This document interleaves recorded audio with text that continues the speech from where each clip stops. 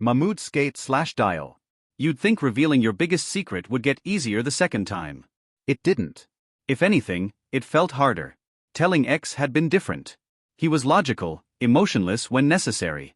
He wasn't about to freak out over the revelation that an alternate universe had an entire industry built around his existence. But Jen? Jen wasn't X. And yet, not telling her didn't feel right. I liked Jen a lot. Dating her, spending time with her, laughing with her, it all felt real. If I wanted this relationship to last, I couldn't keep secrets. Not this one. The weight of it was too heavy, too entangled in my existence. I knew more about her alternate selves than I knew about some family members. Hell, I knew trivia about her that she didn't even know about herself.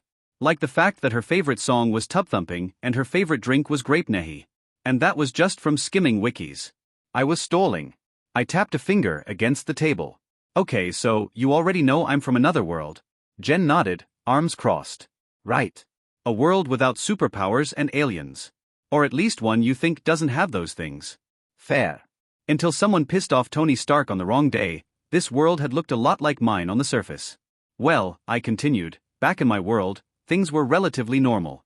I was normal. Just a geeky dude. Was. Very funny, I smirked. But seriously. I was obsessed with movies, TV, random science trivia, and comic books. Two of the biggest were DC and Marvel. Marvel? She raised an eyebrow. Yeah. In my universe, Marvel's got flagship characters. Spider-Man's the most popular. There's also Wasp, Ant-Man.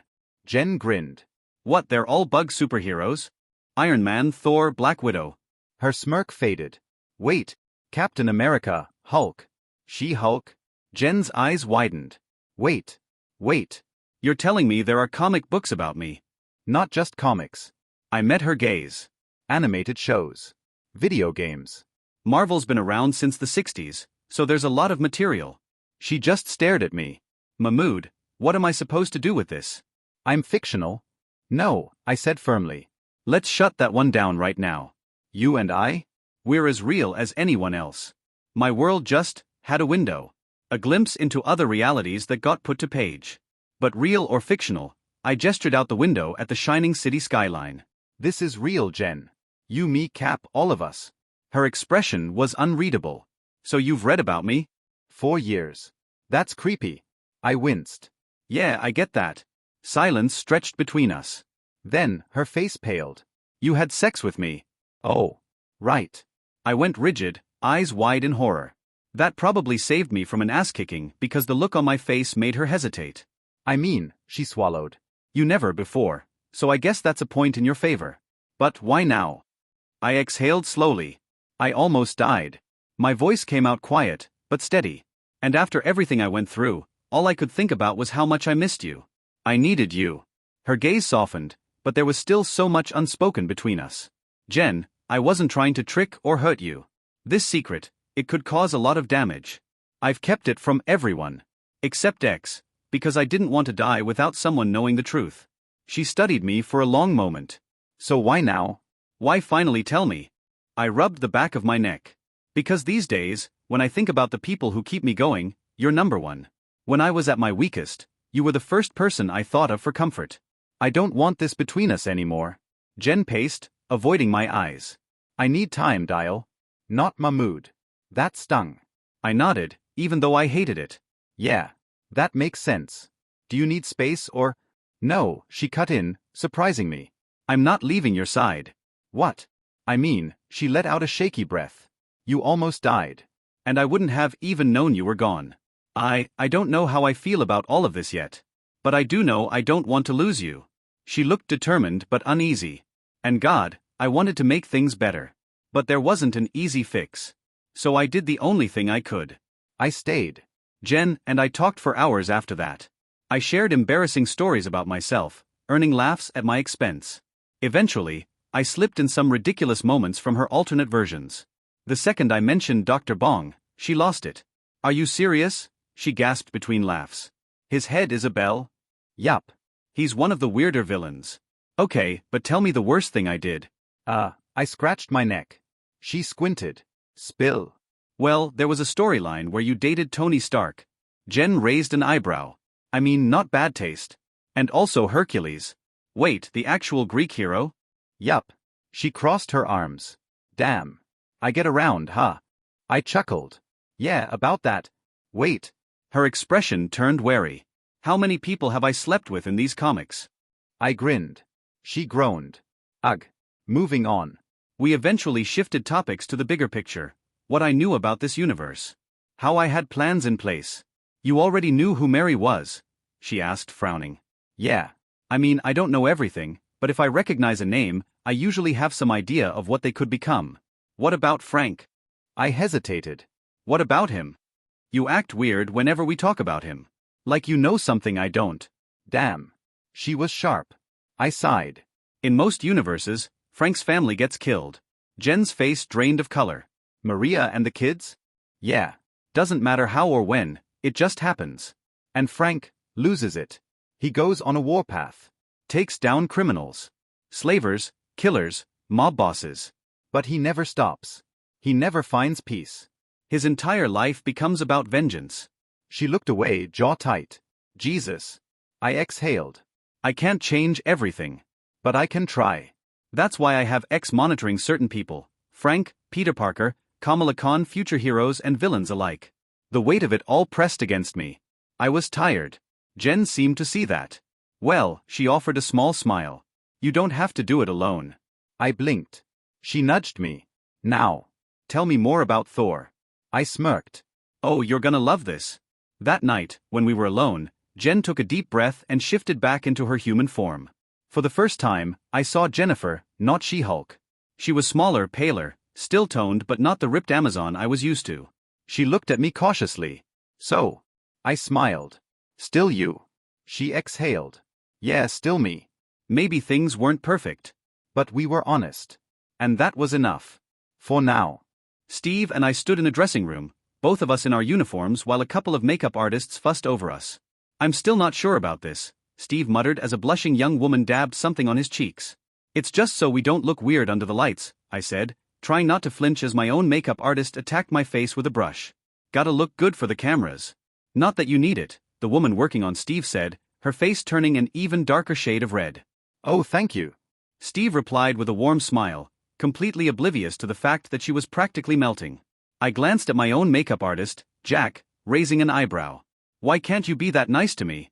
Jack blew a bubble with her gum, popped it, and smirked. Because you're not as pretty as he is. But I am pretty? Yeah, sure. You're a beautiful young girl. She rolled her eyes, but I caught the grin she was trying to hide. Progress. I was breaking her icy heart down, one sarcastic remark at a time. Still, as casual as I was acting, I couldn't shake the nerves. How are you so calm about this, Steve? I think this makeup thing is the only part of this you've been nervous about. Steve shrugged. I've been on stage before. Knocked out Hitler over 200 times. Oh. Right. Any advice? I asked. He grinned. Yeah. Focus on the job, let the audience carry you instead of getting obsessed with what they think. Just do your part, and it'll be fine. His white teeth practically sparkled. Honestly, I prefer this to standing in front of a camera alone. You've been in front of a camera alone? He frowned. Yeah. Some educational videos for PE classes? It was supposed to just be rehearsals, but they never called me back. He looked genuinely puzzled. Wonder what happened with those. I had a very bad feeling about this. Before I could say anything, a nervous assistant walked in. Captain Rogers, dial, you're up next. Yare, I said, long and slow, swallowing hard. God, what a cliché. I had survived literal supervillains, escaped enslavement, and fought alien monsters, yet somehow, this was what had my stomach in knots. Maybe I'd get lucky and a supervillain would attack mid-interview. It happened in the comics all the time. Steve chuckled and patted my shoulder. Come on. Wait. The woman who had been doing Steve's makeup suddenly dashed to her purse, scribbled something on a piece of paper, and shoved it into his hands. H here. My number. Steve stared at it like she had just turned into Frankenstrike. Just, you know. She tucked a strand of hair behind her ear, blushing furiously. In case you ever want to talk. Or need more makeup. Damn, Danny, that's a bold move, Jack teased. I grinned, grabbing Steve's arm and pulling him toward the door. Don't worry, he'll call you. Hold on. Steve protested just as the door closed behind us. I can't just call her, he muttered. Man, you've got to get over this technology phobia, I teased. That's not what this is about, and you know it, he mumbled. I don't date. Yeah, Nat's noticed, I smirked. By the way, you do realize the number one thing people ask celebrities is about their dating life, right? I'll deal with it, Steve said, looking thoroughly unimpressed. Then he shot me a pointed look. You ready? Because as much as this is gonna be a comedy show, he doesn't pull punches. He's interviewed presidents, Mahmud. Somehow, that calmed me down. If I thought of this like a battle instead of a public appearance, it didn't seem as terrifying. I exhaled. Yeah, I got this. Steve patted my shoulder one more time. Good. Thanks for doing this. Maria asked me to, I chuckled. But let's be real, if Captain America needs backup, I'm all in.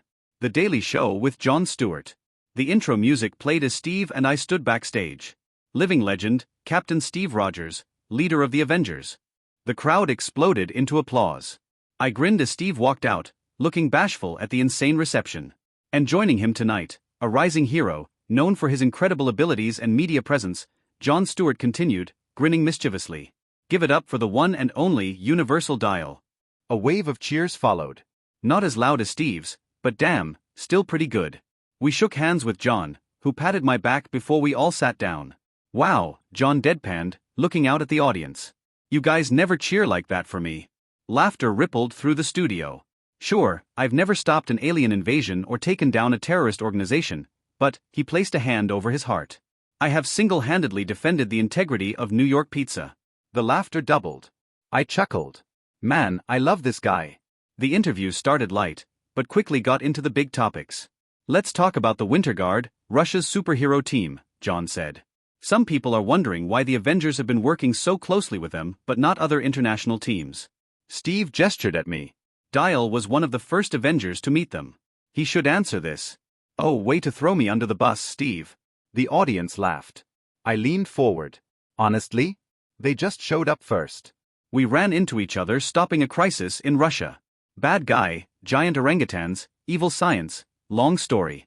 They fought with us, they were good people, and we built trust from there. John raised an eyebrow. And then took one of their members onto your team. People who say Phantasma shouldn't be an Avenger are idiots, I said immediately. The audience erupted in laughter. But seriously, I continued. She saved my life. She's risked everything to help people. We trust her. Steve nodded. And as for governments making their own super teams, every nation has the right to protect its people. The Avengers aren't here to control the world. We're here to protect it. John leaned forward. Okay, but what if a dictator weaponizes superhumans? Steve's expression hardened. Then we stop it. The audience went dead silent. I nodded. Yeah. There's a difference between defense and oppression. The Avengers only step in when innocent people are in danger. John exhaled. Okay. Serious stuff. Let's lighten it up. He turned to me. You and She-Hulk spill. I blinked. Ah shit. The crowd lost it. John grinned wickedly. So, is the Hulk that bad as an in-law? Absolutely, I said. And you can tell Bruce I said that. The laughter grew. But yeah, we're dating, I admitted. She's amazing. Aw, some women in the audience cooed. A few catcalls followed. John clapped his hands together. All right. Enough love talk, let's see a transformation. The crowd roared. I grinned, stood up, and slammed the Omnitrix. In a flash of green light, the studio was introduced to Brontosaurus. And pandemonium ensued. Hey everyone, Quantum Audiobook here. Sorry for interrupting, but if you're enjoying this content, please consider subscribing to the channel. Also, feel free to share your thoughts on this novel in the comments, and don't forget to like the video.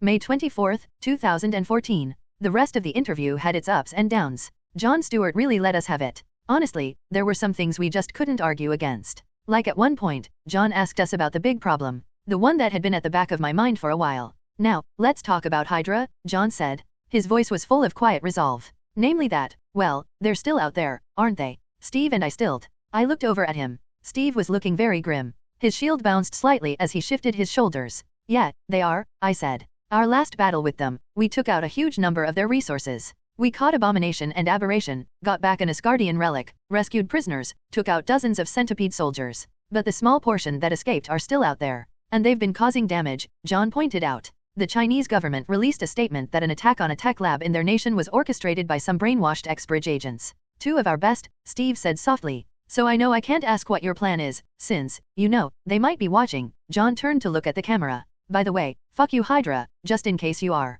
The crowd laughed, some brazen insults coming from the audience and even a cameraman. But what's the gist of your responses to them? How does it make you feel, Captain America, knowing they're out there? Steve rested his arms on the desk. Well, we're responding the way we are with all threats. We've been working on ways to track them down, ways to fight back. I know several Avengers, Tony for example, have been training and arming up. But when it comes to how I feel, that's a tough question to answer. Hydra is something I feel like I've been fighting my entire life. Their mandate, the idea that the people cannot be trusted with their own freedom, is one Americans and the rest of the world has been battling for centuries. They want to force all of us to live a certain way, to sacrifice our individuality for a world where they make decisions for us. To some, that can be considered good. The idea of that sort of unity can be attractive. But I can't condone that when I've seen the cost. When I've seen men and women tortured, brainwashed, killed, because Hydra does not see humanity. Only resources to be expended. That's the war we're fighting. A war to make sure the next generation has the right to build the world as they want. But you still can't find them? John asked. We can. I cut in.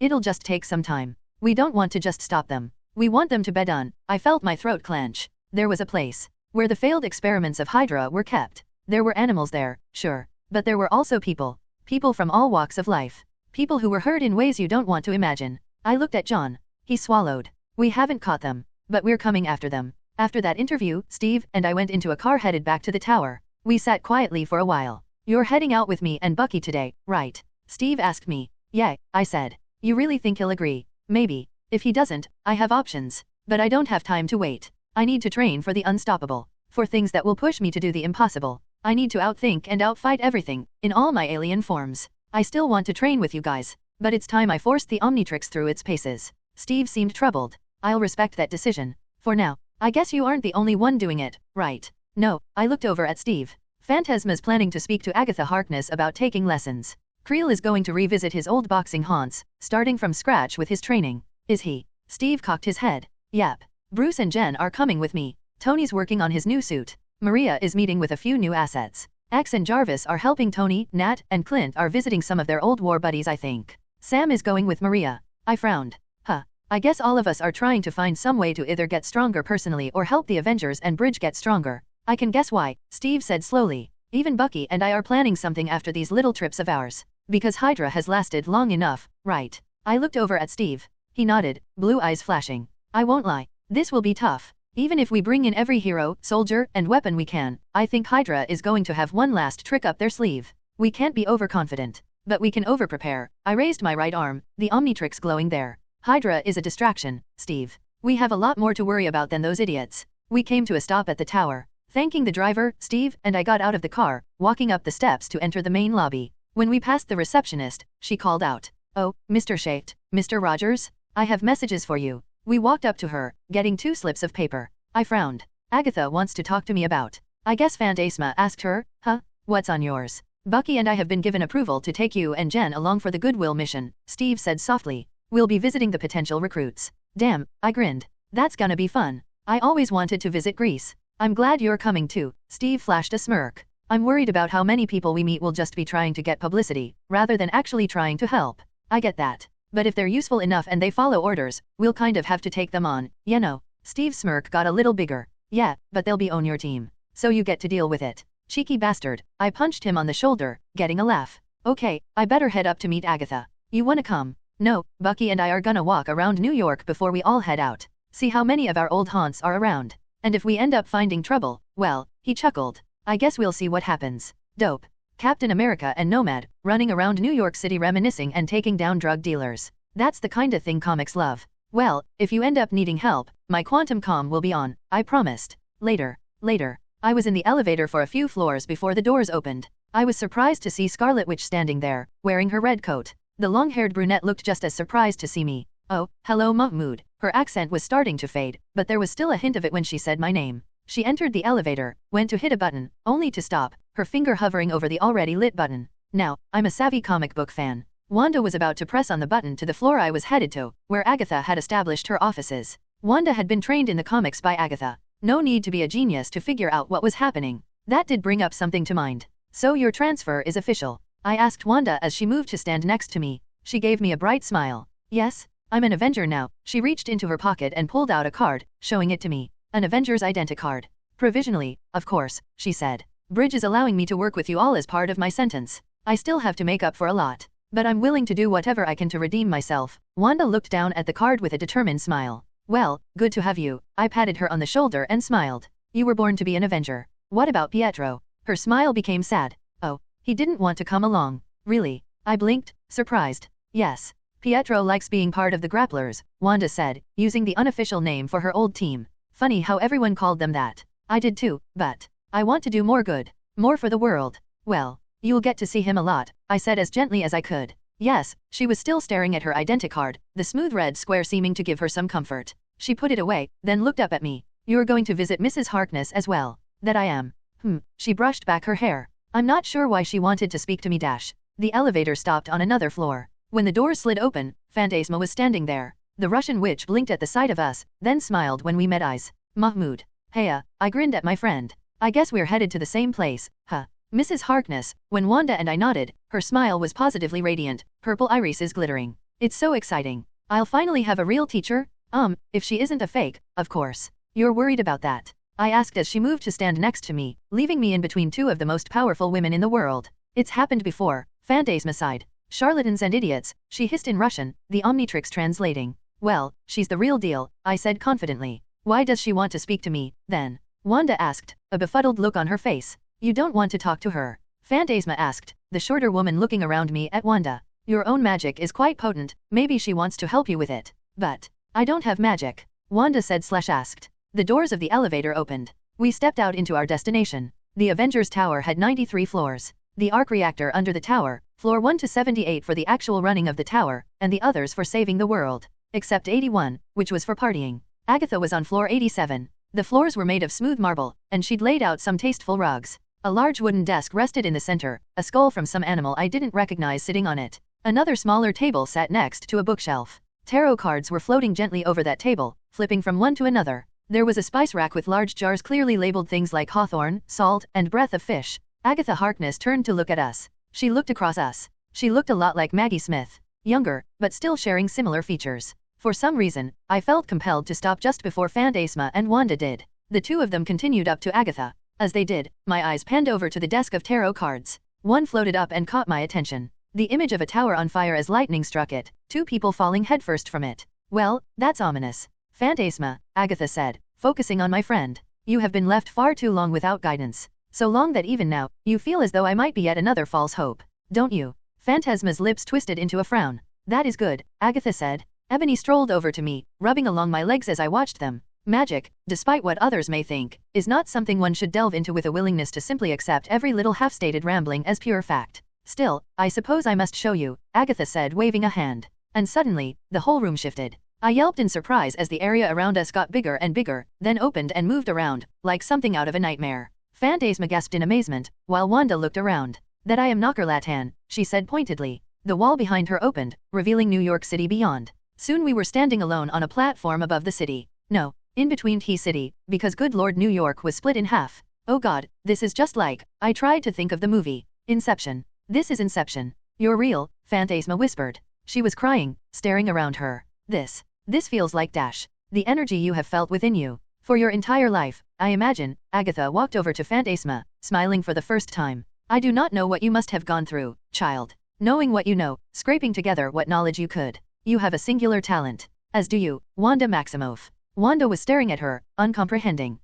This is magic. Indeed, Agatha moved over to Wanda, while Phantasma looked over at me trying to not just smack the Omnitrix and start finding a way out. You must feel it, yes? The power within you, calling out to the mirror dimension as we stand within it. But, my powers aren't magic. Not as such. Not in the way Phantasma or myself may see it. But, my dear, your powers tap into the same fundamental forces as the arcane powers we wield. Therefore, you could benefit from some tutelage before you accidentally turn some poor idiot into a footstool, she said with a small huff. I can't do that, Wanda said weakly. Oh, Agatha raised a hand. From her palm, a small bolt of green lashed out. Wanda blocked it with a red power, the green floating about her. As we watched, the red and green energy floated about together. Wanda's eyes widened when the green slowly shifted to match her own energy. Magic, Agatha released a gentler wave of energy, which split in two to dance over to Wanda and Phantasma. The two younger women looked at each other. Hesitantly, they reached out. The green hues shifted to purple and red, flowing into their control. The energy of dimensions beyond our own, flowing and ebbing between the planes.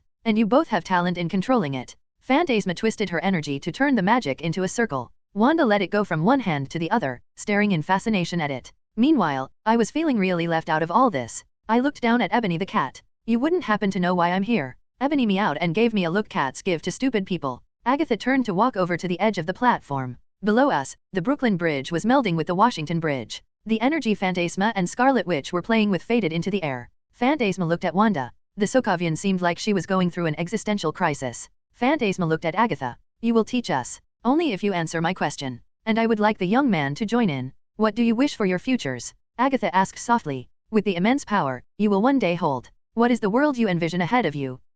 That was a hell of a question. Mostly because I kind of knew what a lot of futures of the Marvel Universe could end up being. Both the good and bad of those. But Agatha was asking what I saw for myself with my powers. Phantasma answered first. She stepped forward on those high heels of hers. I want to know more. I want to learn about the universe, about myself. She clenched her fists at her side. My whole life, I have felt ignorant. About my power, my history, about the world. I want to know so much more. Knowledge, a dangerous wish, to be sure. Agatha looked at Wanda. And you? My actions led to the death of many good men and women. I want to atone for that. Wanda's eyes flashed red. If I can learn enough to help more people, maybe one day, I can wash the blood from my hands. Redemption. Agatha didn't comment further on that. Instead, she looked at me. I'm just happy to be here. I said weakly. She gave me a very unimpressed look. Phantasma giggled while Wanda smirked. That's not entirely a joke. What do you want from me, lady? I just want to keep using my power to make the world better. What else can I say? Wait. I guess there is one thing. The thought popped into my head unbidden.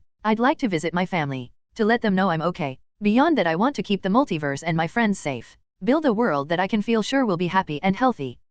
Agatha looked at Phantasma and Scarlet Witch. I can teach you both. Show you how to use your power in ways that would boggle the mind. But it will take time, discipline, and most of all, a willingness for failure, she said. You will fail. Over and over, until you feel your mind crushed beneath your own imperfections. And that is the path to mastering magic. To turn the raw or you are into the steel you can become. She clapped. And the world slammed back into normality, just as we had been surrounded by dozens of subway trains flying around us. I stared around the now normal office. When do we start? Phantasma asked eagerly. After I speak with your friend. Agatha looked over at me. She led me into another room. As soon as the door closed, she looked at me. You are not from this dimension, she said matter-of-factly. Nope, why lie? Clearly she was seeing things about me in that weird magic sense all types like her had. But you have none of the power of the Nexus about you, she frowned. Who left you here, young man? A time-traveling, dimension-hopping, madman with a stopwatch, I explained. Did he have a police box? She gave me a smirk when I stared at her in surprise. What? Am I not allowed to watch television?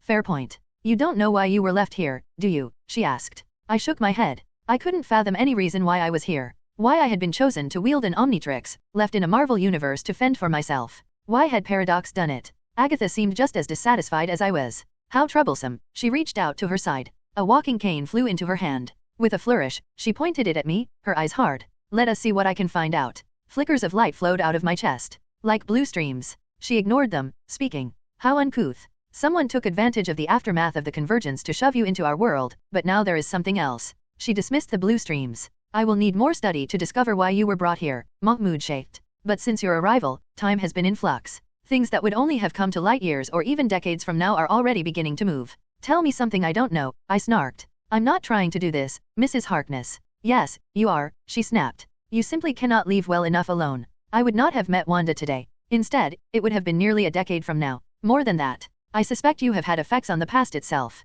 Wait, what? I stared at her. How can I affect the past? Am I going to time travel? Time is not as solid as you believe. Agatha slammed the tip of her cane on the floor. An image floated in between us. A blue orb floated in space, a trailing yellow light behind it. Space-time is the present, the now, moving through the endless void. And the events of the now have an effect on the trail left behind. The image of Captain America speaking to Bucky appeared in the blue orb. As I stared, the trail the orb left flowed and shattered, reforming. Another scene floated off the trail, showing a skinny Steve at a small harbor alone. Then it shifted to show Bucky there with him, the pair laughing. However, what I am using is a small example, Agatha said. The events must have weight to capture the past in their wake. What do you think, Dial, happens when an outsider from another universe starts interfering with his new home, making world-changing decisions? An image appeared. Me, standing with the Avengers. And the trail of the past turned to sparks. The past, I whispered. It shifts. It slides. The future as well. This is the problem of the multiverse. Our timeline, as you know it, is different from the one that once was.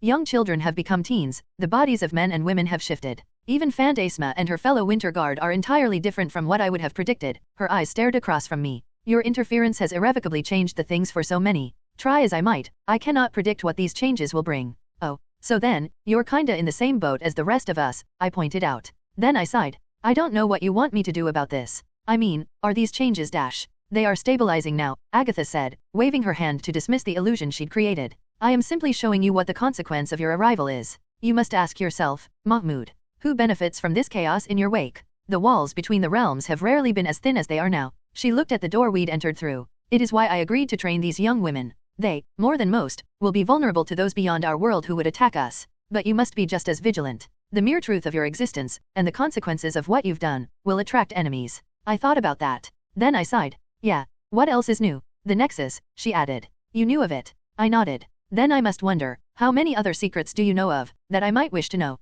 And suddenly, I got reminded that Agatha Harkness, while generally a good person, was also a badass witch who had been alive for centuries, killing and surviving things beyond mortal powers. I swallowed at the look she gave me. So I did what I always did when I got nervous. Well, I know you look drop-dead gorgeous when you're not pretending to look like this. I made a joke. Agatha blinked. Then she laughed, shaking her head. Well, that's very flattering, young man. I grinned.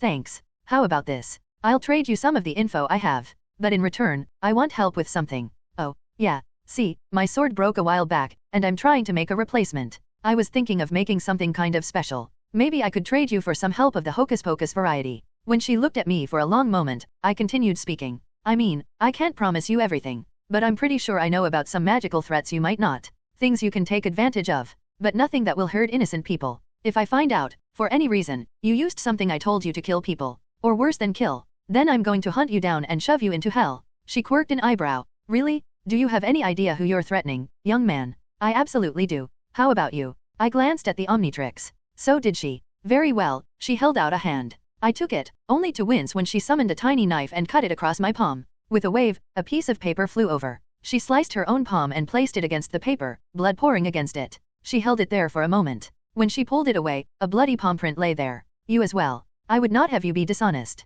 I imagine you want the same reassurance. Huh.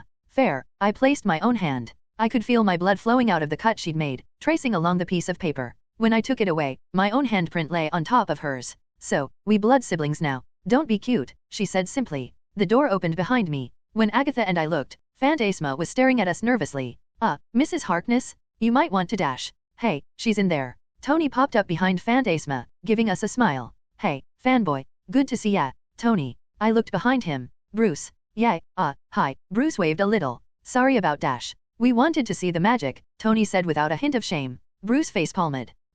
Agatha seemed unperturbed by that. She walked out of the room, right past Tony and Phantasma. I suppose you can watch. Good. So how will this work? Tony asked, looking on as Agatha walked over to her bookshelf. We're going to watch you make potions? Learn some Latin? Sacrifice a virgin? Sorry dial. I blinked. Tony thought I was a virgin? Huh. You talk quite a lot, for such an intelligent man. Agatha looked at him. Hey, this is pretty unprecedented for me. Tony calmed slightly. Seriously. I just want to see what I need to prepare for. Bruce, Wanda, Phantasma, and I watched as the brilliant tech inventor locked eyes with the ancient witch. The Earth should be grateful to have such diligent defenders, Agatha said. Should. Usually isn't, Tony snarked. As it has always been, Agatha narrowed her eyes. Will I have to deal with nonsense about how magic isn't real while I teach my students? Tony shook his head. No, I'm not blind. But I also know that if it is real, there have to be rules. And I'm a damn fast learner. Quite. Agatha looked at Bruce. I'm in the same boat he's in, Bruce said immediately. If magic is real, the Avengers might have to deal with it.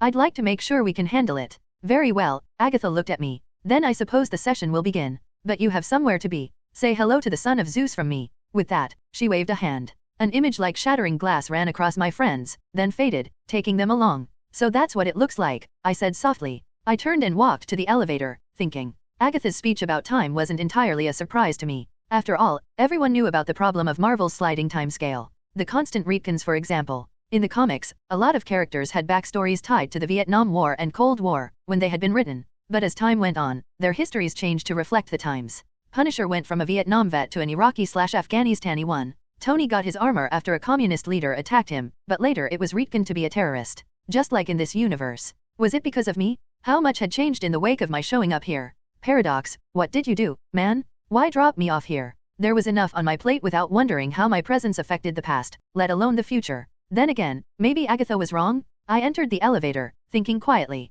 Whatever the case, the fact was, the past wasn't my problem. Only the future I could make. At least, until Paradox's plan, whatever it was, made itself known. May 24, 2014. An hour after my confusing trip through Magic Land, I was piloting a Quinjet towards Greece, diving through the clouds. Piloting had become a pretty fun way to pass the time. I was a bit distracted by my friends though, namely, by Bucky and Steve sharing stories with Jen. Steve and I were in the same costumes we'd worn to the Jon Stewart interview. Jen was wearing her purple and white muscle shirt and a pair of jeans. Bucky wore his full armor, at least 3 guns, and a knife at his hip. Once we had gotten through some turbulence, I turned on the autopilot and turned around to hear the next part. He's standing there, getting his butt kicked by a kid 5 times his size, and he just won't stop getting up, Bucky said with a grin at Steve. I swear, by the time I got there, the kid was going to give up purely because his knuckles were giving out. Hey, that means I was winning, Steve pointed out with a grin. Yeah, if you call getting your nose broken winning, Bucky scoffed. Wait, the guy broke your nose? I asked, looked behind me. Steve shrugged.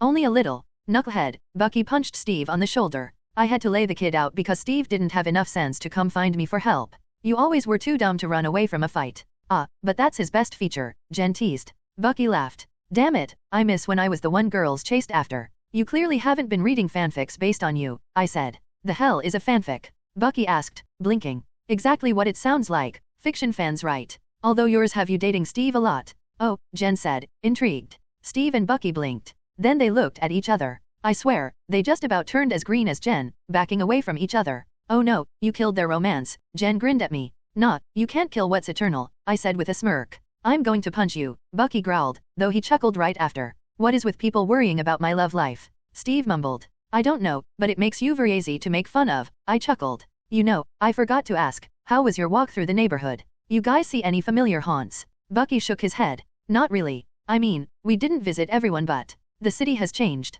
A lot more than I expected. Even when Hydra sent me on missions there, I don't remember the place being so different. Steve nodded. I was the same way when I first showed up. I remember the first time I saw Times Square after waking up. I felt like my brain was going to explode. I know how you feel. Actually, maybe all of us do, I said, looking around. All 4 of us have had our world rocked a couple of times, huh? More than a couple in my case, Bucky said. Something dark crossed his face before he could stop it. Hopefully there's a lot less of that these days. Agreed. For now, where am I landing this thing? I said as we came towards Greece. The skies were clear, the sun shining down on one of the most beautiful areas on Earth. No wonder Greece was a place where so many myths had been birthed. Just looking at the place made me think of those stories. The water was crystal blue, changing shades as it came up to the coast. The sun glittered onto white and blue rooftops, and people in canoes were placidly fishing. There were tourists with cameras haggling with natives, a couple on a balcony that stared up at us as we sped by. The Quinjet was quieter than most models, so we didn't cause a ruckus, but I'd chosen to forego the cloaking mode. They knew we were coming after all. On the coast, here, Steve brought up a map on the screen of my dashboard. So who is this guy? Jen asked me curiously. No idea, I looked at Steve. All they said was that he was an ancient Greek deity, their version of Thor, right? That was all they gave me, Steve agreed. They're requesting we make him the Greek representative on the Avengers. Hopefully he's not an asshole, Jen mumbled. I swear, if he's Zeus, I'm going to throw a fit. Yeah, Zeus kinda had a reputation as being an all-around terrible dude. Better than the alternatives, sure. But still an asshole in his own right. I'm betting on Hercules. I worked the controls and looked over at the others. He's the archetypal superhero after all. I'll take that bet, Steve said casually. At our destination, I could see a small encampment near the beach, far from any civilians. There were obstacle courses set up around the place, a big field that looked like it had been blown up about 1,000 times, and a small airport. I turned on our comms and let Steve talk. Areopagus Base, this is Captain Steve Rogers. Roger Captain, this is Areopagus Traffic Control. We've been tracking your flight. We have a landing pad prepared for you. Thank you very much, we'll see you on the ground. Steve cut off the transmission. I guided the Quinjet down, slowly coming towards the airport, where I was guided in. Steve and Bucky got up and moved towards the back. Jen looked at them to make sure they were far enough, then leaned over to whisper. Seriously, is it going to be Hercules? I don't know, I whispered back. But Nat said she knows who it is, and I'm supposed to ask him about, the thing. She didn't tell you. Jen looked at me incredulously. Why not? Because my mentor is an evil woman who likes pranking me, I said with a sigh. We'll see if I even ask him. Once we got the Quinjet situated, a general came out to meet us with a contingent of soldiers. She was tall and well built, with blonde hair tucked under her hat. Captain America, Nomad, She-Hulk, Dial, she said to each of us in turn. I'm General Sofia Gakas, of the Hellenic Armed Forces. I've been told to escort you to our asset. She had a very severe look about her, and a small scar on her right cheek. Steve saluted her, getting one in return. I appreciate it. What can you tell me about him? He's a soldier. General Gakas turned and strode quickly away. Steve followed while Jen and I rushed to follow, Bucky looking around with hard eyes. Interestingly, she was headed for the fields instead, where I could hear gunshots going off. No, he's the soldier. You'll understand. That's really all you can tell us? Bucky asked with a look at her. I noticed he was keeping just slightly behind, watching our backs for any sudden attacks. The consummate soldier to the end. Not even a name. He wanted to make introductions himself. The gunshots were getting louder. We could hear screaming in the distance. Should I be worried about that? Steve asked as an explosion went off, none of the soldiers around us reacting to it. Yeah, 'cause I'm starting to wonder if I should be smashing something, Jen added casually. One of the soldiers was staring at her ass. He looked over at me. When he realized I'd caught him, he coughed and nervously looked away from me. Bucky chuckled. I'd rather you didn't. The general looked up at Jen. The asset has been a boon to us, but the property damage he causes is enough on its own. Shouldn't have invited 4 Avengers then, I whispered to Bucky, who grinned. We walked to the top of a hill overlooking the training fields I'd noticed earlier. Then, we saw them running around. A group of soldiers, all around 18 to 25, leaping over obstacles, helping each other along, while screaming. I couldn't blame them, because a maniac was shooting at them. Oh god, no, I whispered, realizing I knew exactly who we were here to see. What? Jen asked me. Run you maggots, he called out, carrying a minigun in one hand that was currently unleashing lead onto the poorer recruits. Run until you die, then keep on running. Move. One of the recruits, tears falling down his face, screamed in agony while running past us, completely ignoring our group in favor of escaping the bullets hitting the ground around him. Is he insane? Steve shouted, reaching for his shield. Bucky stopped him with a hand on his shoulder. No, look. He's avoiding hitting anyone. With a minigun. Jen yelled. Yeah, I sighed, patting Steve on the back. His aim is just that good. Oh, the man of the hour noticed us. He reached for a cooler at his side and pulled out a beer, opening it with one hand. He chugged it in a single gulp, then tossed the can onto a pile of other ones. He kept on shooting his minigun casually as he walked over to us, finally stopping when he'd gotten close. All right, maggots, take a break. Oh thank God, one female recruit screamed, falling to her knees in tears. She laid on her side and went immediately into the fetal position. Now that's adorable, the man said, looking over the screaming and crying recruits. They really think I'm not going to go twice as hard on them after this. Are you a lunatic? Jen asked blankly. The man grinned at her, then looked across the group. I took a good look at him. He was as tall as Thor. He looked like he was wearing Greco-Roman armor designed by a heavy metal fan, all black and silver, with a Punisher-esque skull painted on the chest. He took off his helmet, one of those epic mohawk ones right out of 300, and revealed an older man with blue eyes, a cleanly cut beard, and long hair that fell as he met Steve's eyes. He was also a dead ringer for Mark William Calloway, known by his wrestling name as The Undertaker, which meant he was up there with some of the most intimidating men I'd ever seen, with the same icy gaze and rough-hewn features. On top of what I already knew about him, I was really wary about all this. Captain Stephen Grant Rogers, the son of Sarah and Joseph Rogers. I have long been a fan of your work, he said respectfully. I am Aries, the god of war. I believe we should speak. That's putting it lightly, I mumbled to myself. Mahmud /dial. We were soon sitting in a tent around a table. Well, Steve and I were sitting. Jen and Bucky had taken positions along the wall across from General Gakas and Aries. Aries. Wow. Okay, so, the god of war was a complicated subject. For many reasons. First, the Marvel one was different from most versions, but there was a lot to unpack about his presence. I remembered him as a former villain, often dueling with Hercules before he decided to calm down after realizing his life of beating the shit out of anyone who looked at him funny led to nothing but getting hated. So he gave up his position as god of war and became a carpenter. Then had a son. From there, he became an Avenger during the Civil War garbage, then a Dark Avenger, then died at some point. Whatever the case, that Aries story wasn't necessarily the story of the guy in front of me. I had to keep my mind open. But one thing for sure, he was powerful, insanely so, and a damn good fighter. He may not have been the strategist that his sister Athena was, but he had the skill to back up his place among the Olympians. As I said earlier, Aries said, his helmet resting on the table, I am the god of war. And a whole bunch of other stuff, I noted. Steve looked at me. I nodded to him, and he nodded back. With his approval, I leaned in. Aries, I'm going to be honest. You have a reputation in mythology. A good and bad one. He stared at me with those ice blue eyes. General Gakas leaned forward as well. I know what you're talking about, Dial. But Aries has proven himself to the people of Greece, she said stoically, though there was an earnestness to her tone. When he appeared to offer his services, we were skeptical. As you said, he has a reputation. In our nation, more than most, the name of Aries has often been cursed. She looked at him. But he is a good man. He has fought for us, trained our men dash. Is that what you call it? Because he looked like he was trying to kill them, Jen snarked. He would never hurt our men without reason, the general snapped. Jen, I said, looking up at her. I know how that looked. But Aries is the literal Greek god of war. He's got mastery of all weapons. Right. Aries looked between me and General Gakos. For some reason, he seemed befuddled. But he finally nodded. Yes. And my training methods will not be questioned. He looked between us. I have worked our men and women to the bone, all to keep them alive. He's right, General Gakos added. Since he took over training, our success rate for missions has skyrocketed.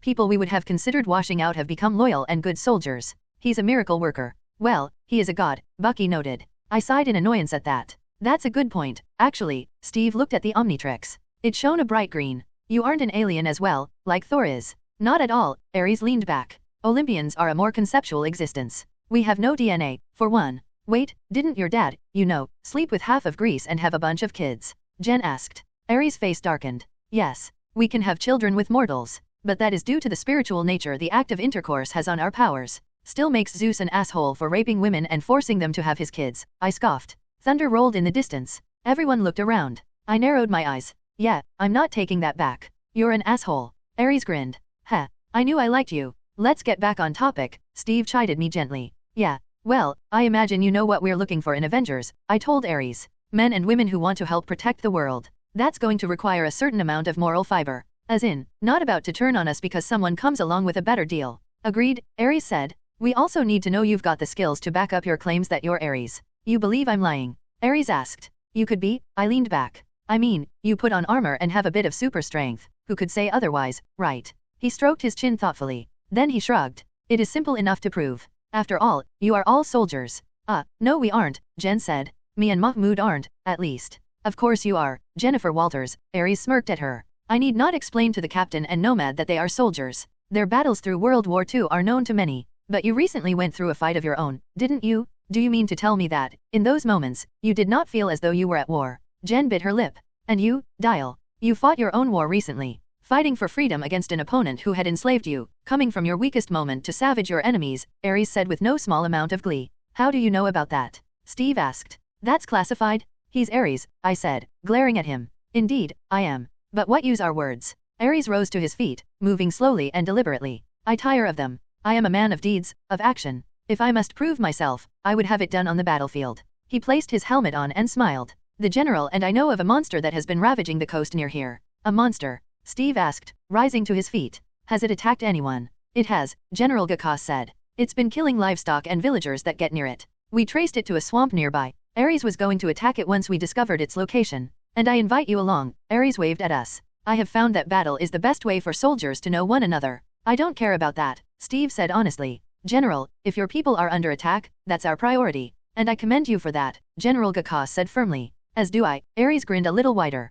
This should be fun. I understand you all have experience fighting this enemy. One my nation has not had to contend with in centuries. Jen, Bucky, Steve, and I shared a look with each other, confused. When had we fought a Greek monster? Oh, don't tell me, Bucky groaned. It's Jen began to say. Yes, Aries moved over to a crate, opening it up and pulling out a sword as long as a table and wide as a dinner plate, hefting it and looking over us. Under his helmet, those blue eyes seemed to burn with power. Let's go kill a Hydra. Mahmud /Dial. We walked through a swamp. Yay, I know. Swamps in Greece. I'd mentioned earlier that Greece was a place that just seemed to summon myths around it. The sheer breadth of locations within the country was one of the reasons why. They were low, with no trees or anything. It sort of reminded me of the dead marshes from Lord of the Rings, the Two Towers one. Just not as spooky. Still wet though. Aries was leading us. Then Bucky, Jen, me, and Steve, in a straight line following the tall Olympian. Ugh, Jen mumbled, walking through the watery swamps. She'd exchanged her jeans for galoshes, but was still glaring at the water. Mahmud, sweetie, when you said you were taking me to Greece, this isn't what I wanted.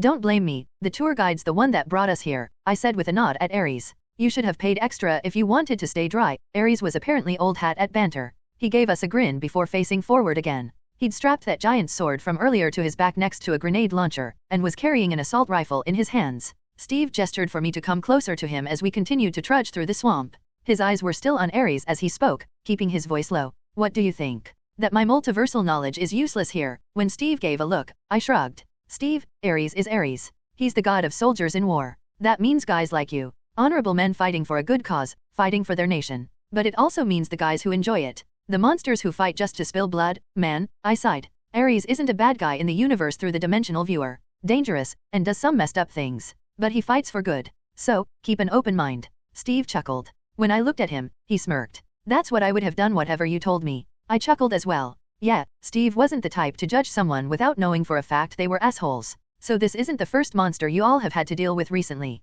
Bucky was asking Aries. Not at all. The first that I had to deal with was a catoblepas. What? It's a bull. A magical one, right? Jen stumbled as she spoke. I caught her mid-fall and helped her to a more stable section of swamp. More or less, Aries shrugged. It has a gaze that can turn mortals to stone, and breath of fire. Nothing too dangerous for those like us, but troublesome for normal men. Once I took care of it, more seemed to rise from the underworld. A manticore, some stymphalian birds, a wyvern, even a bilge snipe from Thor's lands. Why haven't we heard about this? Steve asked behind me. Because we kill them. Aries looked over his shoulder. Captain, you know as well as I that no beast, no matter how monstrous, can match the evils men and gods can bring upon themselves. Steve frowned. Well, at least we all know how to kill this thing, I said idly, slapping a mosquito coming at my face. Cut off the heads and burn them, right? Like Hercules did. Jen asked. Aries scoffed. Please? That blowhard would have been lost if it wasn't for Iolaus. If I cut it enough times it'll work, right? Is that a little bit of sibling rivalry I hear? I teased. No.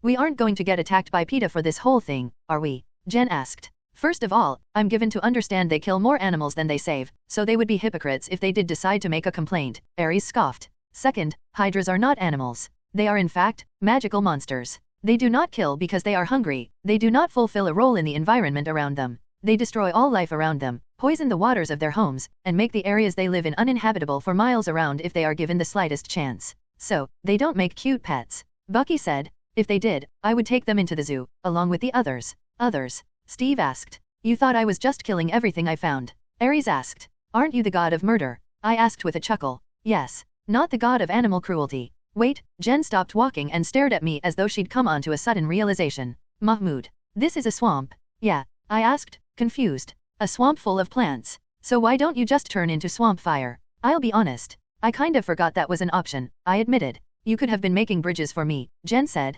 Sorry. You're on thin ice. I looked around. Aries coughed and looked away. Bucky was grinning. Steve chuckled a little. Traitors, the lot of them. With a sigh, I raised the Omnitrix up and twisted the dial. You know what happened next. Swampfire. I have trouble remembering all the options I have sometimes, I admitted in my slightly nasally voice. Aries frowned thoughtfully about that. Truly? Has it been an issue in the past? I tossed some seed pods into the swamp water and reached out in that telepathic void I shared with all plant life, spraying my pheromones across the area as well. As my seed pods cracked open and started creating a path of wood for the others, I thought about Aries' question. Not really. Usually I'm in the right form for the fight, and I always think of the one I need if I really have to change. Bah. Aries shook his head. That is not enough. A soldier needs to know every weapon, every tool at his disposal, perfectly. When you fire a gun, you aim. When you swing a sword, you aim. Nothing in battle should be a matter of it might be good for this situation. You don't win, lose, or die by percentages. It is a warrior's duty to remove chance from the equation. That surprised me, if I'm being honest.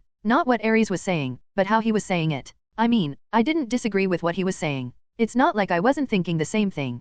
Part of the training I wanted for myself was to learn to instinctively reach for the right form for every scenario. The fact he was trying to guide me the same direction was interesting though. Is that like a, God doesn't play with dice, and neither do I, kind of thing? Jen snarked. If that's what you want to call it, yes, Aries said gravely. I will say, there are pantheons of gods who attempt to play games of chance with the lives of the mortals in their realms. But a smart warrior makes any game of chance a useless endeavor. He takes pains to be sure nothing will stop his assault. Because while you cannot plan for everything, you can at the least understand your own options and abilities. It is something the greatest soldiers do well. Something even I have sometimes failed in, for all my experience. We continued walking over the bridges of wood I was making for us, before we finally came to a spot where I felt something through my connection to the plants around us. Wait. Just a sec, I frowned, looking at one specific section of swamp. I raised a hand and closed my eyes, reaching out mentally for the plants. There's something in that swamp. The Hydra, Aries said with relish, chuckling. Well then. According to reports, it's already on 3 heads. I have no wish to waste time cutting more and more off, so we stick to our plan.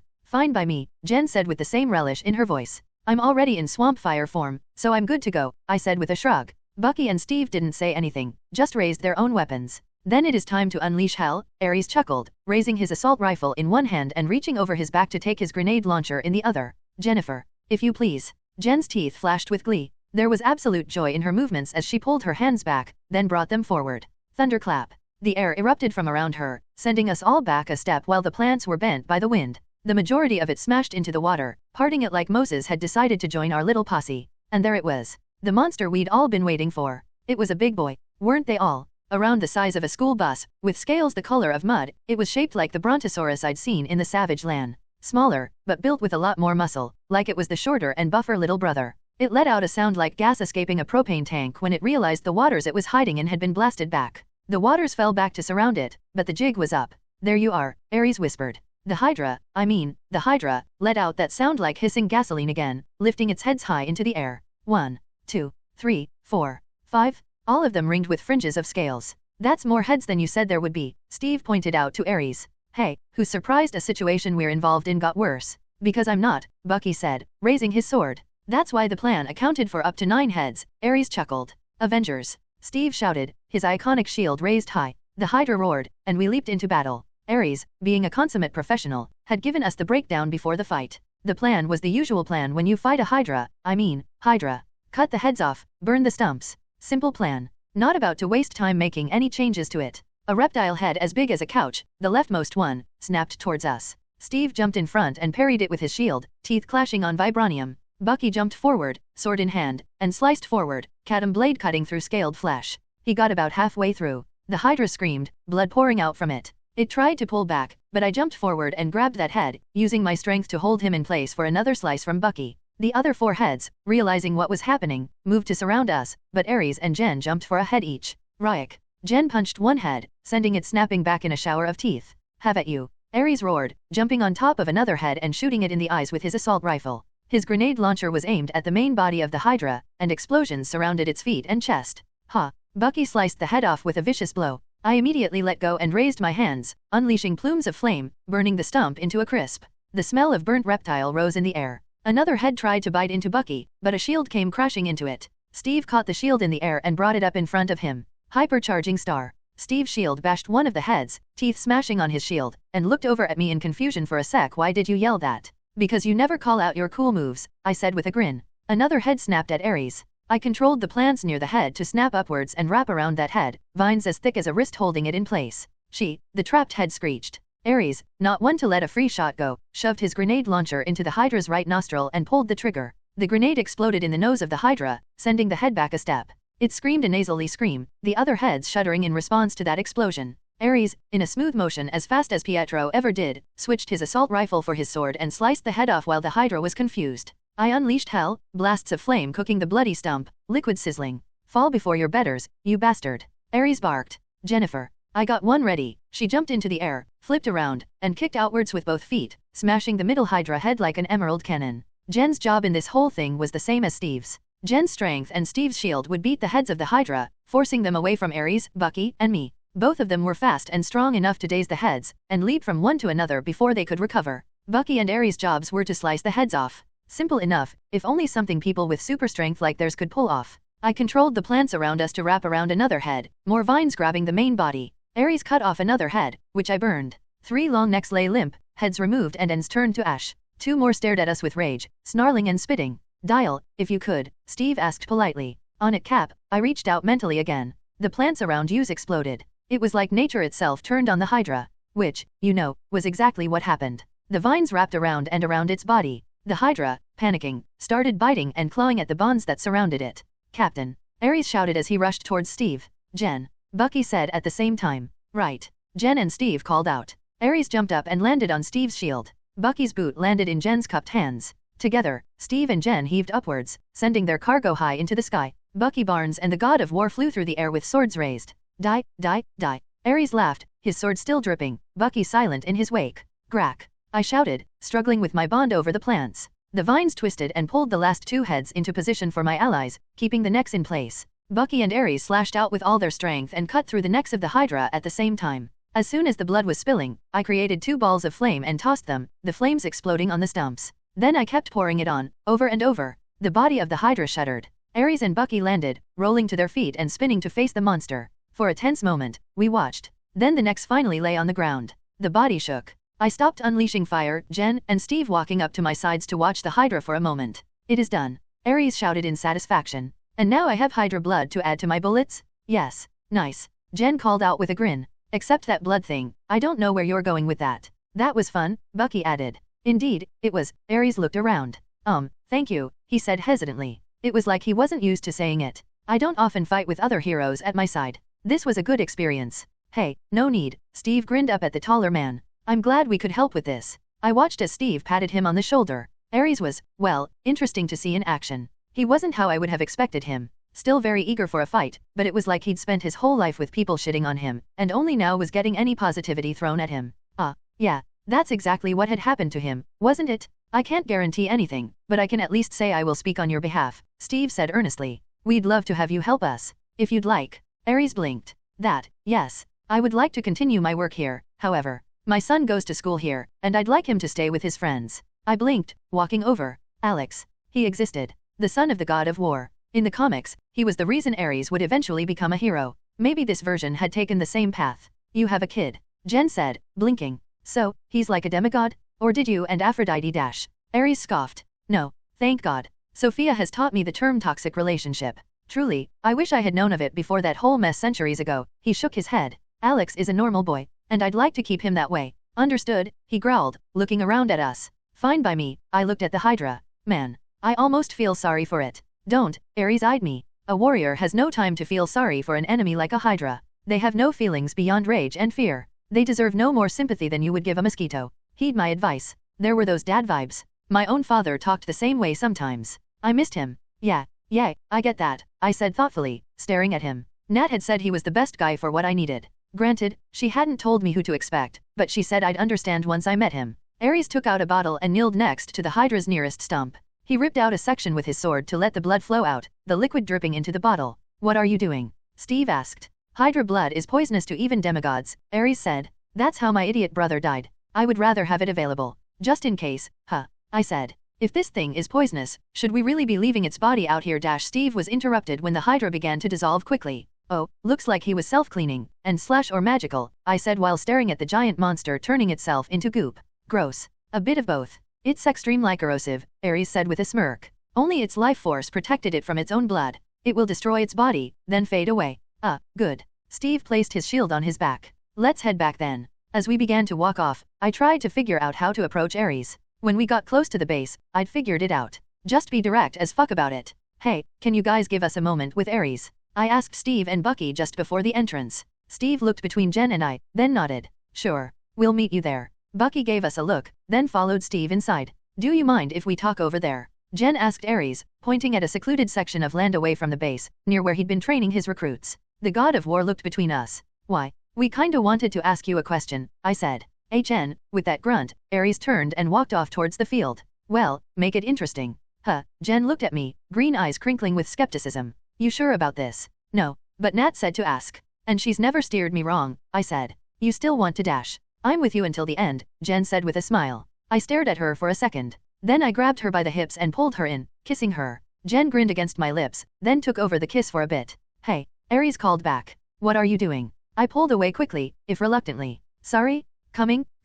Jen laughed, following quickly. Aries was glaring at us as we joined him. I swear, if you idiots wanted me here to watch you kiss, I'm going to beat you to a pulp. That's not why we wanted to talk to you, I said with some embarrassment. I couldn't help it, man. I took a deep breath and released it. Recently, there have been a lot of bad guys in the world. I doubt I need to explain who. Right now, as I am, I've managed to do a lot of good with these powers. But I can't just stand idle. I need to keep finding ways to push the envelope. I've been training with Black Widow. A good decision, Aries nodded gravely. She is a warrior of some renown. More than that, she's the best teacher I've had, I said with a smile. But recently I asked her for advice about improving myself in my alien forms. You mentioned my recent war. Do you know what I went up against? Aries scoffed. Of course not. I am the god of war, but that doesn't mean I know everything about all wars everywhere. Wait, how does that work then? Jen asked, befuddled. He looked a little reluctant to explain it. Finally, he let out a sound like a mountain cracking apart for a few seconds. I call it the fog of war. I may not know the details, but like all soldiers, I know war when it is happening. On Olympus, I could simply look down on Earth and follow my instincts to track the battle. Here, I get mostly the gist of things. It's clearest when the battle is over. I am not a god who can simply sense things. Even Athena is not that omniscient. That kinda made sense. Aries was connected to war, sure, but mostly to soldiers. The guys who were boots on the ground. The only generals Aries was tied to were probably like Steve. Leaders who fought alongside their men. So he could sense war, but only the way a soldier could. Knowing it was there, knowing their own place in it, but not really seeing the bigger part of it. Too bad. Could have been a way to cheat and find Hydra. Well, during that war of mine, I got tested in a few ways. Ended up passing. But I want to get stronger. And Black Widow said she couldn't help me, but she knew someone who could. Me, Aries said, proving he wasn't as dumb as people thought. He crossed his arms. You want me to train you? Not just him, Jen said. HN, Aries looked between us. Why should I? Damn it. That was a good point. What did we have to offer besides things the guy already had? Hey, I have no idea why we're even asking you, Jen said. Nat said it, and Mahmud apparently agrees, but all I've seen is that you're pretty good with a sword. He's also a millennia-old god of war who has experience training warriors, I said simply. Isn't Thor a god of war? Along with the other stuff, I mean. Jen asked. No, he is not, Aries spat out, annoyed. Honestly, explain to me, Mahmud shaked. Why should I spend any time training you? Because I'm asking nicely, I said helplessly. Are you joking? Aries said with a look on his face like he had swallowed Hydra blood. Dude, I just okay, let me think. I rubbed the back of my neck. Earlier, when we were going after the Hydra, you gave me good advice. Advice I was already thinking about, but that was reaffirmed when you said it as well. That made me think you could be a great teacher for me. I would be. A hint of pride entered his voice. Yeah, but as for why you should do it. I mean, what do you want from me, Aries? I doubt I have much to offer you. Oh, not wealth, power, lands, he said sarcastically. I scowled, annoyed now. Damn it, why was this so hard? You don't need those things. You aren't some greedy asshole who wants money. You have a shit ton of power already. And what lands can I offer that you can't just buy for yourself? I sighed. Aries, I just want to help people. There's a war coming soon. Not just against Hydra dash. Capitalized, sweetie, Jen said gently. Yeah, I mean, Hydra. But also against that. I pointed upwards. There's a whole lot of shit I need to be ready for. Galactus, Thanos, the Beyonders, Dormammu, Mephisto, demons, aliens, gods. I can't sit on my laurels, ever, when I know the shit that's coming. But I got beat by Ulik the fucking troll, in my strongest form. How can I know that I'm going to be strong enough if I don't have a teacher, a sparring partner, that can help my alien forms? Nat can help my human form get stronger. But I need someone who can help me with superhuman dash. Enough, Aries growled. I shut up. He glared at me. You talk far too much. It's part of my charm. He grunted, sounding like mountains breaking apart once more. Then he looked at Jen. And you? I want to learn how to kick butt. Don't really have a preference except that the last time I let this dummy go off on his own, he got kidnapped. Jen gave me a soft smile. So I'm protecting him. I'm not a lost puppy, I grunted. Just as cute, she chuckled. Gods, I might end up regretting this. Aries rose to his feet, uncrossing his arms. Very well. I would like to see then. If I'd be wasting my time. Wasting your time? Jen asked, cocking her hip. Weren't you training those soldiers earlier? I was pushing them to run faster. Aries smirked. That's different. Fight me? Ah, shit, I whispered. As I said, I don't want to spend my time teaching spoiled brats who will give up the second things get tough. We're here because shit's going to get tough, I growled, clenching a fist and raising the Omnitrix. Aries seemed to loom over us. He smiled, teeth flashing on a face set in shadows. That's a good start. But show me your resolve with actions, not words. I got ready to press the Omnitrix, while Aries clenched his fists. Wait, Jen said, waving her arms. We're like 5 feet from a military base. Shouldn't we find somewhere a lot less, breakable? Aries smiled. Yes, which is why I'm taking you there. He literally disappeared into a blur of motion. Then he was a foot in front of us. I went to press down on the Omnitrix while Jen tried to punch him. Aries pressed a palm on each of our stomachs. Don't vomit, he said evilly. I felt an impact like a gunshot to my stomach, and suddenly I was flying back like I'd been launched by a catapult. Oh phew yuck. I screamed, arms and legs waving while the sky and ground spun around and around me. That asshole. I heard Jen somewhere nearby. I managed to smack the Omnitrix through the skilled technique of panicked flailing, transforming mid-flight. Diamond fuck. Ow, damn it, son of a fuck. I hit the ground, bounced upwards, then hit it again, grinding into the ground face first. I swallowed some dirt along the way. When it was over, I rolled to my back and stared at the sky. Did someone get the name of that asshole? Aries, the man himself, landed nearby, cratering the ground and rushing forward, sword first. He smashed me into the ground, then kicked me away with immense force. Now get the fuck up and fight. I blame Nat for all of this. I got to my feet in a flash of blue-green crystals as Aries heft his sword. You could have dash, I started to quip. He flash-stepped again, reappearing in front of me with his sword raised. I brought up a crystal arm to block it, the metal of his blade slicing into my arm in a spray of crystals. He pulled his sword out of my arm and punched me in the face faster than I could believe, my jaw cracking at the impact. Holy how fucking fast was he? I didn't have to contemplate it further. I shifted my left arm into a blade, hardening it as much as I could, then slashed out at Aries. He blocked the slash, but I kept moving in on him, turning my arm from a blade into an arm holding a sword to get some extra dexterity. Good, Aries apparently noticed. But this blade of yours must be stronger. His sword started chipping into my sword, crystals flying about. Flo, boy, your every attack must be both a death blow and preparation for the next strike. Faster now, rack. I aimed for his heart. He parried it, then the next blow, and the next, forcing me to keep following him. Will you let me guide you like this? He chided. Let me force you to my rhythm. To prove his point, he took a bigger step back just when I swung down at him, my sword smashing into the ground, then came forward to slam the hilt of his sword into my forehead. Be better than that, boy. Aries barked while I tried to get the stars out of my vision. A green missile came out of the skies, coming down on Aries. The god of war sidestepped at the last second and swung his sword like he was a batter going for a home run. Guh!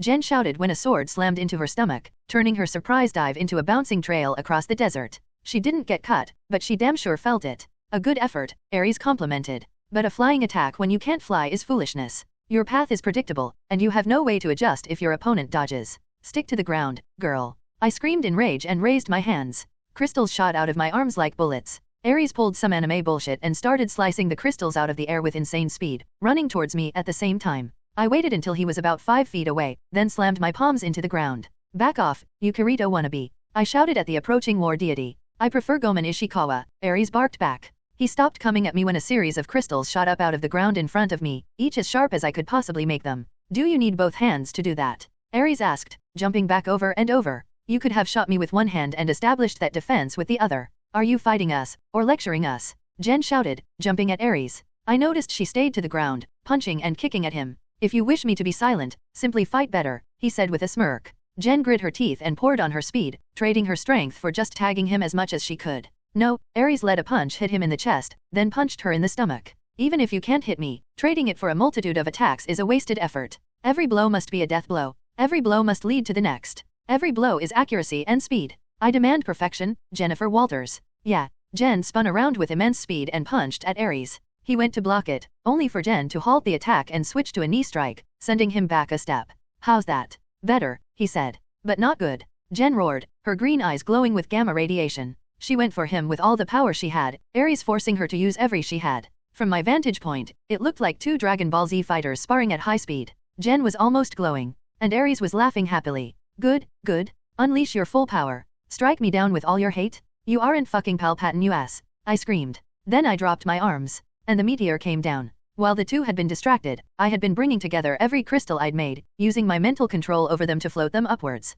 Then I made them grow, large as I could, making sure they wouldn't cast a shadow over the battling duo. Then, once it was big enough to cause real damage, I brought it down. It was around 40 feet around, moving as fast as I could make it go, aided by gravity. Jen stared up at it, and quickly ran away. Aries laughed. Yes? Bring me all you have. He stood his ground and raised his fist to his hips, undaunted by the crystal meteor. I chuckled. Man, if Thor is half this badass, I'm glad we never fought. Aries hit the meteor with all his strength as he disappeared under its huge bulk. Jen landed next to me. He's fine, isn't he? My meteor exploded. Aries went through it with a triumphant roar, blue-green crystals flying about. Then he laughed again. That was fun. But, he looked at us with hard eyes. Not enough to impress me. Oh, believe me, I'm beyond impressing you at this point, I said with a grimace. I created a sword again. This time, I put all my focus into it. I poured all I had into this sword. As sharp as I could make it, durable as possible, every bit I could push into it, forming the crystals into tight and strong formations. When I was done, it had to be just about the strongest blade I'd ever made in diamond head form.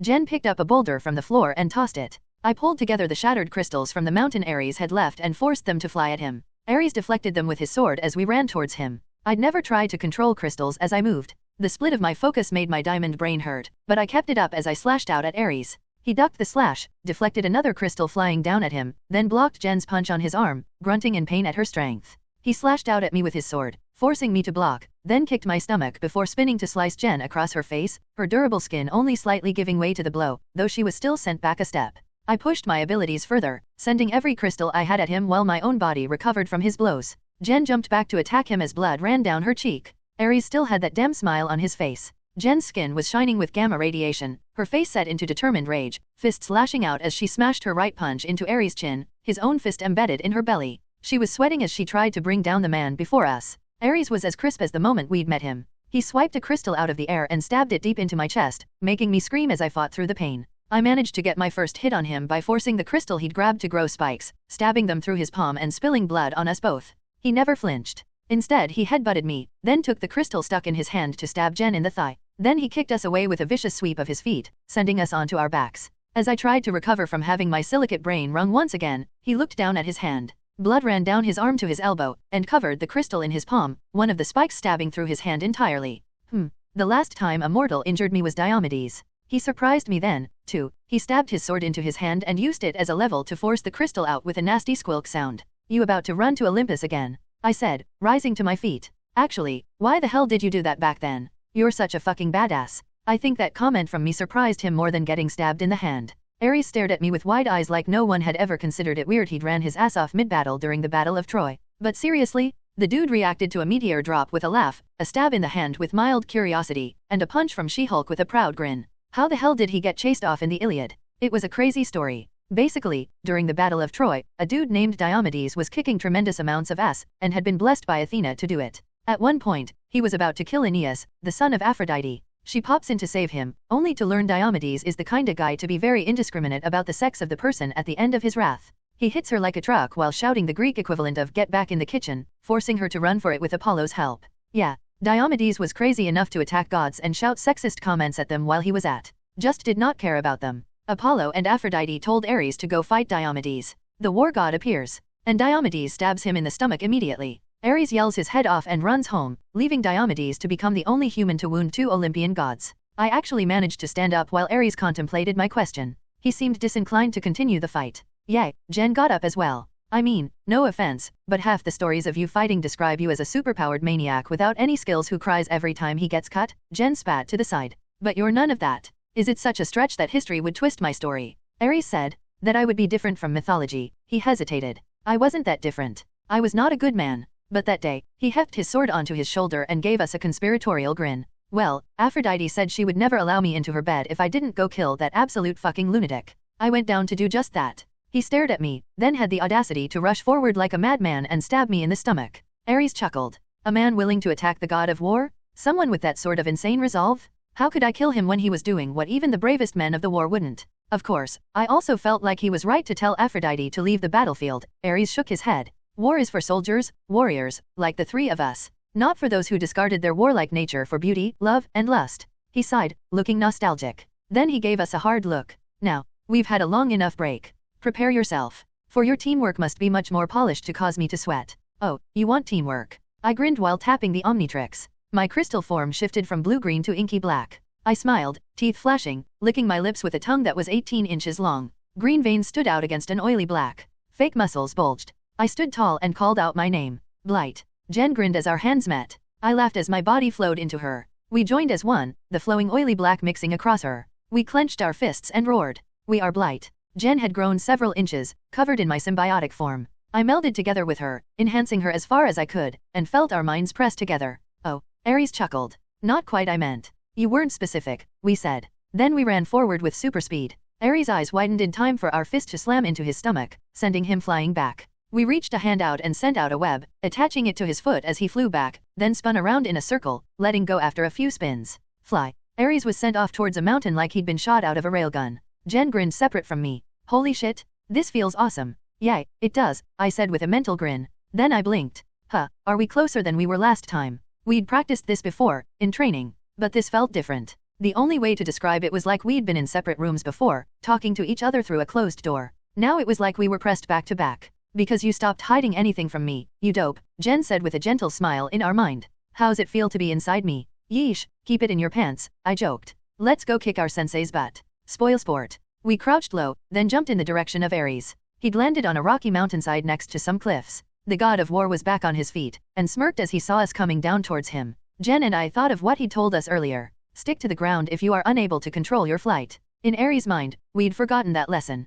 He raised his sword to bat us out of the air. But I was a huge Spider-Man fan. And any fan of the web's linger knows he's at his best in the air. We waited until the last second, trusting each other. Right when Ares was swinging his sword, we let loose a black and green web at an outcropping to his side, pulling us out of the way. We landed feet first, then let loose a tentacle of symbiote. Enhanced by Jen's natural strength, the tentacle hit Ares in the back like a cannon, sending him forward a step. We wrapped it around his waist and pulled him forward. For some reason, while we tended to go traditional webs when we were jumping around, tentacles felt like the default for combat. Something about how my fanboy brain thought of venom? Whatever the case, we got Ares off his feet and slammed him into the cliff face. Our feet slashed into the wall with claws to keep us standing. Holding him there with the tentacle we made, we shapeshifted it to our waist to leave our hands free to punch Ares. he shouted when our right hook hit smashed across his chin. He tried to block the next one, but our combination of speed and strength outstripped him now. Hook, uppercut, jab, duck, elbow to the throat. We created more tentacles to wrap around his arms and legs, holding him as tight as we could, while more tendrils unleashed blows as well.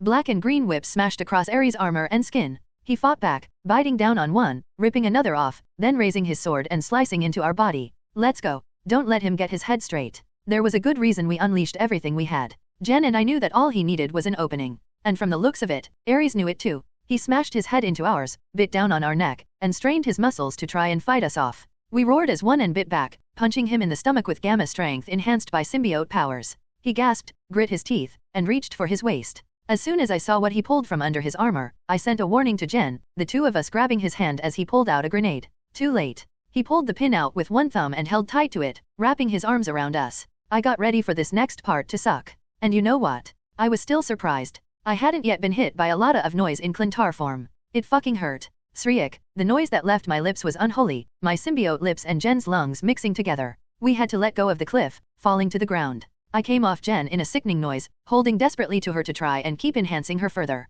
Jen, half covered in my body, blocked a kick from Aries as he came at us. Magnificent. Aries barked. You're still fighting. We roared as one and swung out a tentacle, smashing Aries down the mountain. Jumping after him, we snatched him out of the air and pulled him in for a punch as we fell towards the desert below. Aries stabbed us in the stomach as we got close, then roared and was shoved into our mouth. We looked down at it with large white eyes. Ah dash. Fuck. Aries had shoved a grenade into our mouth. I wrapped myself around and around the grenade as fast as I could, pulling away from Jen's mind. Boom. That explosion made me want to die right then and there. God, I knew that my symbiote form was weak to loud noises, but I'd never appreciated just how insanely horrible the experience was. Like someone had reached into the brain and somehow made me feel their fingers digging into my mind, the sound of the frag worse than the explosion or the shrapnel. I was left lying on the ground in a senseless pile. The psychic backlash of my pain had entered Jen despite my trying to pull away, leaving her screaming, though she was still on her feet. I saw Aries walking towards me. Jen rolled in front of me and raised her fists wearily. Aries smiled. He looked oddly proud of her. But the pain in my head was making me want to die. I needed to change. I needed to become something that could stand up to Aries. I whispered under my breath. Sand, wrath. The Omnitrix flashed. My body shifted, and the desert around us exploded upwards. For hundreds of feet around, sand rose upwards to the sky, towering over us. Simultaneously, the grains began to spin, around and around. Aries shielded his eyes as he stared at me. Asgardian. Olympian, I said back with a grin. Dressed in the full regalia of my Asgardian form, standing tall, I felt the sand around me crack apart. I felt stronger than I ever had before. Something about this fight. Let's see what I can really do. Aries and I didn't move first. It was Jen who did. The Emerald Warrior and I were standing at the eye of the sandstorm. She seemed to realize what I was doing, and quickly ran forward to try and punch Aries. He reached to block it. I raised a hand and slammed it into the ground, focusing my control over the sands to create a blade in the earth towards Aries. The ground split down towards him, racing along next to Jen, then passing her to Aries, moving faster than a bullet, before hitting him with immense force. Desert Spada. Aries stumbled back as the collected sand blade sliced across his chest, his armor splitting apart, blood splashing upwards. Jen kicked him in the bloody wound. At some point, Jen's shoes had been turned into smithereens, and the splash of blood covered her bare right foot entirely. Then I came out of the sand and hit Aries in the face. His jaw against my fist was like iron. He went back a step, then cursed when a wave of sand smacked him in the face. He tossed his sword upwards, then brought his hands together in a move I'd only ever seen from someone with green skin. The thunderclap that followed blew Jen, the sand, and I back, tumbling end over end. Jen and I spun on our feet to find him in between us. We stepped forward in unison, and suddenly everything was getting apocalyptic. At war with Aries. Fighting in the desert. Olympian vs Asgardian and Gamma mutate. The sand around us was blowing heavier and heavier, the friction of the grains against each other creating a static charge in the air. Electricity flashed at random through the dust. The three of us, at war, in the center of a storm. Jen was glowing just a bit in the shadows. She jabbed at Aries, who blocked it on his arm and returned it with a kick. Jen let the blow hit her hip and spun around to uppercut him across the face. Aries snarled and headbutted Jen hard. I came in at that point, wrapping my arm around Aries' throat. He roared, trying to pull away. I tightened my massive arm around his throat and screamed.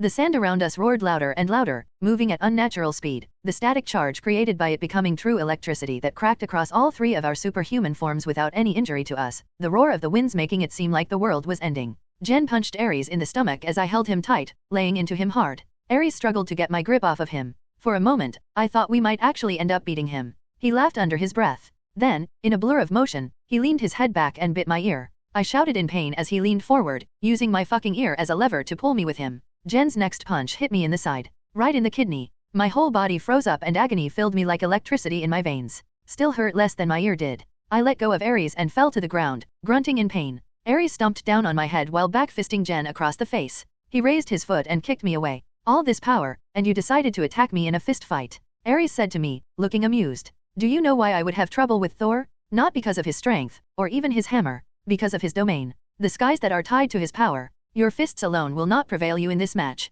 Aries looked over at Jen. You, on the other hand, need to focus on making every one of your blows a final blow. Stop holding back and put everything you have into every attack. Good point. I narrowed my eyes and slowly rose to my feet. All right. Let's really go all out then. Sand rose up from the ground, spinning upwards into tornadoes within the storm. I raised my hands and clenched my fists. The waves of sand went for Aries, looking like a living set of tentacles. He punched one apart, then jumped back from the next, punching and kicking the next two, before I finally grabbed him by each limb. I roared while squeezing hard mentally. He let out a warrior's cry and struggled against my grip. My mind stretched out to the storm of sand around us. The grains coalesced together, over and over, coming into shape all around us, becoming four-pointed blades. When I was done, the storm was gone, and thousands of weapons hung in the air. Aries stared up at the sky of weapons, chuckling even as he struggled in my grasp. Better. Much better. Soon a shuriken. I cried out. Thousands upon thousands of shuriken came down upon Aries. They smashed into his head, chest, back, genitals, anything I could possibly hit him with.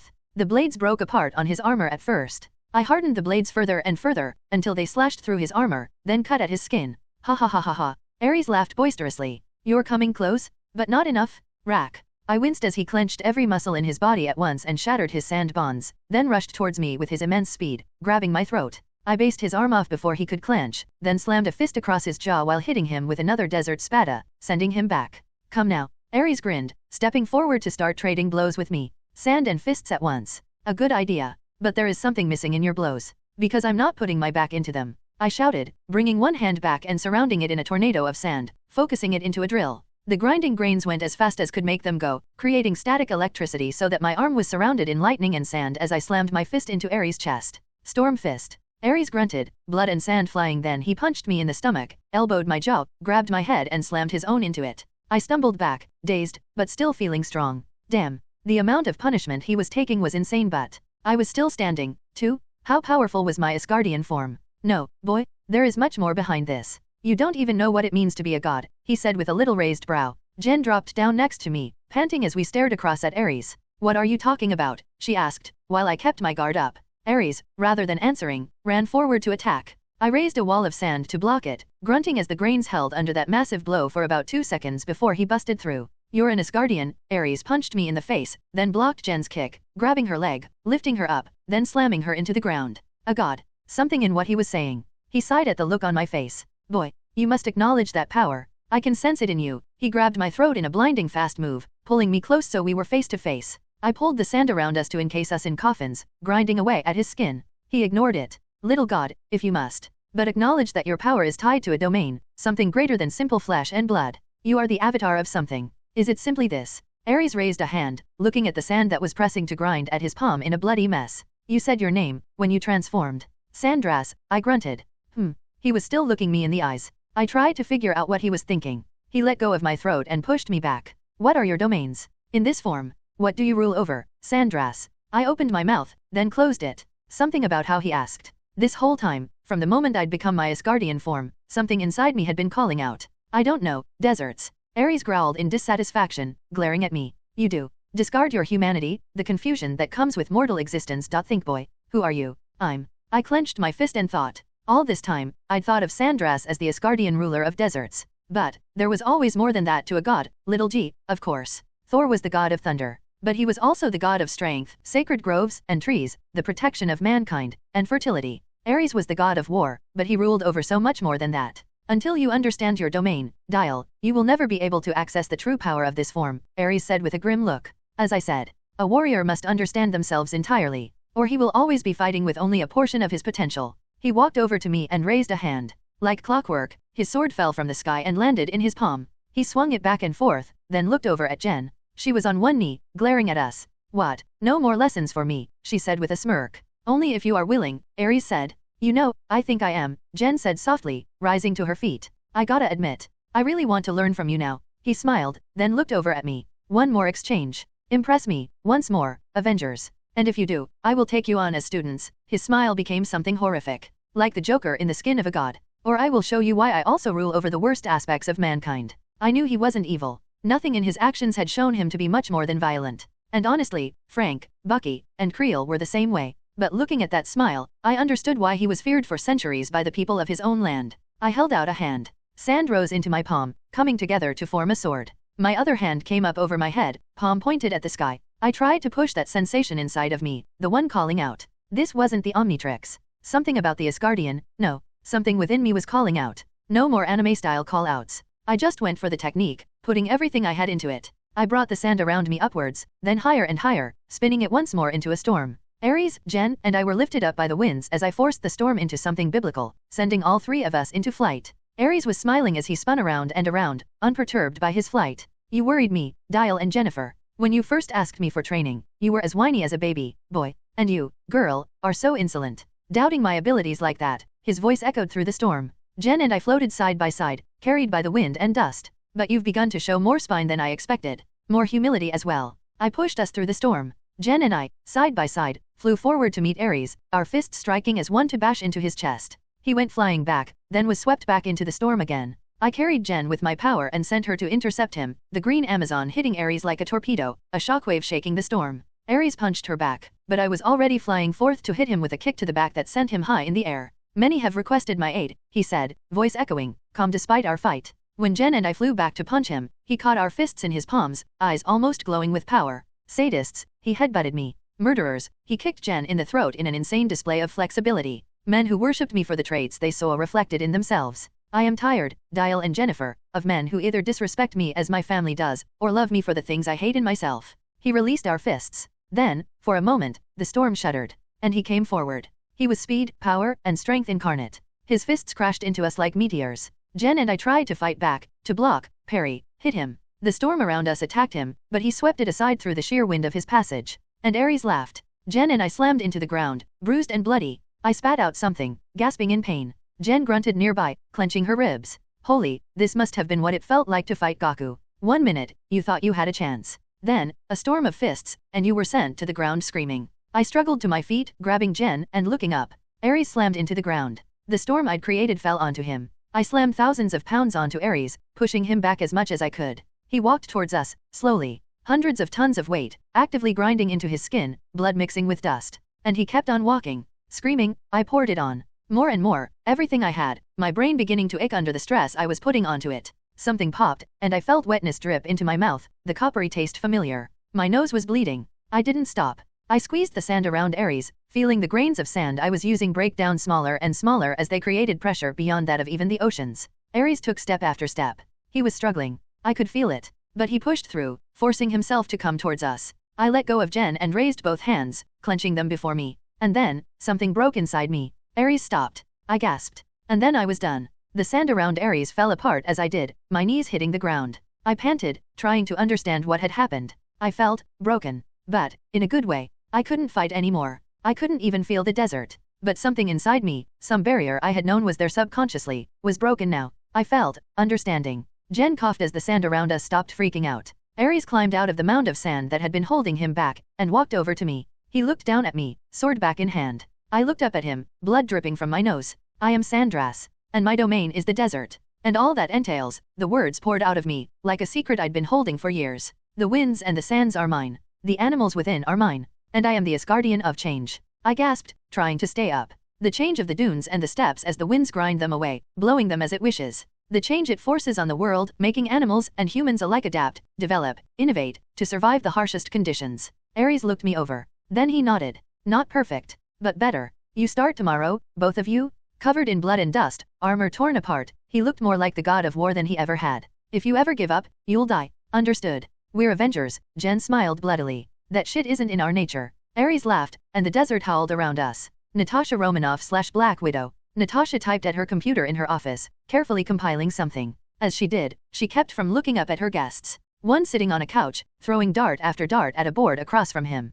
The other was walking back and forth, pacing nervously as he kept looking out the window. Thor, Nat said, eyes back on her screen. The pacing Asgardian looked over at her. This was your suggestion, remember? No, it wasn't, Thor continued pacing, swinging Mjolnir as he paced. Heimdall suggested it? It's a good idea, Nat said with a sigh. I was already going to find a superhuman trainer for Dial. And Aries is the goddamn god of war. On the couch, Clint tossed another dart. It bounced off the ceiling, then Mjolnir as Thor paced, before bouncing off the actual dartboard. Damn, that's really hard, Clint sighed. I know, Thor sighed. And Heimdall, he's worried. I can tell. Something is wrong in Asgard. I need to return soon. But I don't wish to leave Midgard undefended. With so many threats from the realms beyond coming to us. He shook his head. And now, Heimdall tells me that Aries is the best teacher for Dial. I wanted to bring him to my father, to have him trained alongside Asgardians. But Heimdall says that could be dangerous. Why? Clint asked, confused. He won't say. Just that he needs me to focus on Midgard and begin training Dial in the Asgardian form, the god of thunder side. Aries. It's been a long time. How does an Olympian meet an Asgardian, anyway? Clint asked. He threw another dart, bouncing it off the window this time. Zeus and my father had some dealings, Thor shrugged. I only saw Aries from across rooms. He was more interested in Sif. She's a goddess of war after all. They seemed to have a professional relationship. I spent more time with Hercules, Thor grinned. He was fun. We would spar, drink, and be merry, women on our laps as we enjoyed the day. Good times. Oh right, I forgot you were a frat boy, Clint teased.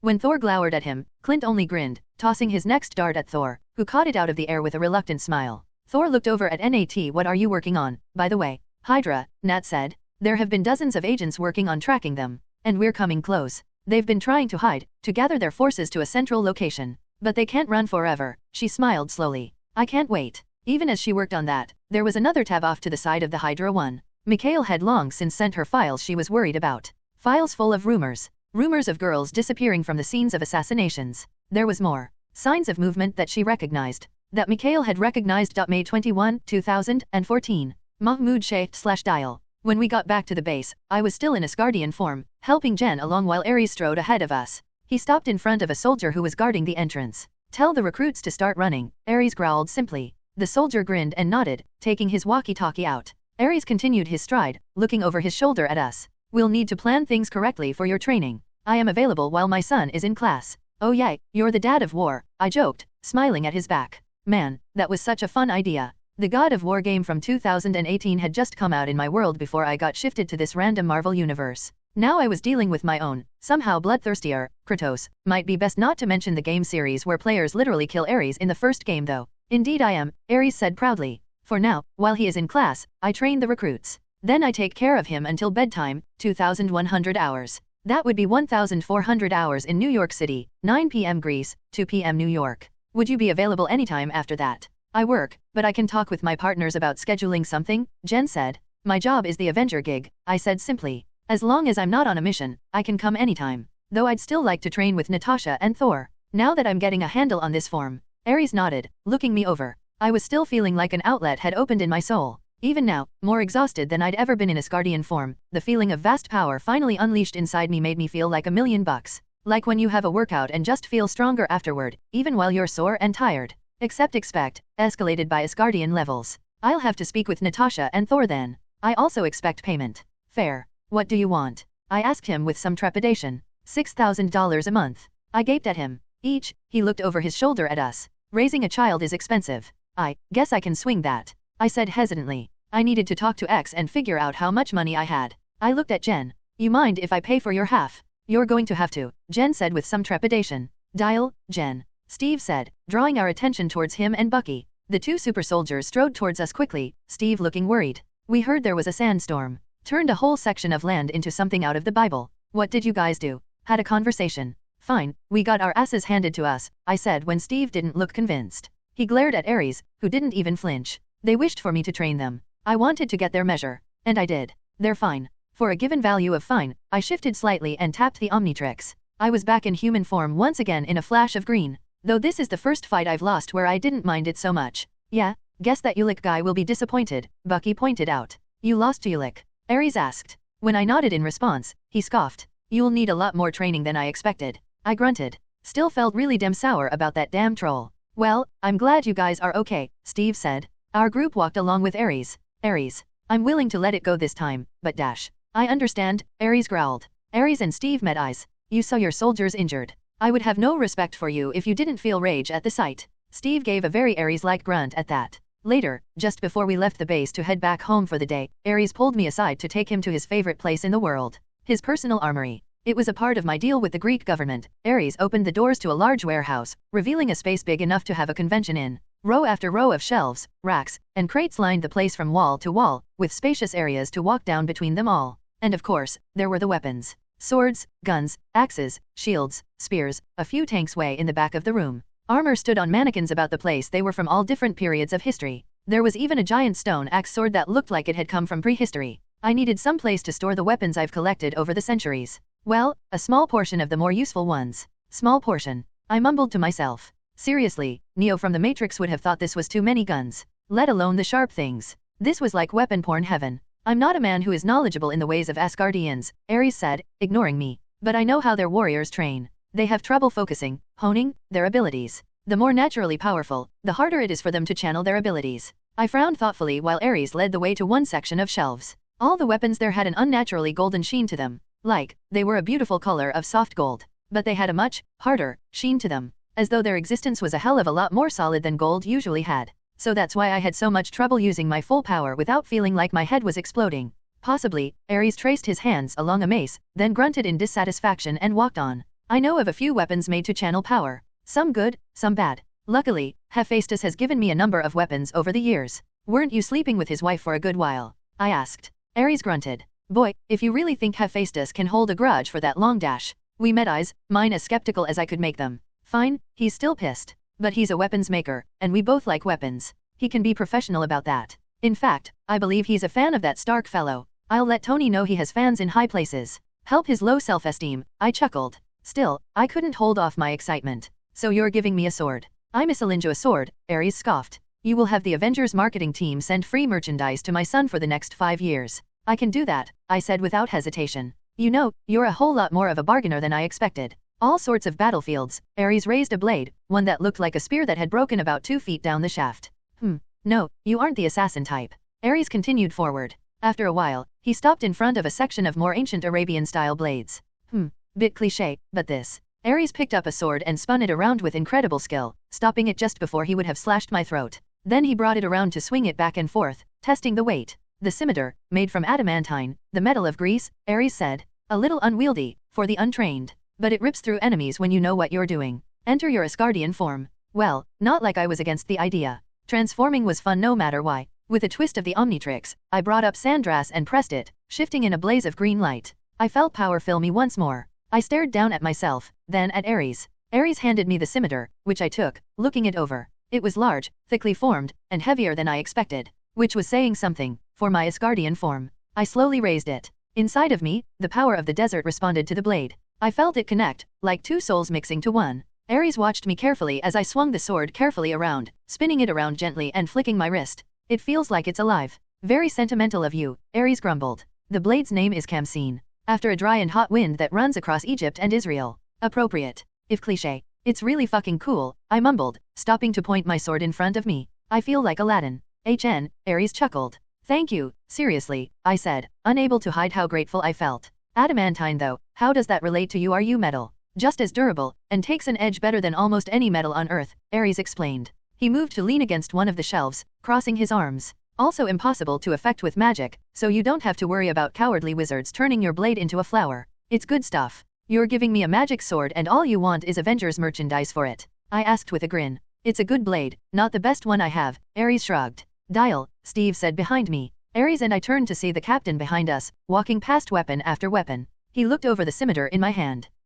Nice sword. Would you like one, Captain? Aries asked respectfully, waving around. Free of charge, for you? I gave Aries an annoyed look, which he ignored. I'm good, Steve smiled, shifting the shield on his back slightly. I've never needed more than my shield. There is something to be said for mastering a weapon, Aries agreed. Steve nodded, then looked over at me. We're headed out. Ready? Yep. I tapped the Omnitrix to shift back to human form. There was a bright flash of green light again. Then I was back in human form. And my cool new sword had disappeared. I clenched and unclenched my hand thoughtfully. Then I twisted the Omnitrix and turned back into my Asgardian form. Khamsin reappeared in Sandra's hand. To test it, I turned into 4 arms. Long red arms, no sword. Same with Blitzwolfer, Fast Track, and NRG. Then I changed back to a human. I changed back and forth twice more, then looked at Aries when the sword refused to reappear in any form that wasn't properly godlike. What, you think I know why that's happening? Aries asked pointedly. I know nothing about technology, and little about magic. Yeah, but, what, the sword is tied conceptually to my Asgardian form?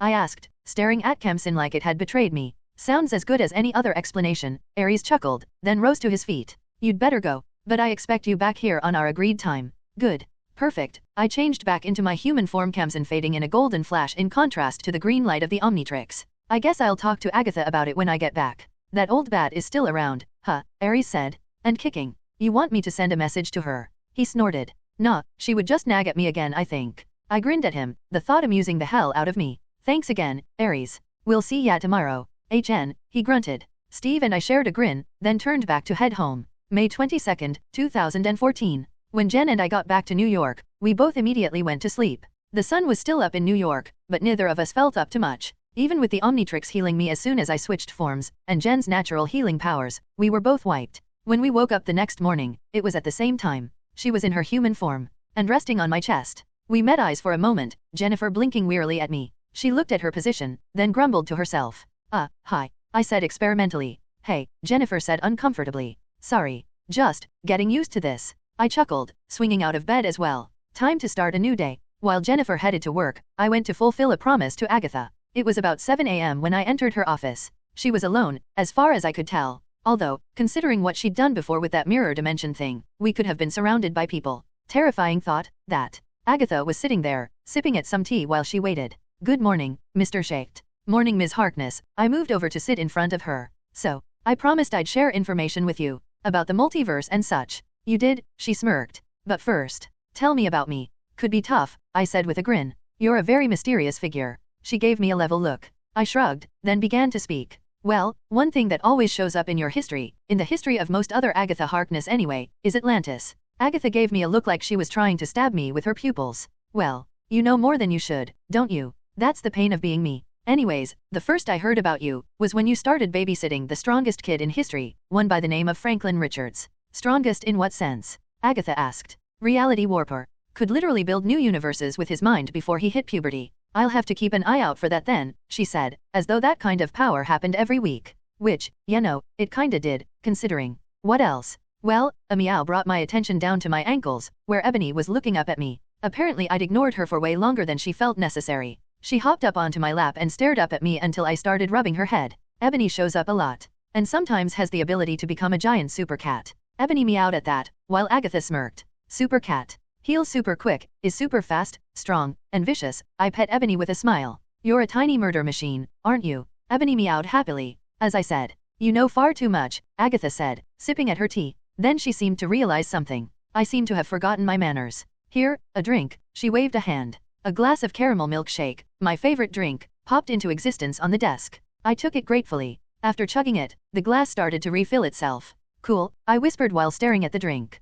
A simple cantrip, nothing more, Agatha said, dismissing my magical caramel milkshake with a wave of her hand. Man, why are magic people so jaded about cool shit? I asked. We've seen too much. Now, tell me, what else do I tend to do in these other universes? Well, you seem to end up training Wanda in most every universe. Usually it turns out pretty well. Although this version of her doesn't seem to have exactly the same power set as her other ones. How so? Well, she doesn't get her powers from a weird-ass scepter in any universe, I scoffed. Seriously, I've never heard of Loki's scepter in any universe, but here it can give Wanda, Pietro, Davida, and Helen weird-ass powers. So that weapon is something outside of your experience. Agatha frowned. Or, it's hiding secrets we can't be sure of. That's true of a lot of things. I scratched Ebony under the chin. I will say that there's a lot of threats, magical and otherwise, that I'd like to talk about. Any chance you know about someone named the Scryer? Keep talking. Agatha's voice sounded like ice chips crashing into bone. Oh boy, this was going to take a bit. May 22, 2014. Despite my best attempts, I am not the Marvel Wiki,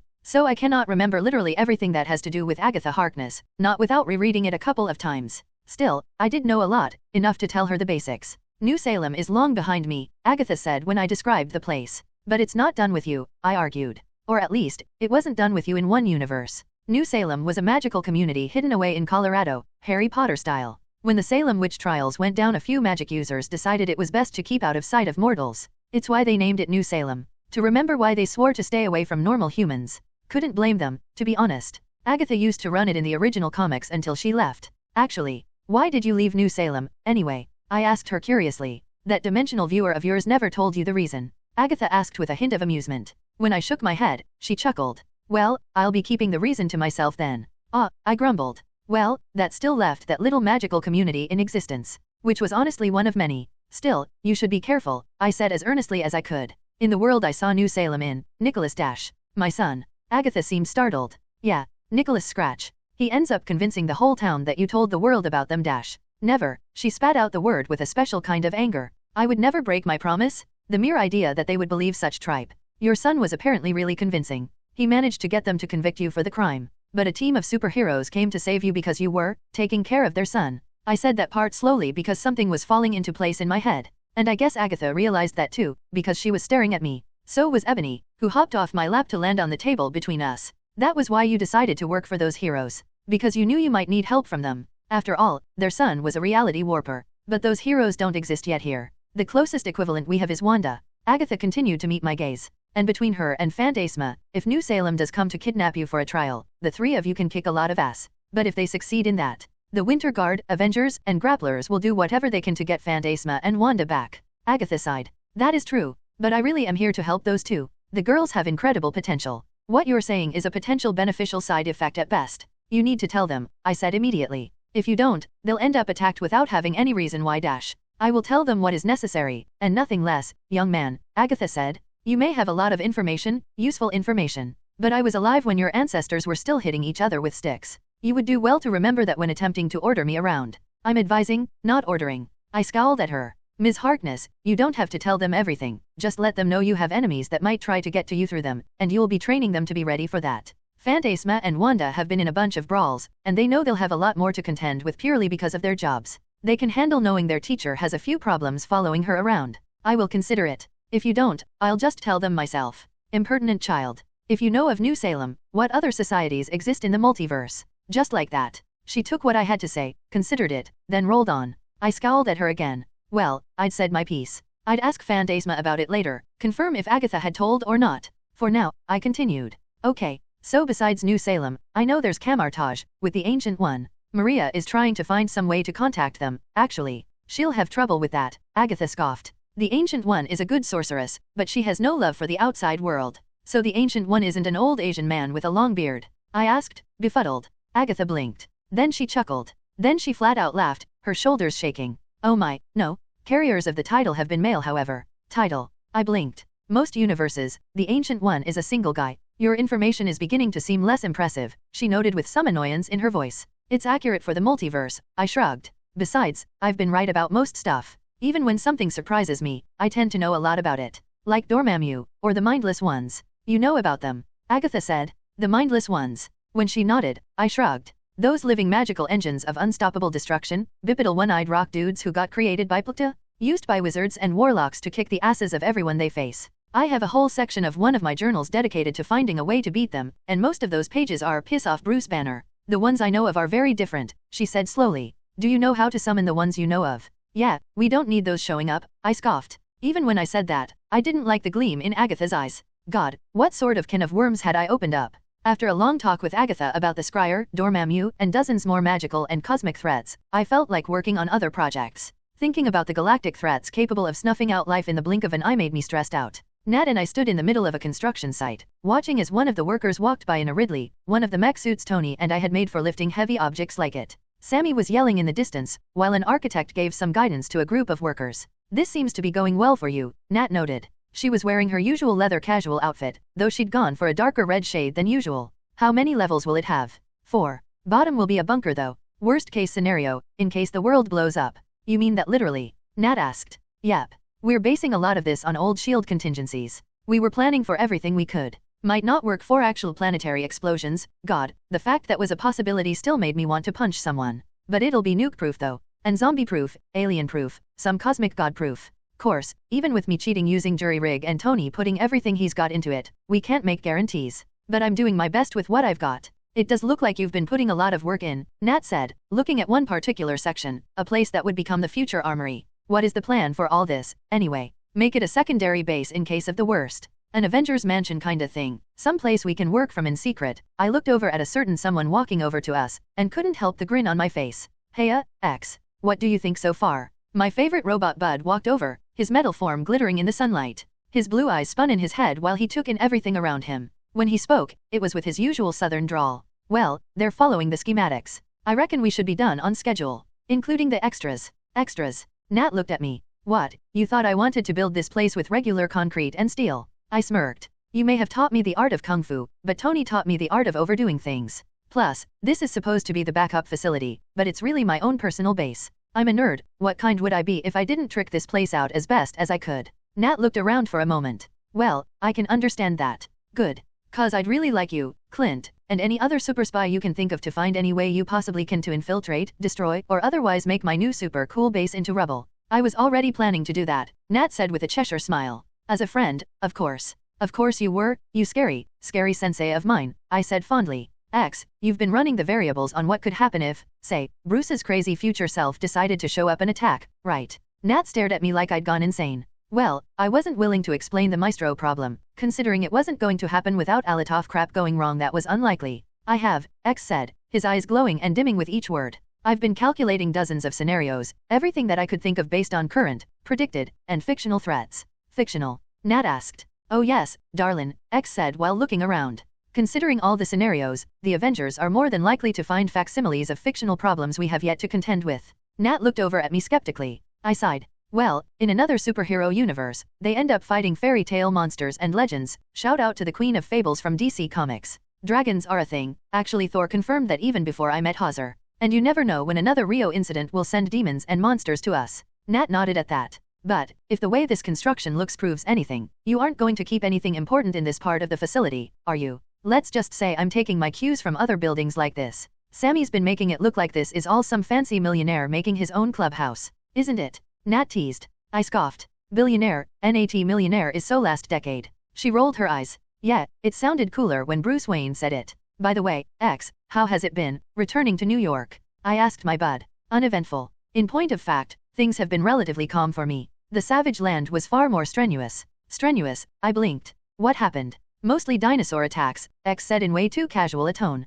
The wildlife had some trouble adjusting to our presence. They attempted to re-establish territory. We were forced to push them back. Non-lethally, of course. Except for Kraven, who killed a Tyrannosaurus Rex and is working on mounting it on his mantle place. And then, there was the army. Army. Nat and I said at the same time. Only a small army, X reassured us. Several villages of lizard men who doubted Gresh's claims that we were willing and able to defend ourselves. The Savage Avengers dealt with it. Savage Avengers? I thought you were joking about that, Nat said to me. Gresh doesn't know the difference between a joke and a suggestion. I couldn't hide my exasperation. He does still have an A painted on his chest, X noted. Still, sounds like we missed a fun adventure. I tried to picture it in my head for a moment. Oh yes. Seeing Khazar and Kraven fight back to back was quite interesting. I'll show you my recordings later. Thanks man, I said honestly. I looked down at Black Widow and remembered something. Oh, Nat. You knew that the new teacher you suggested was Aries. It wasn't a question. I did, Nat said with a sigh. Honestly, I'm glad he ended up so reasonable. For a given value of reasonable, I mumbled. Why did you recommend him then? If you thought he might end up more like his mythological self. Fair question. First, because my contact in the Greek military shared his psychological profile. Nat bit her bottom lip, smudging her ruby red lipstick a little, before continuing. He was more stable than initial reports suggested. Then, Thor came to me. Thor? I asked, surprised. He's been worried about you. He said he's never been a teacher, but you needed one, and Heimdall recommended Aries. Heimdall recommended seriously. I gaped at her, stunned. That's what he said, Nat said. Well, guess he'd know better, I mumbled to myself. Heimdall, what the hell are you up to these days, man? Really needed to meet that guy soon. Thor is supposed to talk to you soon though. He's just taking care of a storm off the coast of Malaysia, Nat said casually. It'll have to wait, then, I said, looking around the future base rising around us. I've got more work to do. I don't envy you. Swamps are terrible for my hair. Nat ran a hand through her long red locks. Nat, did you have a super cool spy mission in a swamp? You wouldn't believe it the places I've had spy missions in. About an hour later, I was in a Quinjet with one of Bridge's newest directors. I wasn't piloting, which meant I got a chance to get to know her. Pretty much forced to, honestly. Based on this new data, we have so much more knowledge on the nature of the spiritual realm. For years, experts would dismiss theories like this as simple nonsense, more for folklore or historical specialists. But now it turns out we have been pioneering an entirely new scientific frontier. Isn't that incredible? I blinked slowly, my brain slowly catching up to the storm of information that had hit me. A whole lot of theories on mental and physical realms beyond our own, the spiritual relationship Thor, Aries, and Sandra's had with domains and concepts, the difference between Phantasma and Wanda's powers and what that means about the mercurial nature of magic, and a slew of reports on Agatha Harkness. It was like Fitzsimmons had a kid that was obsessed with magic, and applied every bit of that genius to understanding and comprehending it. It really is pretty damn cool, I agreed, looking her over. Dr. Pandora Peters was a PhD. Not sure in what field, but she was definitely smart enough for it. She was American, like me, with dark brown skin, curly black hair held in a ponytail at the base of her skull. And in a super predictable turn of events, she looked like an actress from my world. Janelle Williams, specifically, who I only remembered because I used to watch Warehouse 13. She was wearing a blue button-up shirt, black slacks, and had some ink marks on her collar that she hadn't noticed. She was rifling through textbooks at high speed while constantly working on her laptop at the same time. Pandora also seemed frustrated. You okay? No, she typed faster. Due to the nature of my research, many of my best resources have no documents on the internet I can go to for quick searches. I'm having to type many of these by hand. It's been a good way to refresh my memory of the old texts, but it's so time-consuming. The last 2 words were said with a hint of disgust. I mean, if you want, I can make you something to scan books and turn them into PDFs. I asked. No, she was still typing frantically, flipping through the textbook at her side quickly. This is fine. I hate how time-consuming it is, but the benefit of refreshing my memory on these books outweighs that. I just wish Miss Harkness would let me speak to her, or Thor, but they're both so busy. The last was said in a wail of pain. You've spoken with her, right? What's she like? She said, brown eyes sparkling with eagerness. I thought about that. Foreboding. Terrifying. And really fucking smart. Just like I imagined, she whispered under her breath. She sounded more excited than scared. Isn't she supposed to be meeting you soon? I asked, confused. Agatha mentioned she wanted to meet the director of WAND to prepare them for the job, and, well, that's UURK. Pandora grabbed my hands, squeezing them hard while staring at me with wide eyes. Really? Why yeah? That's what she said anyways. Pandora, my hands dash. She let go before I could move, grabbing her textbook and stuffing it into her backpack, focusing entirely on her laptop. Oh, I have so many questions to add to the list. Okay, I have enough on the possibility of the existence of the Fey realms, as well as the concept of the Akashic records, so I should also add something about the relation of different myths to each other. Oh, I should confirm how ritual magic works. There's been some debate about that, so wait. More importantly, there's the common idea that Merlin and other figures from the lore of Camelot are fictional, but recent discoveries in England aid mitobelli otherwise so I'll have it dash. And she was off again. Wow. WAND was the latest division of Bridge. The Wizardry, Alchemy, and Necromancy department. Maria and Fury had been planning on building it slowly, but the discovery of Man-Thing had made it a necessity. Well, less the big swamp monster, more the nexus of all realities. The nexus could connect to other parts of the multiverse. All other ones. The thought consumed me as the Quinjet continued to fly, Pandora speaking to herself at high speed. When we got to the airfield, Sam Elliott was there waiting for us. Well, the sheriff who looked a lot like him. The pilot spoke to me before I got off. I'll be here waiting for you if you like, sir, the young bridge soldier said. No, it's cool.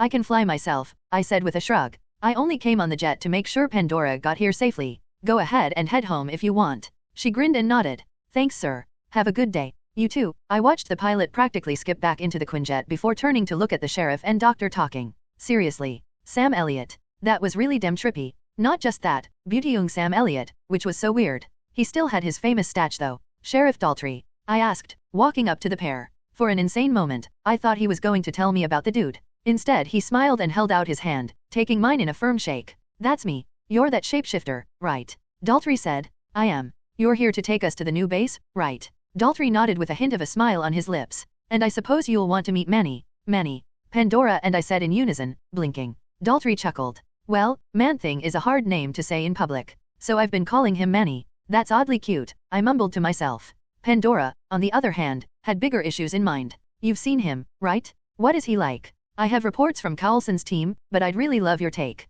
For example, what does he smell like? What would you describe the feeling he induces when he's near you? Can he even be described as he, in your opinion? What about Dash? Calm down, miss, Daltrey said, looking a little overwhelmed. You'll get a look at him for yourself soon enough. But I'd much rather hear your thoughts ahead of time. Pandora said earnestly. When it comes to magical research, the impressions they have on people are important to know. I'm dealing with things of a psychic nature after all. The last part was said with a lot of happiness. More than I thought was called for. Daltrey looked at me. I shrugged. Okay, I'll tell you all I can in the car. You can ride in the front. Great.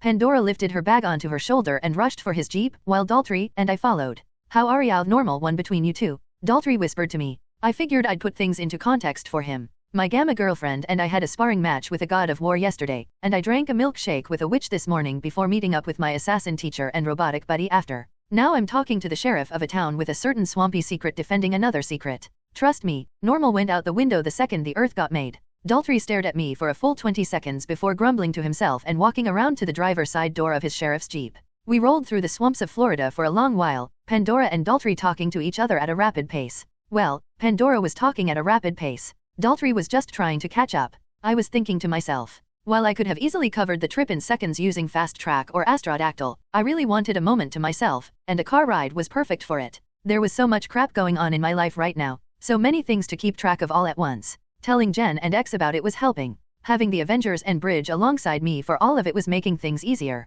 But I had so much on my plate. I felt compelled to involve myself in every bit of it. But I felt like I needed a vacation. My life had become my work, everything focused on trying to save the world. I had to keep it all straight, keep it from tearing me apart mentally. And for a moment, the thought of the Nexus filled me. That's where Manny hangs out. Daltrey interrupted my thoughts to point at a random section of swamp as we drove past. Well, not there, specifically, but in that direction. I'll have to visit it later, Pandora said absent-mindedly. You don't want to see it now? Daltrey asked, surprised. Actually, I want to take a look at your town's history. I want to see if legends about the Nexus existed before Man-Thing was created. There should be something in the past of Citrusville's history that can help me put a few things in context. Well, go ahead and pull over. I want to see if I can talk to Man-Thing. What? Pandora screeched in surprise, spinning to look at me. She winced and touched her neck, and I worried that she'd pulled something from turning too fast. Stop the car. Daltrey, to his credit, didn't panic at the screaming woman next to him, instead pulling over with a very calm look on his face. Yeesh. The guy really had a cool demeanor to him. You can talk to him. Pandora said so fast that the words almost ran together. I can't exactly promise that, but I figure it's worth a shot. Swampfire has a connection to plant life, can communicate with it, so I'm hoping that Swampfire can find something in Man-Thing. Something he can talk to. I want to see, Pandora said. Her voice was filled with the insane determination to accumulate knowledge that turned regular scientists into mad ones for centuries. What? I can't have a private talk with him, plant monster to plant monster? I asked teasingly. To my surprise, Pandora winced. Oh, I'm sorry. I just got so excited. I was reminded very heavily of my sister. Then again, any woman reminded me of her in the right circumstance. I booped her nose, sending Pandora into a sputter. Nah, you're good. Come on, let's go make friends. I suppose I just wait here? Daltrey asked. You can come, but no touching the exhibit. Great, a comedian. Daltrey still exited the car along with Pandora and I. I twisted the dial and pushed down. In a flash of green light, I became the first Alien Force alien once again. Swampfire. I grinned as soon as I was back in the mean and green form. I opened my mouth to speak, then froze. Since I first turned into Swampfire, I'd always felt the plants around me. It was like touching a keyboard or mouse, feeling that you had complete control of something, that all you needed was to push the right way, and you could manipulate the world in front of you. Not the best description, but it's one that works. Now though, it felt like the plants around me were more alive somehow. No, not all the plants. I started walking through the swamp. I released my spores as I walked, the green mist coming off my body to flow through plants. With a hint of a push, I guided the bushes and branches to move aside, letting me through. Pandora and Daltrey followed along. This is amazing, Pandora mumbled, touching one of the plants that had moved aside. Are you sure this form doesn't have magic? This reminds me of some fey spells I've heard of. Not unless someone lied to me, I said with a grunt. It didn't take us long to reach the spot we wanted to get to. With my powers making a path, it was easy as hell. Then, the fog began to roll in. No, the fog was just becoming thicker and thicker. The plant life was more of a chore to push aside, but it felt like a beacon was shining in the center of it. We stopped at the edge of a pool. The fog continued to flow around us, mixing with the green mist I was emitting from my body, green and white swirling. Pandora and Daltrey stared at my back. I didn't say anything. He was coming. The water stirred. A pair of red spots slowly rose up. The water wavered around them, before the green plants around it rose up with them. He strode out of the waters, coming to a stop in front of me. I looked him up and down, taking in the sight. Man-Thing, standing as tall as my own 8-foot form. Hey Manny, I said, cocking my head. How's it going? I don't know what I expected. A telepathic message, maybe? Instead, I felt a mind against my own. It was powerful, echoing in my head. An emotion that wasn't my own. It was like I was being forced to feel it, and then had to replace that feeling with my own to comprehend it. Curious. That was powerful. I could usually get impressions from plants, but this was like the difference between a firecracker and a grenade. So my name is Dial. I'm able to turn into different aliens, and this one can communicate with plants. Curious. You don't understand speech, do you? What's happening? Pandora whispered behind me. I can feel his emotions, but nothing else. And very loud. Really? Daltrey asked. How's Manny doing? Fond. Huh? Daltrey, ask him a question. What? Daltrey blinked, then shrugged. You doing all right, Manny? Fond. Huh. I think he likes you. He does. Daltrey and Pandora said in unison, Daltrey confused and Pandora excited. What else does he feel? Pandora added excitedly. Annoyed. Oh, what is he doing now? Is he excited? Happy? Sad? Pandora shouted. Annoyed Man-Thing shifted slightly. I think you're too loud, I said gently. Really? I theorized about his mental capacity and ability to process his emotions, but she blinked, suddenly realizing what I said. I'll be quiet, she whispered. I walked forward, trying a different tactic. Instead of speaking, I pushed my mind against the one I felt. For a moment, I was reminded of the way I felt when I'd been fighting Aries. That piece of power inside of me, waiting for me to crack it and discover something in me that I hadn't understood. Not the same, but similar. I tried to send feelings of greeting. The feeling I felt when I saw Steve, Creel, or Tony, the warmth when I was reading next to Jen and Ruby, or eating on the Avengers rooftop with Nat and Clint while our legs dangled over the city and we joked around. Warm. Man-Thing's eyes dimmed and brightened a bit as the thought came. He raised a hand and brushed me aside, walking past all of us. As he did, I felt more emotion slowly pour out of him. Good duty. I guess he's finished, I said, confused. I was wrong. He was just checking on something. In that slow pondering gait, he moved to stand before pressing a left hand outward. Here we go again, Daltrey grumbled to himself. The air rippled like Man-Thing had pressed his palm on water. I stared at the way the world around us seemed to pull apart for a moment. I realized what I was seeing. The presence of the nexus of all realities. That's incredible, Pandora whispered.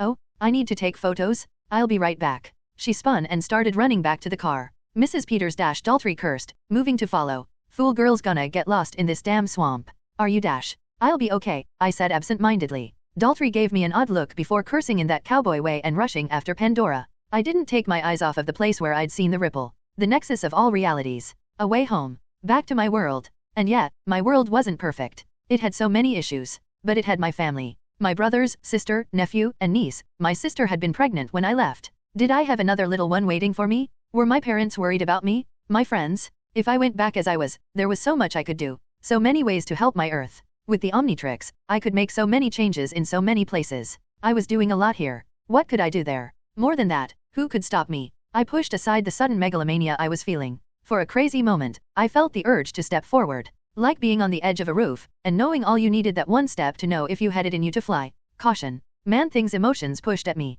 I looked at him and realized I'd been projecting unconsciously. I clenched my green fists. I have so much back there. And so much here. I miss my world. But this is my world too. I raised a hand, stopped. I couldn't do it. Not because I didn't want to. God, I wanted to. But the Nexus wasn't guaranteed to be a way home. The multiverse is massive. Full of worlds dark, bright, grim, and noble. Places that could help or destroy me in equal measure. If I fell into that mystical portal, there was no telling where I would end up. And then, there was the dimensional viewer. When I'd tried to look at my Earth, I'd been unable to pierce whatever veil blocked it from me. If I tried to go there, would that same veil stop me? Maybe even break me apart? But that wasn't what held me back. As much as the danger made me cautious, I was confident I could withstand most any threat. It was just that, when I thought of all the good things in my former life, the things I loved about my current one came into mind. The Avengers, once idols, now family. Natasha, my good and badass teacher. Jen. I turned my back on the Nexus. Not today. Not until I could find a way back and forth. I would have both worlds. Man-Thing was still standing there, placidly watching me. Do you need anything, man? I asked, trying to send that message as much through my emotions as my words. You want me to say anything to Barbara? Man-Thing turned and began to stride into the waters of his swamp. His mind continued to press against mine. Duty satisfied, done. I stared at the sinking form of the monster of Citrusville. I'll let her know. Despair. That last one hit me like a hammer. I stepped forward, surprised, only to lower my hand as he disappeared. I shook my head. Okay, bye, Ted. Ah, a voice said behind me. I turned to see Pandora carrying a textbook and camera. He left. Daltrey was behind her, looking a little harried. Pandora ignored him to run forward and reach experimentally in the air, finding nothing. Darn it, the dejected researcher looked over at me. Can you ask him to make it again? I turned to where Man-Thing had gone. Somehow, he'd disappeared entirely from my mind. Despite the fact that I'd been able to sense him from hundreds of feet away earlier. When I shook my head, Pandora sighed dejectedly. I'll have to try again later. Meantime, we better get into town, Daltrey said. Yeah. I stared at the empty space around us. The Nexus was still there. I could feel it, even if I couldn't see it. I pushed the thought away and tapped the Omnitrix, becoming my human form once more. And yet, I still felt kind of a connection to the plants around me. Let's go. When we got to Citrusville proper, the small town reminded me of a lot of other small towns I'd been in. Very homey, small, with people in shorts and shirts walking about in the humid air. I found myself tossing aside my jacket. New York tended to be very cold in comparison to the Everglades. We drove through town for a while, people waving happily at Daltrey as we went past. It was kinda cute, seeing the grin on Daltrey's Sam Elliott-looking face as little kids waved at him happily. For a town right next to the door of realities and a giant swamp monster, Citrusville was a very normal-looking place. We soon reached a part of town that I noticed happened to be relatively close to where Man-Thing made his home, even if that was in only because the swamp was closer to it. Daltrey drove up to a building and pulled to a stop in the parking lot. We stepped out of the car to look at the building together. It was small, squat, and square, more of a single room than a real building. On the door was a few words. Florida Fish and Wildlife Conservation Commission, Citrusville office. Is there anyone inside? I asked while Pandora led us inside the doors. The office inside was painfully boring. The kind of place you'd see in a sitcom where a guy kept giving sarcastic looks to the camera. It was also empty. I handpicked a group of people to help me with this, but only 3 people should be in there. The rest will be arriving one by one. I have to be covered about this. We'll be working to defend the Nexus, establish a research station for magic, and keep Man-Thing from killing others indiscriminately. For a moment, she reminded me a lot of Fury and Maria. It was in the way her eyes set while talking about her job. How you folks gonna do all that from this dinky little office? Daltrey poked at a computer that looked like it came from the 1950s. And no, I wasn't getting the decade wrong, the thing was just that old and grimy looking. I think there was blood on the corner of it. Well, cowboy, that would be a bad idea, I snarked. We walked towards the back, to a supply closet that was out of the view of the door or windows. Which is why this place is just for show. Pandora opened the door to the closet. As she entered, I knew what was happening. A small scanner in the ceiling was looking her over, comparing her to the bridge database. Pandora scratched her hip. The scanner read the movement, and pegged it as the access command. The back shelf, covered in cleaning supplies and ironic dust, slid apart in a violently fast movement.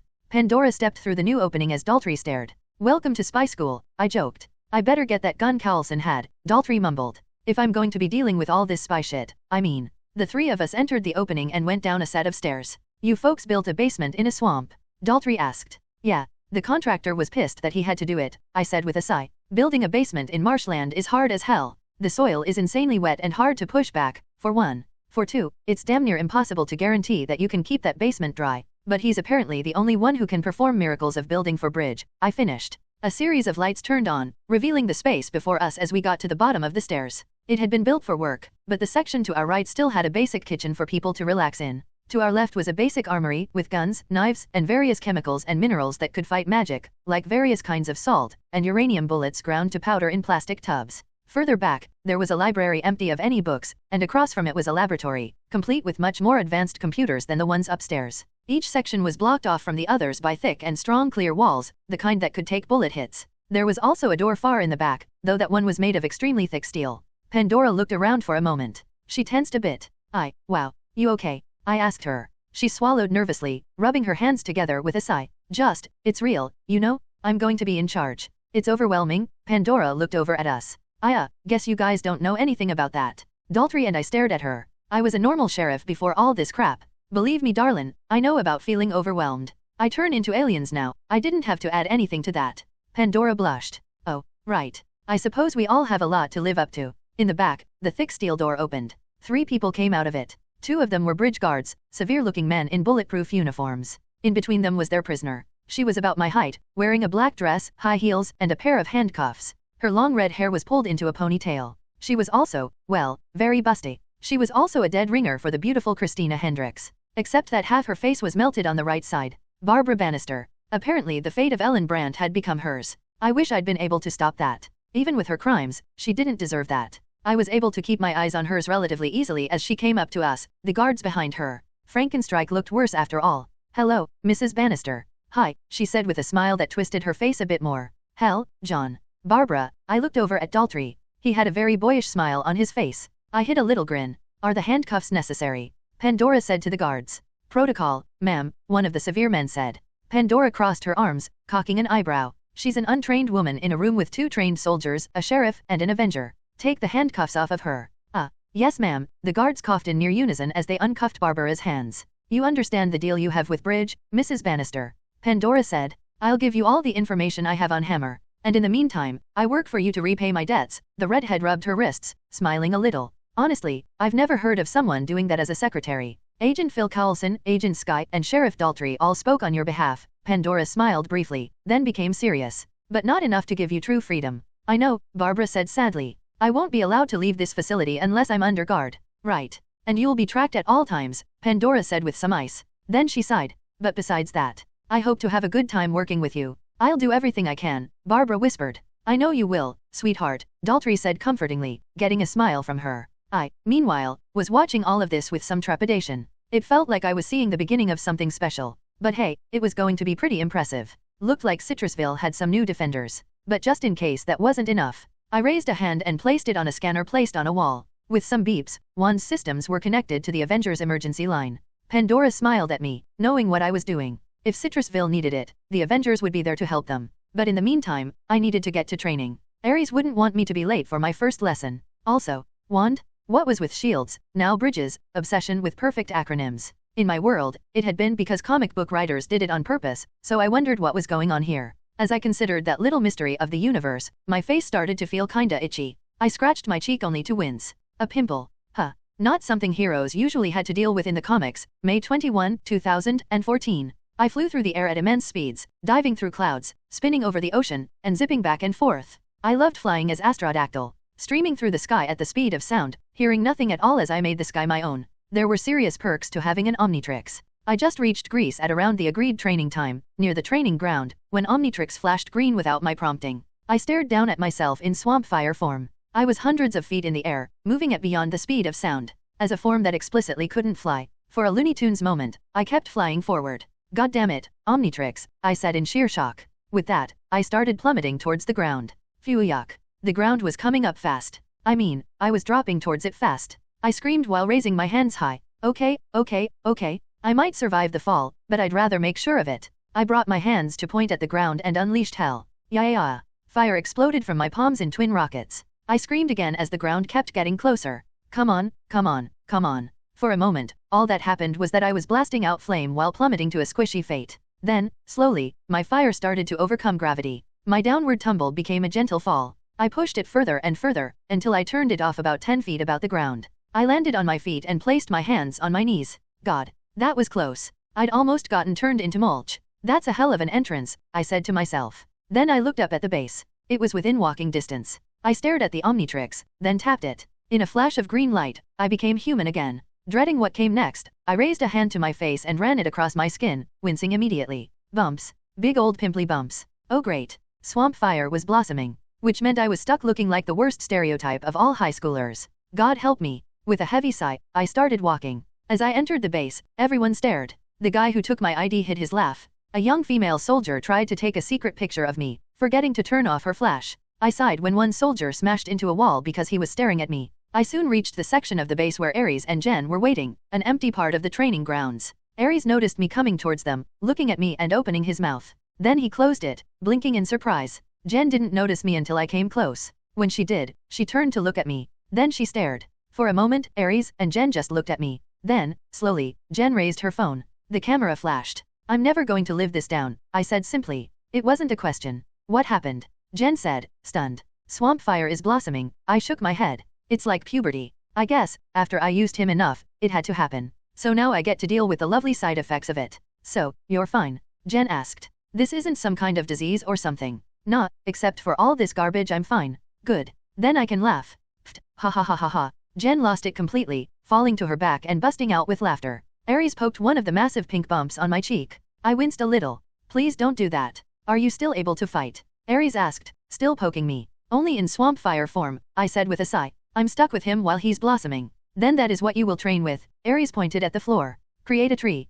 as tall as a skyscraper. Then use your fire to slice it apart into 2x4s. I expect the cuts to be clean as a whistle, and each 2x4 to be perfect in measurement. Perfect, I said, blinking. What, you want me to use a ruler? No, I will check on your progress. Every time you do it wrong, we double the number of trees, and you lift them out of the ground before you slice them. This way we can improve your precision with your fire powers in this form, while forcing you to your mental and physical limits. Somehow, I expected it to go this way, I said with a sigh. Jen, still chuckling, rose to her feet. What about me? We fight. Aries took his sword off his back. I'll polish your style, help you discover how to use your enhanced form correctly. Then, when you turn human in the course of the battle, you will carry the 2x4s that Swampfire creates over there. He pointed to a place nearby where construction material had been set up. We will do this for 2 hours. What's the point of even doing that in human form? Jen grumbled. Oh right. I hadn't told her. Or, I had told her and we both forgot. Jen, any working out you do in human form gives your gamma form a boost in strength, I explained. If you end up being only half as strong as, say, Nat, you'll end up being even more of a powerhouse than you already are.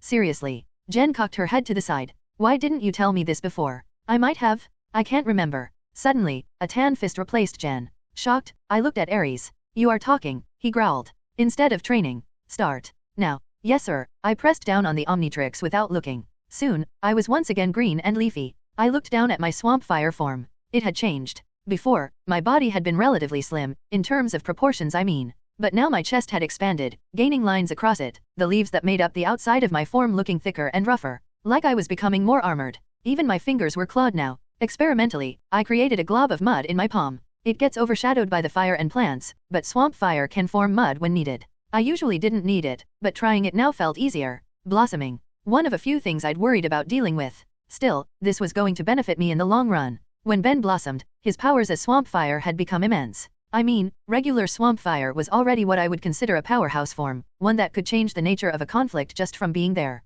Blossomed, I'd be even more useful. But man, I was gonna look less cool. Maybe the fact I was blossoming at an older age than Ben meant I would look different? Well, it was time to train. I created a seed pod in my hand and tossed it at the ground. It sank beneath the earth. With a raised fist, a sapling sprouted. Up and up it rose, bark becoming thicker, leaves and branches spread until I was standing before a tree 300 feet tall and 40 feet around. It took me a while to do it. When I finished, I raised a fist and surrounded it in flame. Behind me, I heard Jen roar and Aries laugh. I ignored them, focused my flames forward and began slicing. Time to train. Later, at the tower, I got exactly the response I expected from my new appearance. Bwahahaha. Tony was positively giddy as he stared at my pink pimply face. I glared at him. He only laughed harder. This is very interesting. Bruce measured one of the pimples. And you say this is your body reacting to Swampfire blossoming into a new stage of its life. Basically, I said. You look like an overcooked pizza, Tony said with delight. I mean, I knew you were young, but puberty? Maybe we should be sending you to high school.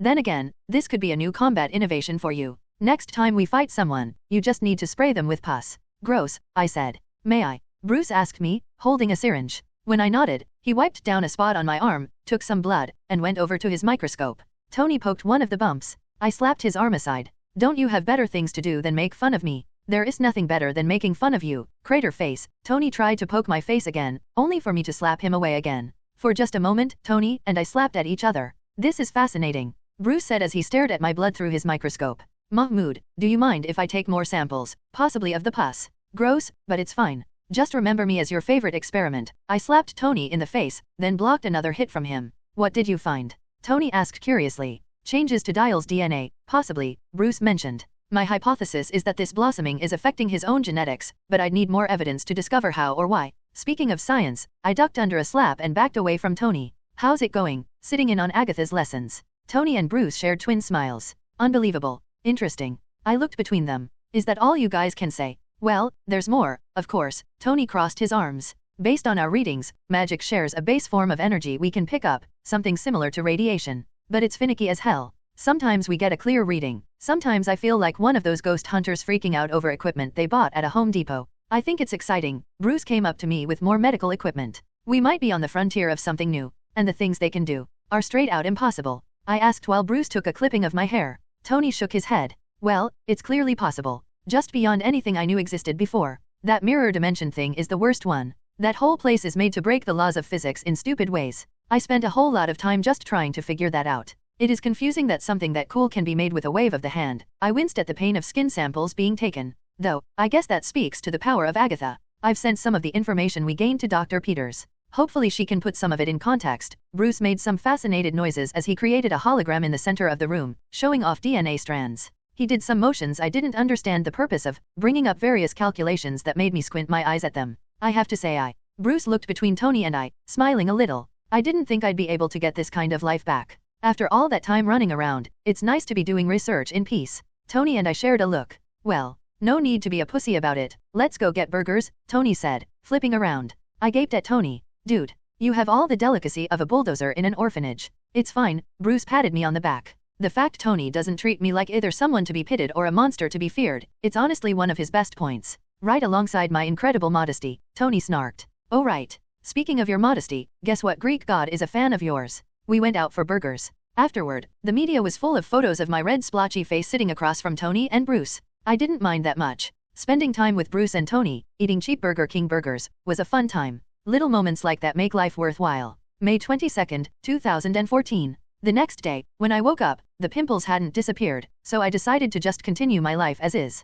They didn't hurt or impede my movement. Why hide away from the world? So in the middle of the day, after another training session with Aries where I grew and chopped down more trees than your usual rainforest, Jen, Thor, and I were hanging out on the roof while listening to a police scanner. Jen was still chuckling at the pinkness on my face. I'll be honest. If this acne doesn't disappear from your face soon, I'm going to have to break up with you. Jen said it with a grin, so I wasn't too worried about it. I understand what you're going through, Thor said with some real compassion. Loki once did a trick like this to me, only it was scales and metal shavings. Well, this is a trick the Omnitrix is pulling on me, I grumbled. Seriously, I thought this was going to end a lot sooner. Look at this crap. Without looking, I twisted the Omnitrix and pressed down on it. The hologram showed Ankylo, the name I'd given to one of my new Sorlord forms. I turned into Swampfire instead. I can't turn into any alien other than this. I mean, I can adjust, but half my power comes from my adaptability. Are you bigger? Jen asked, narrowing her eyes at me. I was. Swampfire had gained some inches, enough that I was looking down at Thor and Jen. My body had also become more muscular in appearance. Bruce says that my form is becoming denser and more complex, so all this added mass is actually more than it looks like. My fire is also a lot easier to produce now, I explained in my nasally Swampfire voice. I've gained like 50 pounds from when I was last weighed in this form. At least not all the side effects suck. Jen poked at my neck, where some of the leaves were coming up into a fringe around my head, slowly growing into a collar. Except that this is happening long after I thought it would. I whispered to her so Thor wouldn't hear over the wind. Ben had this happen to him at 16. I'm 28. Well, you are different people, she pointed out while also whispering. You can't expect all your forms to act the same all the time. You've told me before that Forearms and Jury Rig are dressed differently from his version, right? True. Jury Rig's Black Sabbath shirt and Forearms bracer/bodysuit combo were just some examples of how different from Ben's Omnitrix mine was. I liked that, honestly. Looking down at the Gauntlet Omnitrix, a design entirely its own, the fact was that I felt happy when I thought that it was mean. Lots of Omnitrixes in the multiverse. But mine was special even with that. My friends, Thor said gravely, drawing our attention. I wish to request your aid in something. Jen and I shared a look. What's up, big guy? Jen asked. I wish to complete my courtship of Lady Jane, he said with some trepidation. Of late, I have begun to speak with her over the video phone. It has been challenging, but rewarding, learning to use mortal technology. Though I think Tony thinks I'm dumber than I am, Thor smirked. He attempted to rickroll me. He doesn't realize I am a fan of the song. I grinned at the thought of Thor dancing while Tony stared in despair. But I want to begin dating her in earnest. And I don't know what to do. Jen cocked her head to the side thoughtfully. Well, you can go simple or extravagant. You've got all of us helping you. What do you think she wants? She's a nerd, like all three of us, I said immediately. Thor and Jen looked at me. Granted, I'm a comic nerd. You, I poked Jen in her ABS, are a lawyer nerd. And you, Thor, are an Asgardian prince with the education that comes with it. I don't know if that counts, Thor mumbled. Loki was always the smart one. You were raised in a literal space-age alien civilization compared to the rest of us, I pointed out. Don't you have a mastery of astrophysics or something? Only the basics, Thor shrugged. I understand how to travel through wormholes like any other person. You. Jen stared at Thor. Are you hiding a big brain under those muscles and good looks, aren't you? He gave her a dopey grin that made us chuckle. So what do you both believe I should do? I thought about it. Jen, remember where I took you on our third date? The upper atmosphere, she asked. When I nodded, she grinned. That's a good idea. But she'll need a suit. We can ask Tony to make one. Thor, how are you with flying in outer space? Wait. Thor waved his hands to stop us. That is too much, my friends. I think, maybe something simpler. Okay, Jen hummed. How about a planetarium visit? You guys can go around fact-checking the exhibits. Thor stroked his chin. That would be fun. Well, yeah, I said with a grin. You two can go around holding hands and staring at all the cool stuff they have. I know a guy who knows a guy. I can get you a private visit. Thor's eyes lit up with happiness, and he wrapped my body in a hug that tested Swampfire's durability. My dear friend, that would be most appreciated. Can't talk, crushed, I gasped.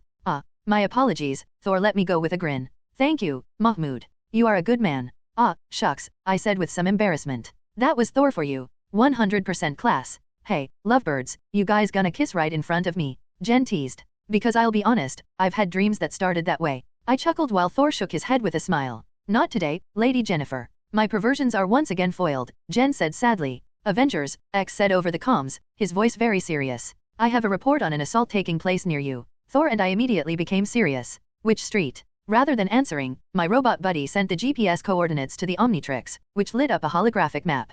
Jen, Thor, and I leapt off the building. When we got to the building, 3 men were in the midst of attacking a man and a woman. There was something very satisfying about smashing into the room and seeing those 3 assholes' faces drop in fear while the man and woman they were attacking stared at us in relief. Just another day in New York City, saving the innocent and punching the guilty. May 23, 2014. You look hurt, Steve said over breakfast one day. We were in the rec room eating vegetables and turkey breast with Bucky and Sam. I sighed, annoyed. In the background, Sam and Steve's chosen song Trouble Man by Marvin Gaye was playing, with my song of choice following. It doesn't hurt, it just looks ugly as fuck. Language, Steve said immediately. And are you sure? He looked worried for me. I smiled as best as I could through eyes that were nearly covered by big pink bulges. It's not bad. Annoying, really? Does that mean we can make fun of you? Sam asked with a shit-eating grin. No you can't, I glared at him. I'm getting enough of that from Tony and Nat. I ain't getting more of it from you. Bucky grinned. Hey, at least you know it'll end soon, right? It was supposed to end early, I said with a sigh. But in the same way it started late, it's taking a while too. At least I know Swampfire is getting stronger. Plus side, that. I chewed on a tomato while Sam sighed. Well, in the meantime, how are you two? Sam looked at Bucky and Steve. You guys have been traveling every day so far. Meet anyone interesting? Mostly super spies, Bucky said with a sigh. A lot of people who are being pushed to be Avengers for the publicity. It's been annoying as hell. Bucky, Steve admonished. There have been good people too. Men and women who just aren't Avengers material for real reasons. There've also been overconfident jackasses who you had to beat up, 1 woman who demanded you kick the blacks off the team, 2 women screaming we were anti-feminist for not accepting them, a scientist that tried to kidnap me for my arm, and a rapist that Jarvis exposed, Bucky pointed out in turn. Well, yes, but at least we caught the last 2, Steve said weakly. Are you guys having adventures without the rest of us? I teased. We were having adventures before you were born, kid, Bucky teased in turn. Okay, boomer, I joked back. Seriously though, you guys haven't found anyone since Aries. No one, Steve sighed. I'm starting to wonder if our luck has run out. After you, Sam, Creel, Izzy, Bobby.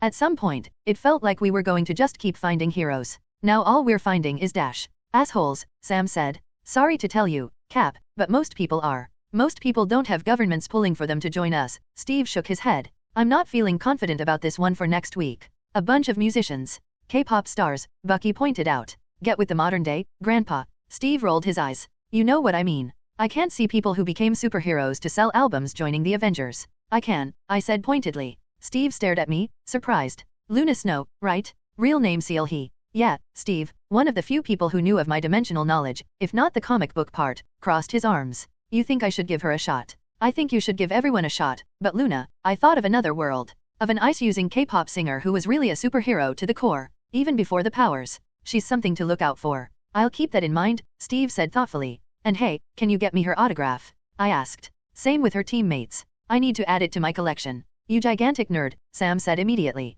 Proud of it, I grinned while the bumps on my face shifted. In the background, the song Sorero Daisby Shoko Nakagawa started to play. Love Gurren Lagann, Steve said idly as the familiar song played, before taking a sip of his drink. The rest of us nodded in agreement. Bucky checked his watch. We better hurry. We have to fly out to meet one of the US Army suggestions soon. Steve checked his own watch, and returned to eating his food. I joined in. I had another training session with Aries after all. Needed all the energy I could get. May 24, 2014. Damn it Tony. I busted into Tony's lab, fury on my pimply features. Are you serious? Pepper jumped with a squeal when I entered, Fitz staring at me in surprise. Tony, on the other hand, looked very very innocent as I glared at him. Hey, fanboy. Having a bad day? Just before he could say anything else, the screens around us flickered before showing images of me, red face and pimples, squinting at the camera. That's been happening all over the tower, I said with a glare. Pepper snapped her head around to glare at Tony. Fitz winced. Tony gasped. That's horrible? What terrible person could have dash?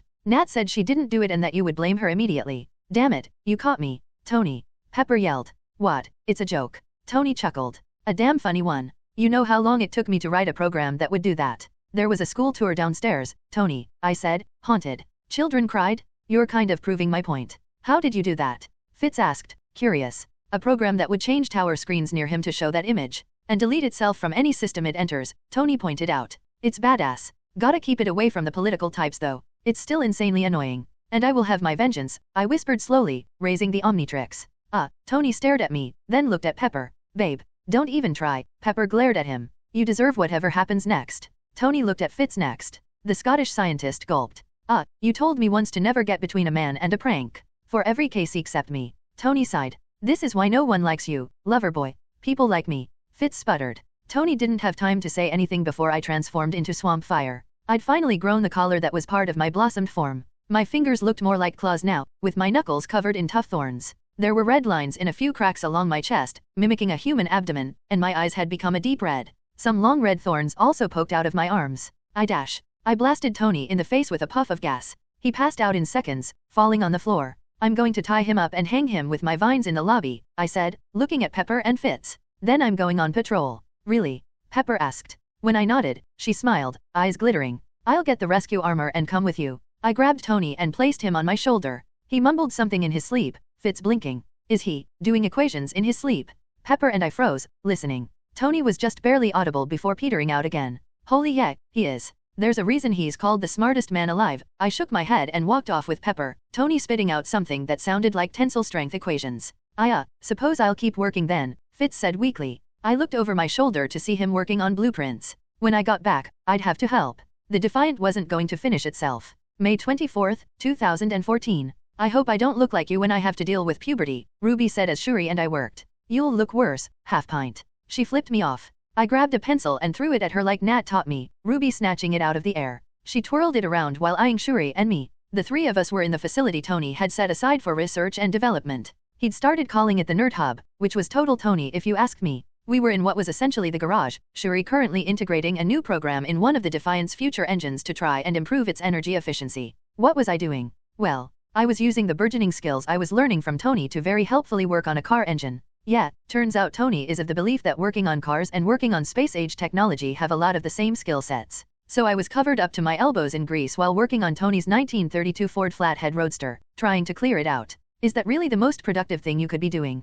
Shuri asked me. We aren't all child prodigies, I said while waving a hand to bring up a hologram. Two of us are, Ruby said, trading a high five with Shuri. I ignored them to continue speaking while squinting at the hologram. I'm learning this whole engineering thing from scratch, so this is how I do it. Kind of fun, honestly. You should work on something new, Shuri said, her Kimoyo beads projecting a hologram of the engine she was looking at. What is the use of learning old technology? Shuri, one day, when you end up in a museum with nothing but ancient tech to depend on, you're going to look back on this moment and curse while putting all the old shit you can together to survive. What is he talking about? Shuri asked Ruby, who shrugged. Just trust me. New tech is great, but you should never look down on the benefits of the old school. I looked over at her. There's a reason I made sure the Defiant is going to have some regular guns in it. No EMPs mess with the concept of gunpowder igniting and sending a piece of metal forward very fast after all. The Defiant will be hardened against such things, Shuri said while rolling her eyes. You'll learn. Oh, you'll learn? I chuckled. Complex is cool. But simple works, and that's always what you want most. He's so old, Ruby whispered to Shuri. I'm 28, I grumbled while going back to the car engine. As I did, I winced at the feel of the big-ass bumps on my face still bouncing around. Does he just never clean his face? Shuri whispered back. I sighed while Ruby explained the Swampfire blossoming situation. God, when was this pimply hell going to end? May 25, 2014. 4 days. That's how long it took for my pimples to clear and for Swampfire to finally finish blooming. What the hell, Omnitrix? Plus side, the news seemed to think my new pimples made me relatable. I'd also gotten free skincare products sent out to me on one-day shipping from various companies, and one elderly woman who sent a box of onions and a home recipe her mother had taught her for cleaning pores. I kept the onions to cook with, and had X take care of her bills for being such a sweetheart. Combined with my breakfast with Sam, Steve, and Bucky, hanging Tony from the ceiling for an hour, and working on car engines, I kept busy. Taking lessons with Tony on tech stuff over the weekend, law with Jen on Monday, piloting Quinjets with Clint on Tuesday, off to train with Aries every day at 2 p.m. Then a few hours patrol around New York City, always in Swampfire form since I was stuck with him, doing it with every Avenger on both teams. Finally though, it was done. My face was once again smooth. Thank God, because I couldn't stand one more joke from Tony, Jen, and Nat. Pizza Face, Crater Ma, Moonman, the Pink Avenger, Puss in Boots, and much more. Combined with Tony making sure images of my face would appear once a day all across the Avengers Tower computers, I knew I'd need to get my revenge soon. Jury Rig was going to have his day. For now though, I was just glad to be back to my relatively okay-looking self, rather than the rejected version of the toxic Avenger. And that I was no longer locked into Swampfire form. Was it really that bad? Sam asked me when I mentioned it to him. The two of us were in a car driving through New York City, Sam driving while I hung out in the back seat with our fellow passenger/leader. The three of us were on a mission of protection, technically. Personally I thought the person we were protecting could handle herself, but the last time someone thought that, Nick Fury had ended up faking his death. Well, the pimple thing was mostly annoying, I admitted. But being stuck with one alien to fight with could have been bad if something popped up that Swampfire couldn't handle and none of you guys were around to help me out. That's not something you should worry about. Maria Hill looked up from a paper file in her hand to give me a critical look. I've been making sure none of our people goes out alone again. Not on missions at least. The only reason I don't complain whenever you decide to disappear is that you tend to take a friend along. Complain? I blinked at her. Yeah, Mahmud. Sam looked in the mirror at me while we stopped at a light. You need to keep everyone informed about where you go. I balked at that idea immediately. I'm sorry, should I make sure to come home by 9 and call you if I want to stay at Timmy's house? Sam didn't flinch at my caustic tone. It's not like that. We have a lot of enemies out there that want to get their hands on you. If you go out alone and just disappear because the right person found the right way to capture or kill you. Sam let out a deep sigh. Well, we still haven't found Trip and Sharon, man. I don't want to wake up one day and find another friend gone. It scared me enough when I found out about the Savage Land. I don't want that to happen again. I stared at him. When I looked at Maria, she was very carefully reading her file. Yeah, all right, I said at last, trying to sound sincere. I wasn't lying. I just knew that sometimes I might have to disappear without notice. I'd let X know, if I ever had to go somewhere crazy with no notice. For now, are you sure they'll be there? I asked Maria. They've been there for the past day or so, after they left Pop's shop, Maria said with a sigh. They're actually very good at counter-espionage tactics. Well, one is a private investigator and the other is a former Marine and cop, I pointed out. Doesn't account for them almost disappearing from under our eyes. We were lucky that we already had some idea of where they would go. We came to a stop in front of a fancy-looking apartment building, one of those big red brick ones that took up a block of the city. Sam parked, and the three of us exited the car. I could see that this place wasn't just fancy. It was also kind of a fortress. There were security guards for one. Not normal guys who worked a 9 to 5, but guys with real military training, carrying their pistols on their hips in just the right way to easily clear it from their holsters, their muscles firm under their uniforms. Sam and I walked up. Sam was wearing his wingsuit, the black and red almost glimmering in the light, his helmet down to reveal one of the most famous faces in the world. I was wearing my more casual style costume, but the Omnitrix was glowing on my wrist. Maria walked ahead of us with confidence. Dial. You know the apartment. Go big chill, fly up there, and knock on their door.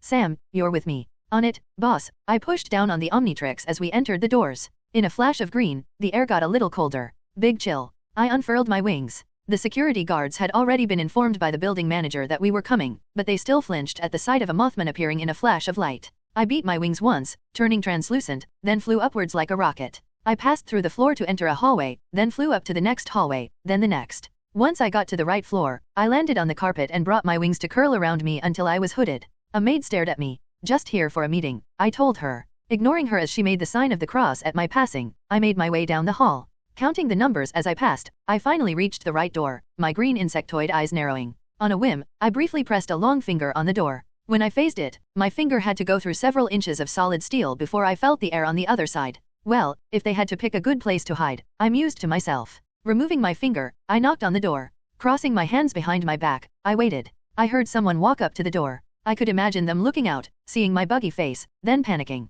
Someone hissed something at a barely audible volume. Hey, hi. I called through the door. I'm not here to fight, I'm here to talk. My name is Dial. You know, I can just walk through this door. Someone, a female voice, let out a loud, oh fuck, sideways, through the door. I heard the elevators behind me open and close, and glanced behind me to see Maria and Sam walk out. As they did, the door to the apartment opened. A woman poked her head out. She was pretty, blonde hair done up in a ponytail, a slightly upturned nose, and green eyes. I stared at her for a moment, trying to imagine the potential superhero this woman could become. Trish Walker. I asked her. I'm here to talk to Jessica Jones and Luke Cage. Trish stared at me, then looked behind her. Someone cursed once again, loud and angry. She stepped back as someone else snapped the door open. A thin white woman with long black hair, a pretty face, and the pissed-off grimace of a professional asshole, eyed me up and down. Shouldn't you be fucking a lamb somewhere? I only fuck on the third date. Nice to meet you, Jessica Jones. First time anyone has said that, Jessica snarked. Behind her, came Luke Cage. He was as big as Creel, sculpted with muscle the same way most of my male friends were. He had a small goatee, and deep intense eyes, his skin a dark chocolate brown. He gave me a smile. Forgive her. Jessica's the bitchy, Jessica said without a hint of shame. Abrasive sort, Luke said with a grin. Honestly, it's not that bad. Hey, is your face still fucked up with zits? Trish and Luke winced. Jessica smirked. I smiled. No, it isn't. Maria and Sam joined us. Jessica Jones, Luke Cage. I'm Maria Hill, director of Bridge. I think we should have a talk. They shared a long look. Luke nodded. Jessica cursed, again, before looking at Trish. The blonde raised her hands with some nervousness on her face. Hey, this is way above my pay grade. Hey, weren't you Patsy Walker? Sam asked, surprised. I loved that show when I was a kid. Trish hesitantly smiled at that. Soon we were in Trish's apartment. I stayed in big chill form, my cloak wrapped around myself, and sat next to Maria on Trish's couch. Sam stood behind us with his arms crossed. Luke and Jessica sat across from us while Trish grabbed some drinks from the kitchen. I think she was doing it just to get rid of nervousness. Here's coffee, water, beer, some soda. Trish brought the tray over. I didn't know what to bring. It's fine, I said, taking the cup of coffee. Careful, it's still boiling. She stopped to stare in awe as I chugged down the hot coffee, sighing happily as it went down. Not quite as delicious as steel, but pretty good. You get used to it, Sam told Trish, smirking. Jessica Jones, Maria said, eyeing her. According to reports from my agents, you have superhuman strength, speed, and some very limited flight ability. You've done a good job hiding those though. In the old days, S.H.I.E.L.D. would have been ashamed that they never tracked you. Yeah well, that's me, subtle and mysterious, Jessica snarked. Trish let out a nervous laugh. Luke Cage, aka Carl Lucas, Luke, who had been smiling, froze when Maria said his real name. After escaping Seagate with superhuman abilities, you managed to disappear entirely. You must have known quite the hacker to be able to pull off some of that. Something like that. Luke stared at her with hard eyes, his right fist closing just a bit. I'm not here to arrest either of you, Maria said. Anyone tell you guys that you're overly paranoid? And I have my own spy organization, I grinned. I'm here to ask you what your plans are, among other things. It would have been easier to do if it wasn't for you two running every time someone finds you. Like when Tony fucking Stark showed up at our last place, Jessica asked pointedly. Tony does stuff like that all the time, I said with a shrug. Oh, by the way, Sam, do you have the... Right. Sam reached into a pocket and pulled out a note, which he passed to Luke. What's this? Luke asked. Tony passed this to me, and he got it from Pops, Sam explained. Luke opened the note. Then he chuckled. Listen to the nice superheroes. They tip well. He sounds awesome, I said with a grin. He is awesome, Luke grinned back at me, slipping the note away. Well, Miss Hill, what exactly do you want? Proof that you two are as heroic as you seemed to be when you stopped Barracuda? Maria reached out and took a beer bottle off the tray, sipping at it. Jessica grabbed one as well and chugged it in mere seconds, reaching for another. Bridge took it upon themselves to make sure all the damages for that incident are covered. But beyond that, the last thing we want is to have you both running around and getting in fights without accountability. We tend to avoid getting in fights, Luke said. Even Jessica. Jessica gave him a vicious glare. Oh really, we're going there? You've stopped 2 muggings since we got here. Luke coughed. Maria smiled. Really now? The large man smiled slowly. I couldn't just stand by, you know. You two are cute, I said with an insectoid smile. I know, right? Trish said nearby. The 5 of us looked at her. She froze like a deer in headlights. Sorry. Sam spoke next. Best case scenario, we'd love to have you guys work for Bridge. You want us to join your spandex brigade? Jessica leaned back on the couch and rested her arm back. Cause I'm not showing off my camel toe so you can get your rocks off. Sam, being a former soldier, had heard worse, so he didn't even flinch. If you don't want to become Avengers, fine. One guy, Daredevil, works out of Hell's Kitchen. He's a friend of ours. We give him logistical support, hide his identity from the public, and make sure his bases are covered legally, I explained. Trish walked forward to add more extremely hot coffee to my cup. Wait, the devil of Hell's Kitchen is real. Oh right, you're a reporter. Yeah, he's real. Tracks down a lot of drug dealers, sex traffickers, and muggers. We've worked together before, and he's done some work for the police, I admitted freely. What if I don't want to run around saving every kitten out of a tree? Jessica asked. Then you just don't, Maria narrowed her eyes. But you also can't just go around assaulting people with superhuman strength when you feel like it. I have no problem with self-defense, to a certain point, but the last thing we need is you breaking people's arms. You get the same rights any responsible gun owner gets. Luke coughed. And if I want to help? Jessica looked at him like he'd betrayed her. He ignored her. If I want I don't know what to call it, a superhero license. So that if I do help someone, I won't get arrested for being a bulletproof black man. Sam and I shared a look with Luke. While lots of people had been great, the 2 of us still got a lot of hate for our race. Sam had been called 9 flavors of slurs, and I'd been accused of supporting terrorism multiple times. And that was just the blatant racism and stereotyping. I can't control how people in the street treat you, Maria admitted. That's not something anyone can do. But I'm the director of Bridge. I'm working to make sure this new world we live in is safe. Forever young, Maria rested her chin in her palm. You want to protect people? We can provide legality, resources, and lawyers. We know you were innocent, I explained, of the crime that got you sent to Seagate. We've got our agents figuring out who framed you, but in the meantime, you should be clear. Whether you become a hero or not. But that's the gist, Sam said. You want to become heroes? Great. We'll help you out. Want to stay out of it? Fine, then you need to follow the law. And who's to say you aren't just going to force us to take on missions and shit? I mean, are we going to have a monthly quota? Jessica asked. No one is forcing you to do anything except follow the general rules of society. Maria looked like she was becoming very exasperated with Jessica. So was everyone else except Trish. Personally, I thought she was funny. But then, I had my own suspicions on why she was like this. We're still figuring things out, Sam explained. We only have one vigilante so far, and he's been going out every night. But the rule has been that 3 nights a week patrolling the city is enough as long as you consent to treat the people you capture humanely. Which means no killing if you can avoid it, no matter how scummy or monstrous the criminal, I said darkly, my breath coming out just a bit frostier than normal. I'm not worried about that, Luke said with a sigh. Pops has been telling me that I should start helping people for a while now. Oh please, Jessica rolled her eyes as she spoke. You've been looking for an excuse to do that since we fought that gold-toothed asshole. Luke was apparently unfazed by the tiny brunette's attitude. He chuckled in a deep baritone. Maybe I was. Damn good excuse right in front of me. Jessica looked between Maria and Luke, ruby lips twisted in annoyance. Finally, she let out a small fuck. Fine. I'm in too, Jessica sighed. Just to keep this idiot alive. Luke looked at her, worried. I appreciate it, but you don't have to if you don't dash. Shut the fuck up, Luke. I grinned at the fact she sounded reluctant, bitchy, fond, and determined all at once. You had my back. I have yours. Got it. Luke smirked at that before looking at Maria. What do we need to do? Undergo some tests, for one. Nothing invasive, just some basics so we have some understanding of your abilities and weaknesses. The last thing we need is either of you getting injured without a doctor on hand to help. I can't really get injured - Luke was about to say. Don't, I cut him off. I've been every flavor of bulletproof, intangible, liquid, and all other kinds of impossible to hurt. And I've been beaten up in all of them. Take the tests so that if / when you get hurt we can help you heal. I'll keep that in mind, Luke said, giving me an odd look. There's more, Maria said. See, I need you to sign paperwork. A lot of paperwork. Fuck me, Jessica rolled her eyes. I chuckled, puffs of frosty air coming from my mouth. That's when I noticed Trish. She didn't see me looking at her.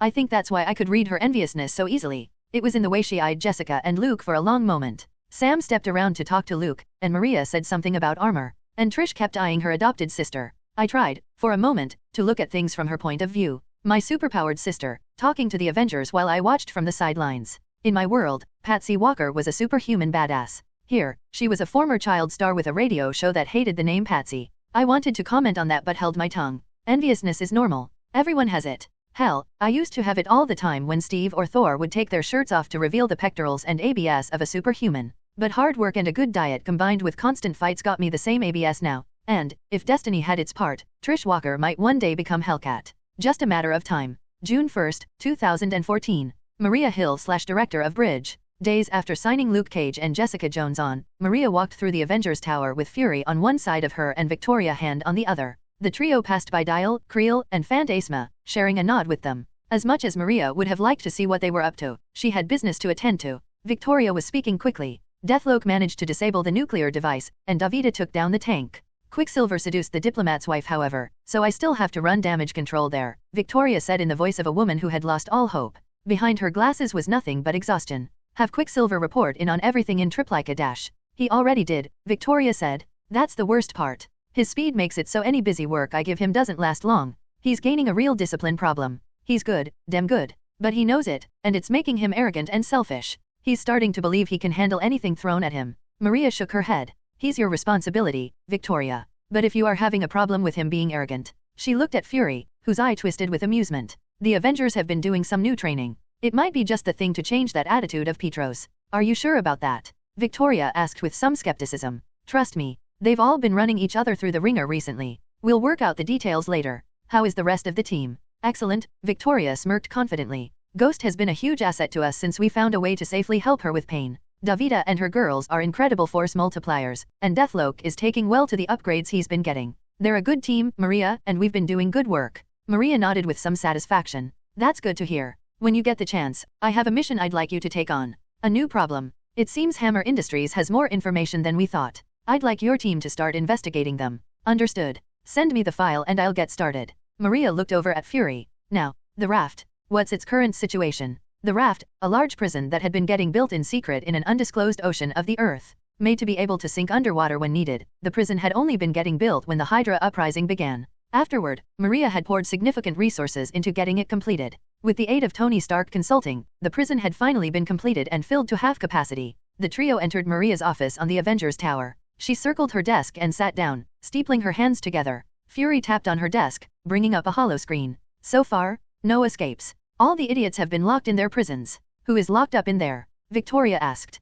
I have trouble remembering after all this time. Fury chuckled. As of now, a laundry list of Hydra morons, Rio demons, and monsters that managed to survive right hooks from the Hulk and Iron Man, and the last prisoners from the fridge that Hydra didn't let loose, including the ones your team caught. That was actually a large part of what Victoria's team did, running about the world capturing escapees of places like the fridge after the chaos of S.H.I.E.L.D. rebuilding into Bridge. They'd started with John Horton, a man who had replaced his hands with lion paws. When they found him, he was trying to graft the wings of a bird to his back. According to Victoria, he'd screamed in fear when Deathlock and Marion Pouncey had come down on him like a pile of bricks. Does that include the abomination and aberration? Victoria asked. Of course. Maria leaned back and switched her screen over to a video of the prisoners in question. Aberration, aka Rana Phillips, was in her monstrous form, sitting on a bed with a book in hand. Her cell was fairly nice, with a small bookshelf, a TV, and some posters. She'd hung up a Green Day poster above her bed, and an Avengers one over her desk. Maria noted that the Avengers poster was untouched. Funny. She would have thought it would have darts in it, maybe some ink markings. Didn't you remove her privileges? Victoria asked. After her old exo was assassinated. We wanted to, for a bit, Fury said. But the fact is, we have no idea who killed him. The bastard was a torturer, rapist, and overall son of a bitch. We have no proof Hydra did it on her behalf. And Rana has been a model prisoner. She's been taking therapy, learning skills, writing to her family, interacting well with the guards and prisoners. Unless she's such a good liar even Natasha can't see it, we've got someone on the path to redemption. On the screen, a pair of long metal arms came from the door to the cell, carrying a metal tray of food. Rana watched the arms stretch out and took the food tray, digging in immediately while reading. On the other hand, we have Blinsky. Another image popped up. The image was much less comfortable. The massive man was snarling, screaming, while wrapped in metal bonds. His arms, legs, chest, and head had enough metal wrapped around them that even his large body was dwarfed by the bonds that held him. He was yelling something that could barely be heard under the snarls he was also emitting. He killed 3 men the first time we tried to move him. Those bonds of his were developed by Tony, Bruce, and Fitz, made to siphon gamma radiation while adjusting constantly to his strength. Can those be used to hold the Hulk? Victoria asked. Maria didn't hold the question against her. Victoria's job was to suggest answers to worst-case scenarios. For all that the Hulk had become an asset and ally rather than a threat. No, the Hulk's power levels have increased recently. As Dial put it, the angrier he gets, the stronger he gets. But the abomination, with his set amount of strength, we can hold him. And we'll have to. Fury pointed at him. Emil Blinsky has been yelling about he's going to kill us all, make us pay, that banner will rue the blah, blah, blah. I swear, he's starting to repeat himself. Maria grinned at the utterly bored look on Fury's face. What about the Centipede soldiers, or the Gamma Hydra agents? Victoria asked. Well, the Centipede soldiers have been stripped of their cybernetics. We replaced them with much more benign prosthetics. And the gamma-irradiated Hydra agents we captured have been either placed in similar bonds to abominations or given a cell like Rana's, based on their temperament. As for Karl Lykos, the despot Sauron from the Savage Land, I've got him on the helicarrier, Fury said. He's a weird one. Earlier that day, Nick Fury/agent of Bridge. A set of doors to the brig of the Enterprise slid open in front of Fury. He stepped through and began walking past the cells. Most of them were empty. One had a mercenary from Japan who had been contracted to try and assassinate Sam Wilson, only to get picked up from the airport by their agents. Another had a scientist who had been trying to sell a virus that could infect any system and send the information to the country of choice. The most interesting, however, were the prisoners in the back, who were talking across the hall from each other. Waik. A primitive solution indeed, my friend, but a most exciting one. How do you account for the lack of a power source? Waik. Have you realized potatoes make a better source of energy than those? If you're forced to use plant matter, of course. Waik. A most passionate response. Fury walked up between both cells and looked between them. In one was a green goblin, about 3.5 feet tall, with dark brown eyes, long pointy ears, and hair pulled back into a bun on his head. The creature was found in the aftermath of the Rio incident, one of a few strange creatures. Tony and Galena, the Crimson Dynamo, had captured a number of the goblins, who had been imprisoned since. They'd made painstaking attempts to try and communicate with the little guys, who had seemed eager to talk while gabbling amongst each other in excitement over every little thing. The one contained in the Enterprise was the most communicative, and he'd apparently found a friend. Karl Lykos blinked at the sight of Fury. The brown-skinned man had been brought over on a Quinjet days ago. He was kept in a cell developed specifically to stop energy drainers like him, used by S.H.I.E.L.D. and advanced further by Leopold Fitz as a test of his polytectic adaptive materials project to make containment cells for superhumans that could be flown anywhere or added to any Quinjet or vessel when needed. As of yet, Karl hadn't tested his cell. He'd been quite the novel prisoner. The walls of his cell were covered in papers, with theories, mathematical equations, and random notes. His only request other than paper to write on was that his letters were sent out. He sent letters to only 2 people. Dozens to a woman named Tanya Anderson, someone identified as a childhood friend and crush of Lykos before he became Sauron. After some initial awkwardness between them, the two had begun tentative attempts at getting to know each other once again. Bridge read all their letters to each other extensively, but thus far it was like reading the letters of teenagers with a crush on each other they couldn't admit to. He sent a letter, only one, to a man by the name of Charles Xavier. Charles Xavier was a genius-level intellect, who had PhDs in many things, one of which was in genetics. He'd shared some radical theories decades ago on the possibility of human mutations before disappearing off the map to his mansion, where he opened up a boarding school. Utterly boring, really. Notably, the message was simply a calm letter informing Charles he had been missing for some time and had returned, and to get in touch with him in the usual way. After that, nothing. They kept an eye on Charles Xavier, but none of the agents spying on him found any evidence. One had blacked out in the middle of his investigation, but that agent had admitted to losing sleep for several nights before that. Whatever the case, Carl Lycos smiled up at Fury. "Ah, my dear Mr. Fury. I must say, I'm a little jealous of your name. Are you?" Fury asked, meeting eye with Lycos. "Oh yes, Fury." Lycos stood, holding his fists up dramatically. The power, the symbolism of such a name. "Why must I do this, Fury?" Lycos paced through his small cell. "Who is after me, Fury? Who stands before me, with stoicism in his stance and duty in his very footsteps?" Lycos spun to look at him, eyes filled with glee. "Fury. To have a last name such as yours. I could always adopt you into the family, if you're that eager," Fury said with some amusement. "You're jesting, I'm sure, but I do think I might take that offer one day," Lycos said with a grin. "You caught me in the midst of a bit of scientific debate with my fellow prisoner. Now I understand why reprobates call prison college." The goblin, Fury, looked over at the man in question. "You can speak to him." "Somewhat. I have a bit of practice translating languages with odd guttural tones to them thanks to my rather less hospitable half. My little fellow intellectual speaks as much with his body language as you and I do with our tongues and throats. Most fascinating is that he understands us perfectly. Says he learned from fighting humans in his own world." "Why?" the goblin said in agreement. "We've had trouble communicating with him and his friends. Could use a translator," Fury said slowly. "Oh ho, are we beginning negotiations then?" Lycos smiled. For a moment, underneath the jovial tones, Fury could see the conqueror that had been hiding beneath that. "Where should we start?" "Well, first off by making it clear these aren't negotiations," Fury smirked. "I like you, Lycos. You've got a hell of dramatic soul." "Why thank you. But as much as I'd love for some of the help we can get from you, this is me deigning to come down and see about getting something for the trouble of giving you room and board. We can survive without it. But it would make things a hell of a lot easier maybe. If I'm feeling generous, I'll throw something nice in for you." "Ah, the hardline stance then? Quite right of you to do so. I am, after all, a very dangerous man," Lycos said sadly. "What then, are the terms?" "We'd like to know more about the savage land. The locations, species, and languages that our boots on the ground might not know about it. We want to know what made the Sorlords what they were, where they came from. Are you unfamiliar with the concept of courtship? For shame, my dear Fury. Would you like some advice?" Fury chuckled. "You think I need help with that?" Lycos looked Fury up and down before laughing. "No, I suppose not. I will share whatever you like freely. May I ask, if you would please do 3 things then?" "Depends. But hit me." "I would like, first of all, to have a lab of my own. Only a few things, and I do not mind if I am under supervision while I am in it. I will freely share all my results. But I am a scientist, Mr. Fury. I need work or my mind will begin to rust, to shift into becoming not but a brain fit for that of a high school teacher. Or a politician." Fury grinned. "Ah, see. Humor? I knew I liked you," Lycos said with a smile of his own before he continued. "I would also like to speak to my peers. Fellow scientists such as that young man there," Lycos pointed across at the goblin. "I don't mind translating for him, if need be." "Why?" the goblin said. "He doesn't mind either." "Huh. Tempting. Mighty tempting, all of that. But then there's the third thing." "What will that be?" Fury asked calmly. "Mahmud. I wish to speak with him.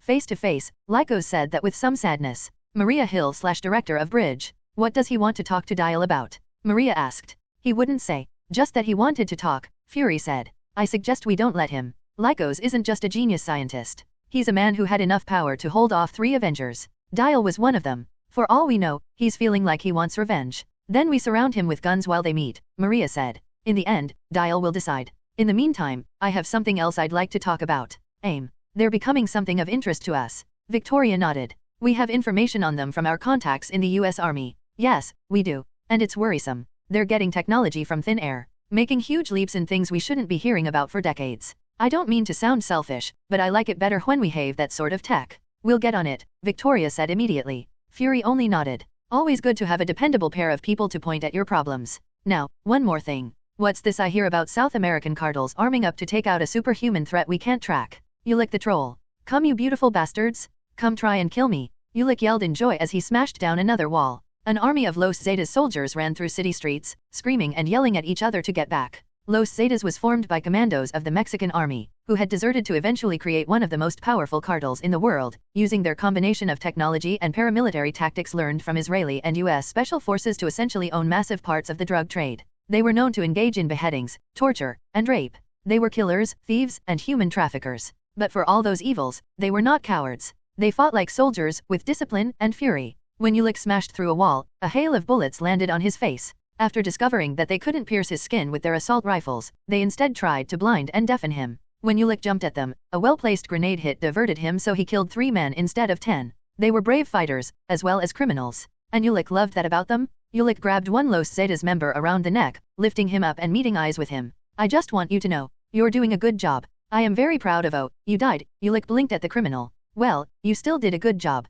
The loud sound of metal on concrete resounded through the area. Then, a loud engine. Before all the soldiers disappeared, running into the shadows of the city, Ulik tossed the dead man in his hand aside to look around curiously. What's that noise? My friends, where did you go? Ulik called out around him. For a moment, he felt a deep sadness in his heart. Had they run away? Found cowardice beneath their courage? Not a shameful decision when considering the skill Ulik had as a warrior. But looking around at the empty street, Ulik felt only depression. He had gained such respect for those murderous scoundrels. And he thought they respected him the same way. There. A metal vehicle, like the cars Ulik had become familiar with. But covered in armor, with enough steel to turn it into a turtle. No, a tank, they were called. A weapon of war. That was the difference between. All of a sudden, the depression was gone. Replaced by excitement. My friends, what new joy have you brought me? The rock troll spread his arms out. Come, let us trade blows once again. Dispara a sa cabron, someone inside the tank yelled. Ulik laughed boisterously. Then the tank roared. Yes, give me your best show dash.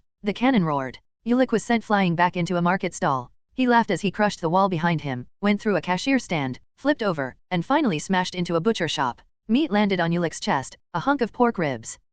Oh, my friends, you are incredible. Ulik grabbed the hunk of raw rib off his chest and shoved it into his mouth, bone grinding under his teeth.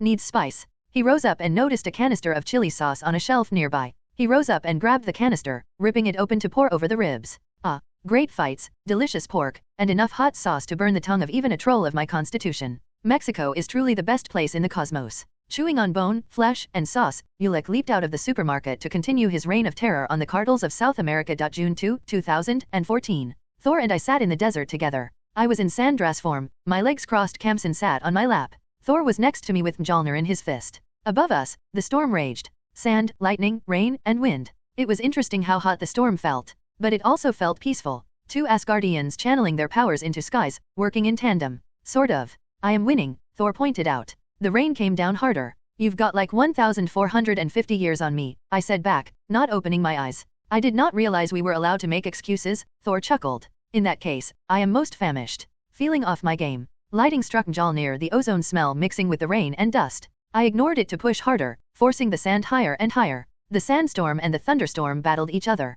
Columns of sand rose into the air like reaching fingers, only to get turned to glass by lightning. Rain poured onto the ground, only to be absorbed by the hungry desert. But soon, it was too much. I couldn't hold the storm. Every gust of wind and sand lost its power, replaced by the power of Thor. I cursed to myself and snapped my eyes open. Thor did as well. You did well, he said without a hint of arrogance. The gracious winner raised his warhammer, and the storm fell apart around us, replaced with blue sky. I've rarely contended with power like that. It was quite fun. Yeah, it was. I grinned at him, then looked around. The desert was soaked. We'd kept things contained a bit, but our little meditative battle still ended in a wet little spot, with glass spires rising in the sky. I raised my hand, and sand flowed around the glass structures, grinding them apart. The villages should be ready for us, Thor pointed out. Shall we? I nodded, swinging Kamsin around to place at my waist. With a mental thought, I brought a platform of sand underneath me and lifted off, Thor following. The two of us flew over to a large town where a UN ambassador was standing just outside of with some of the town officials. As we landed, the UN woman came over.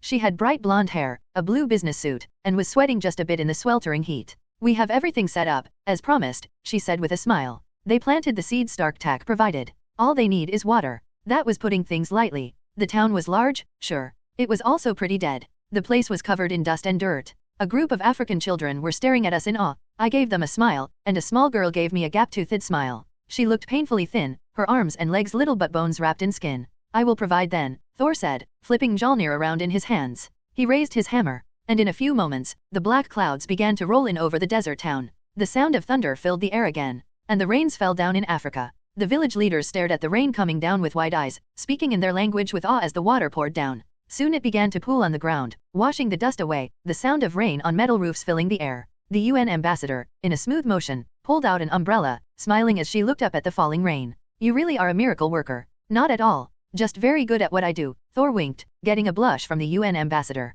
Show off, I scoffed, reaching for the Omnitrix symbol and tapping it. In a flash of green, I turned into Swampfire. The form was very different now. I'd gained a lot of muscle in the form, my skin had become darker green, and fingers now ended in hard talons that could cut through stone, with red thorns along the backs of my forearms. The collar around my neck glowed with an inner fire around my neck, with some lines along my chest glowing with the same red-orange fire. My red eyes panned around everyone. The villagers gasped in surprise. The UN ambassador stepped back, but quickly recovered to turn to one particular villager, who wore a robe with green and yellow patterns across it, his black skin glistening in the rain. Nana, can you go ahead and take Dial to the farm we set aside for him? Of course, he said in his heavily accented voice. He gave me a hesitant smile, which I returned. Right this way, superhero man. I followed him through the village, a small group of his fellows coming along. The further we went, the more old school the buildings became until we were walking past literal huts made of packed dirt, with thatch roofs. We eventually came upon a section of farmland. Dead farmland. Nana sighed sadly at the sight of lifeless plants, dead trees, and devastated land.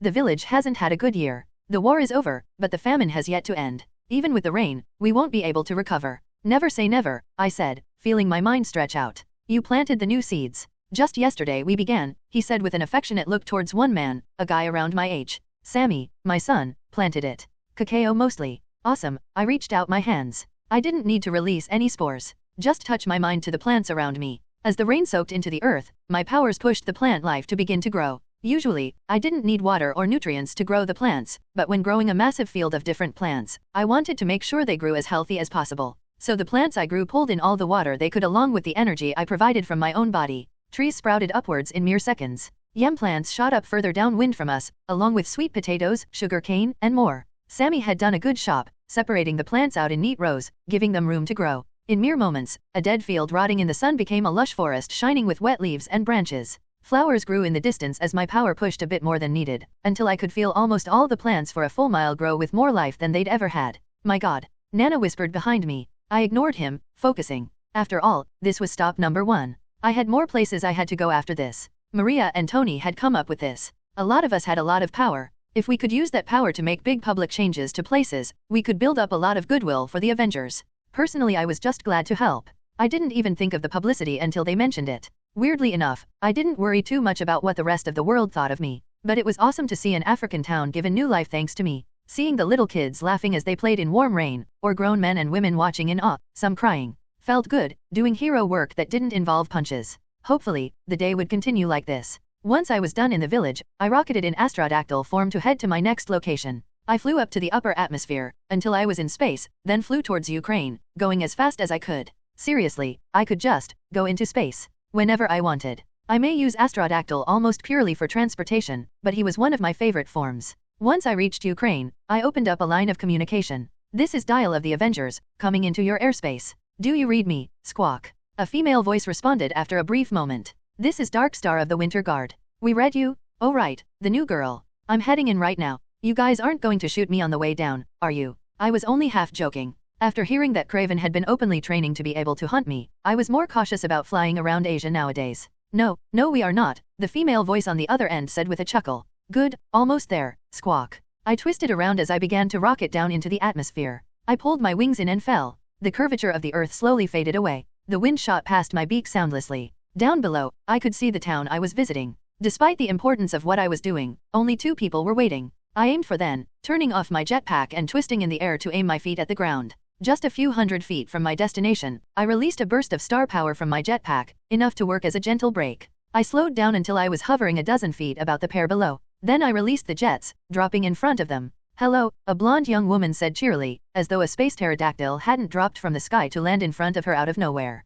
I grinned at her. Hey, squawk. Lania, right? Darkstar. She nodded, stepping forward to shake hands with me, taking my orange claws into her hand. She looked the same as the last time I saw her, with long blonde hair, eyes glowing with energy, and a face that belonged on a magazine, with a slightly wide jaw and sunken cheeks. She was wearing a black leather suit with a yellow star on her chest, with high-heeled boots on her feet, and a black tiara on her head. And you are? I asked the other person there. Grigory Plotnik, the man, a slightly pot-bellied short gentleman with a thick mustache and shaved head, shook my hand. He was wearing a long-sleeved shirt and jeans, a thick jacket coming down to his knees. He looked a bit nervous. I am a scientific consultant. I'll be taking in the radiation readings. Wow. His mystic gorilla danced when he talked. Up and down, side to side. It was mesmerizing. Can you really do it? Lania asked curiously. Absorb all ZE radiation. Hell yeah I can, I said with a chuckle. Then I looked around. We stood in the middle of a town. Or a forest. Bit of both, really. The buildings we stood before had once been apartments. 3 stories, made of concrete.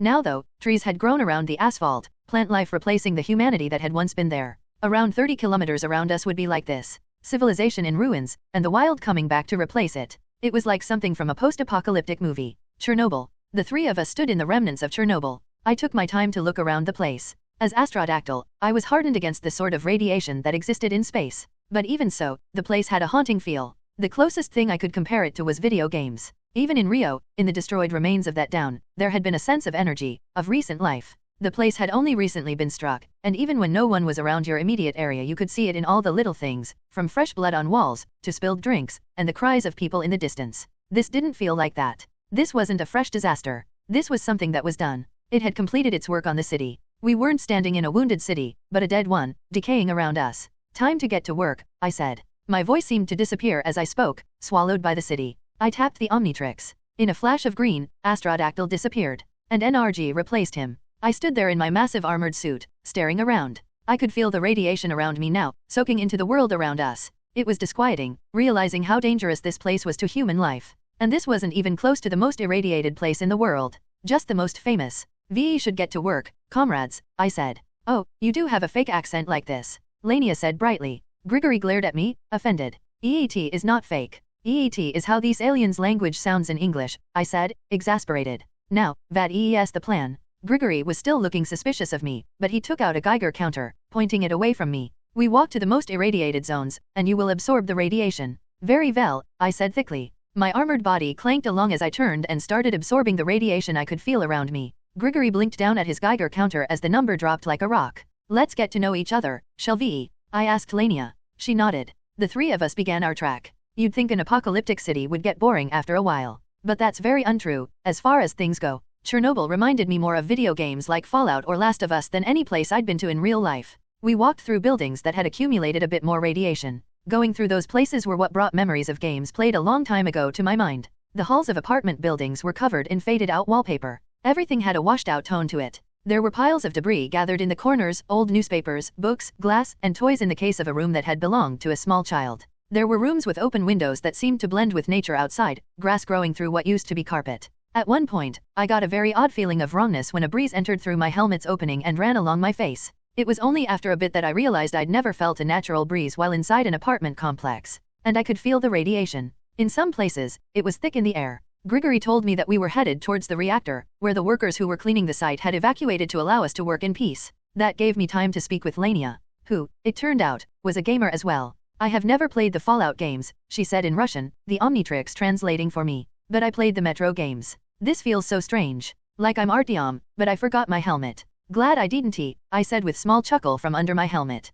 It's a good thing you are immune to the radiation. This place feels so dangerous. It is dangerous. Lania held a hand to her chest for a moment, closing her eyes. Even with my powers protecting me, I can feel the radiation. Grigory will be fine at these levels. But it's still so strange to feel it pressing against me. But, such is life in the zone, Lania said with a small chuckle. Grigory coughed nervously. Well, at least your power is working for us, Dial. The radiation levels are dropping significantly. I felt a bit of pride at that. Granted, after eating a nuclear bomb, even this background radiation was nothing. Walking along the streets of Chernobyl, we soon reached places that were currently populated by those commissioned by the Russian government to clean the area. It was a project slated to continue to 2065. Hopefully, I could cut that time down to almost nothing. We stopped next to a parking lot to see something shocking. They hopped out of bushes, running towards us. I stared at them, shocked at the tiny pair of creatures coming towards me. V-hat. Puppies. Lania said brightly, rushing forward to kneel before the 2 dogs that had come towards us. Oh great, Grigory said with some nervousness, staying far away from them.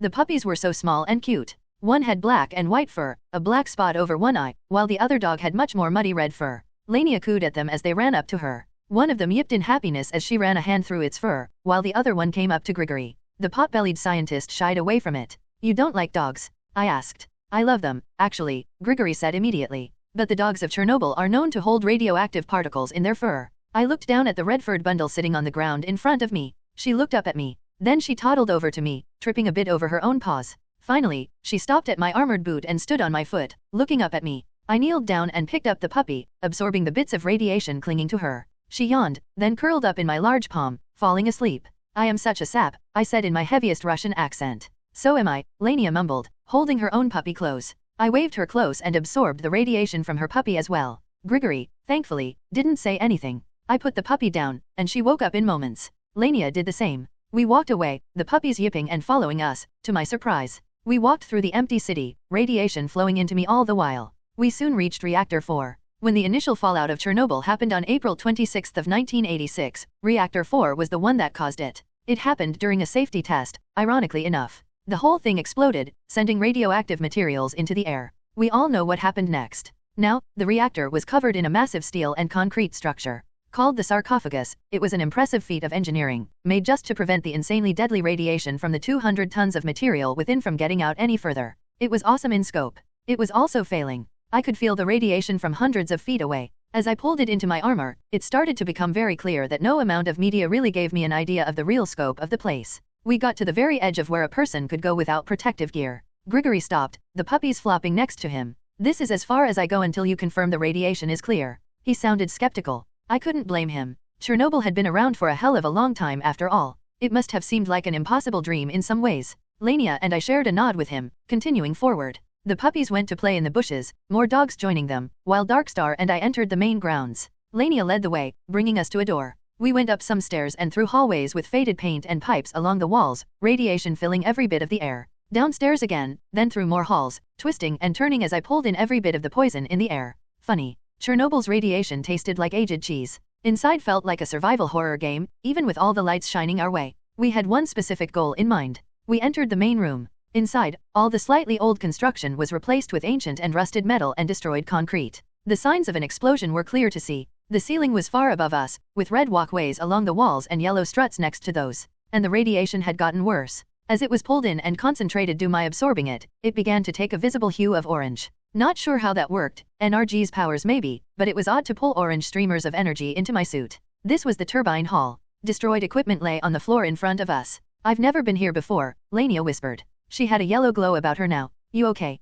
Yes. It is simply overwhelming. I knew what she meant. This place was different from the town. The town, while empty and dead, also felt peaceful. It was done. This felt different. Aggressive. As though we shouldn't have been there. But then I took in that taste of aged cheddar radiation, and felt only satisfaction. We taking care of the elephant in the room? I asked boisterously. Lania looked at me. Then she laughed, the bright and happy sound bouncing in the steel and concrete building. Yes, we should. We went to the location of one of Chernobyl's most famous landmarks. The room that had often been called the most dangerous room in the world. They'd clearly never been in a dining room with hungry Avengers. All humor aside, the place was famous for good reason. I could feel it through my suit of armor, down in my bones. Well, I didn't really have bones, but you get my meaning. We walked by stalactites formed from radioactive material that had dripped into the halls, the various machines and metal struts melted by insane heat. It was like walking through the body of a rotting machine god. We soon came upon the elephant's foot. Named for its shape, the big hunk of gray material lay at the end of a hallway. I kneeled down next to it, taking it in.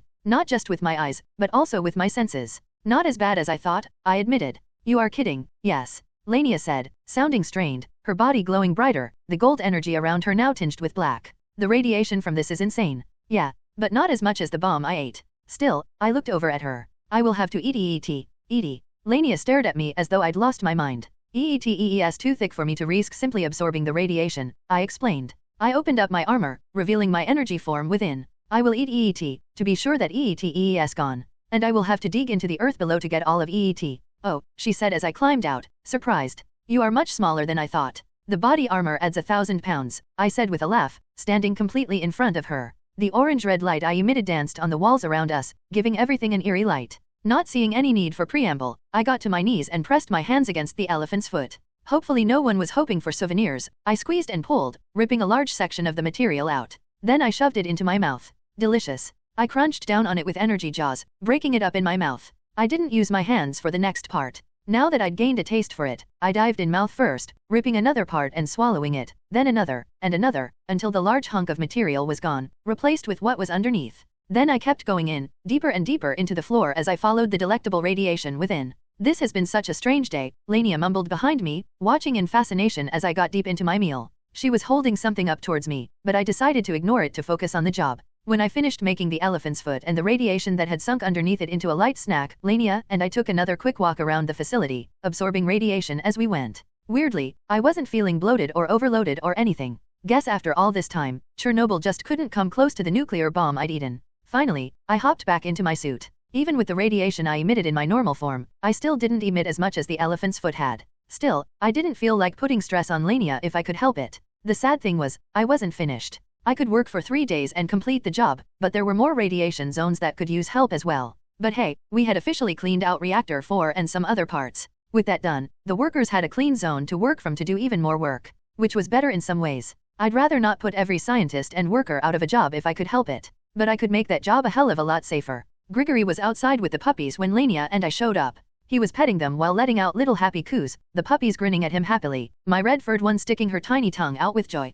When he noticed us, he coughed, rising up. My puppy came yipping up to me, while Lania's went towards her. You're done. He looked almost skeptical. Reactor 4 is officially clean, I said proudly, lifting my puppy up. She licked at my faceplate, apparently unafraid of it. You were only gone for an hour, Grigory said with shock. He's not lying, Lania said with a bright smile. She shifted her puppy so that it was in the crook of her arm and reached into her pocket. Look. To my shock, she took out a smartphone. A smartphone that looked like it had been made by the same guys that built military bunkers. It was covered in 2mm thick steel that shone a familiar red in the light. She opened it like a laptop to reveal it was a screen with a physical keyboard attached to the side. After some quick taps, she brought it up to reveal video. Galena hardened the camera against radiation and other things, so that I could take pictures and video, Lania said in that My Little Pony voice of hers. On the phone, Grigory and I watched my orange-red form devour the elephant's foot. It was kinda surreal, seeing my legs disappear into a hole while the sound of chomping came from the screen. You ate the elephant's foot? Grigory asked, stunned. Before I could answer, he took another look at the screen.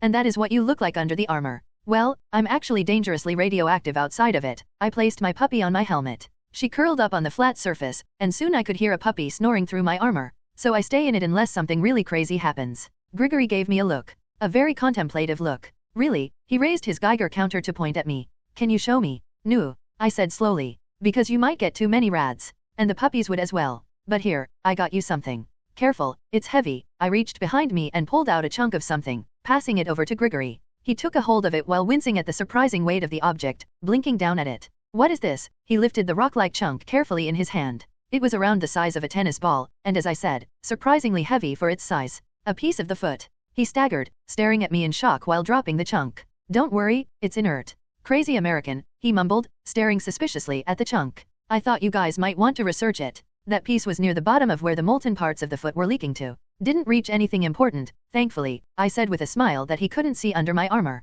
Grigory's scientific instinct seemed to take over. When he pointed his Geiger counter at the chunk and got literally nothing on the numbers, he seemed more excited. Amazing. One of the most dangerous things on Earth. Turned to this, he put on a pair of gloves and lifted the piece of formerly radioactive material, placing it in a canister he got from his satchel. Then he took another look at me. You say that your armor is keeping your radioactive form from affecting the world around you. That's right. Grigory shuffled a bit. I don't suppose one of our scientists can take a scan of it. I didn't reply for a while. Please, Grigory said with some desperation. It's not for a military application. There is a man in a lab, a Russian soldier. He was in there. Grigory looked over at the sarcophagus, the foreboding and massive structure still looming in the distance. When the explosion happened, he was at the center dash. Grigory dash Lania said, eyes wide. Yes, I know, it is classified, Grigory said. But this is important. He was 18 when we found him. And the radiation did something. It didn't kill him. But it made him something like you. He waved at my NRG form. A man of pure radiation. And we can only contain him within a room of pure lead. He hasn't left that room in almost 30 years. Grigory stepped towards me. He is a good man, Mr. Dial. He only wanted to be a soldier. And now he can never see the sun again. If we can make him a suit, like yours dash. Dude, stop. I raised a hand, shaking my head. For a moment, he looked depressed, likely thinking I was going to say no. I'm okay with helping, comrade. Damn it NRG, why do you have to turn my words into Russian clichés? As long as you share what you learn with Bridge, our current agreement will cover these. EETES no problem. Grigory's face lit up. Truly? Oh, thank you. He hugged my unmoving form, then backed away when he realized what he'd done.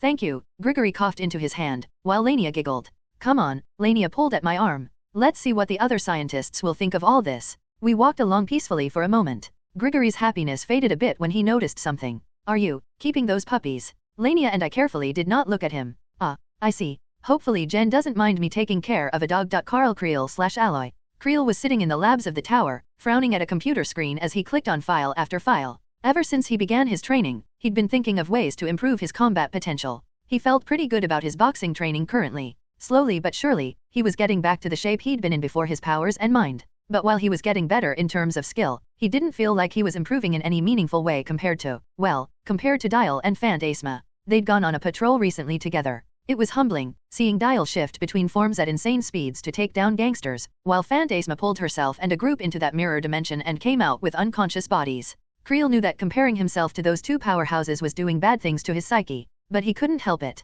He spent more time with them on missions than anyone else, and whenever they fought, he always felt lacking. Then he managed to see Matt Murdock practicing with a pair of sticks one night in the gym, flipping and striking at the air with incredible speed. It was then that he got an idea. One so simple he was disappointed it took him this long to think of it. Weapons. That was the way all men had equalized every threat they'd ever faced. And he had a way to make every weapon he could use useful. All he needed was the right ones. Creel, a voice said from behind him. When he turned around, X was standing there. The large robot was giving him a curious look. I received a notification that someone was accessing restricted weapons files in this room. Restricted? Creel said, surprised. I mean, I was looking at some of them. I thought my Avengers ID let me in all the systems. Except the suicidal ones, X said. He clanked over to Creel, blue eyes spinning briefly as he blinked. Those shotguns were developed for my android form. That makes sense, Creel noted.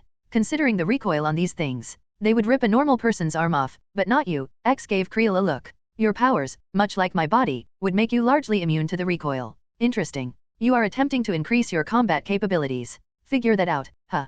Creel said with a hesitant look at the android. I am an AI. I tend to think fast. Yeah, well, I'm a boxer. My brain needs time to catch up with things, Creel said with a smirk. Then allow me to aid you, X said while crossing his arms, the sound of steel rubbing on steel filling the air. You are in need of weaponry. I have been designing weapons of my own. Most of them are quite simple, but they are unusable by anyone who is not superhuman. I had hoped to speak with Dial or Dr. Banner about such weapons, but you are actively looking for them. Would you like to try some? Creel gave him a surprised look. You'd do that for me. We are teammates, Mr. Creel. We aid each other in our endeavors. Or so I've been led to believe. I could, of course, be doing this in a circuitous plan that leads to the eventual rule of machines over the organics. Creel stared at X, jaw slowly dropping in horror. That was a joke. Not a very good one, Creel mumbled. Shaking his head, he focused. Well, there's this gun, the big-ass rifle. The one with bullets that are $40 a round. X asked. Or the one that shoots rocket-propelled grenades at full auto. The first one.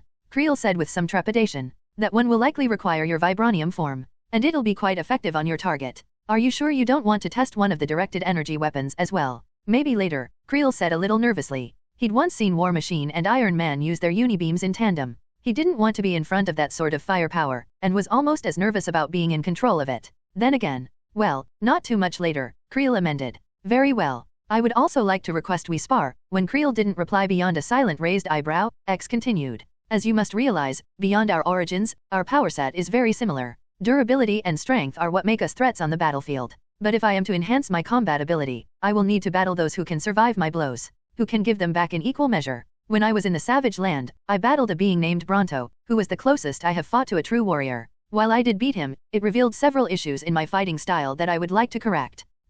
Creel could emphasize with that. Quite a lot, actually. Hey, if you want to go a few rounds, that's fine. I can even teach you a couple of things, like I do with Dial. He does incorporate around 15% of his human fighting style with your techniques. 15.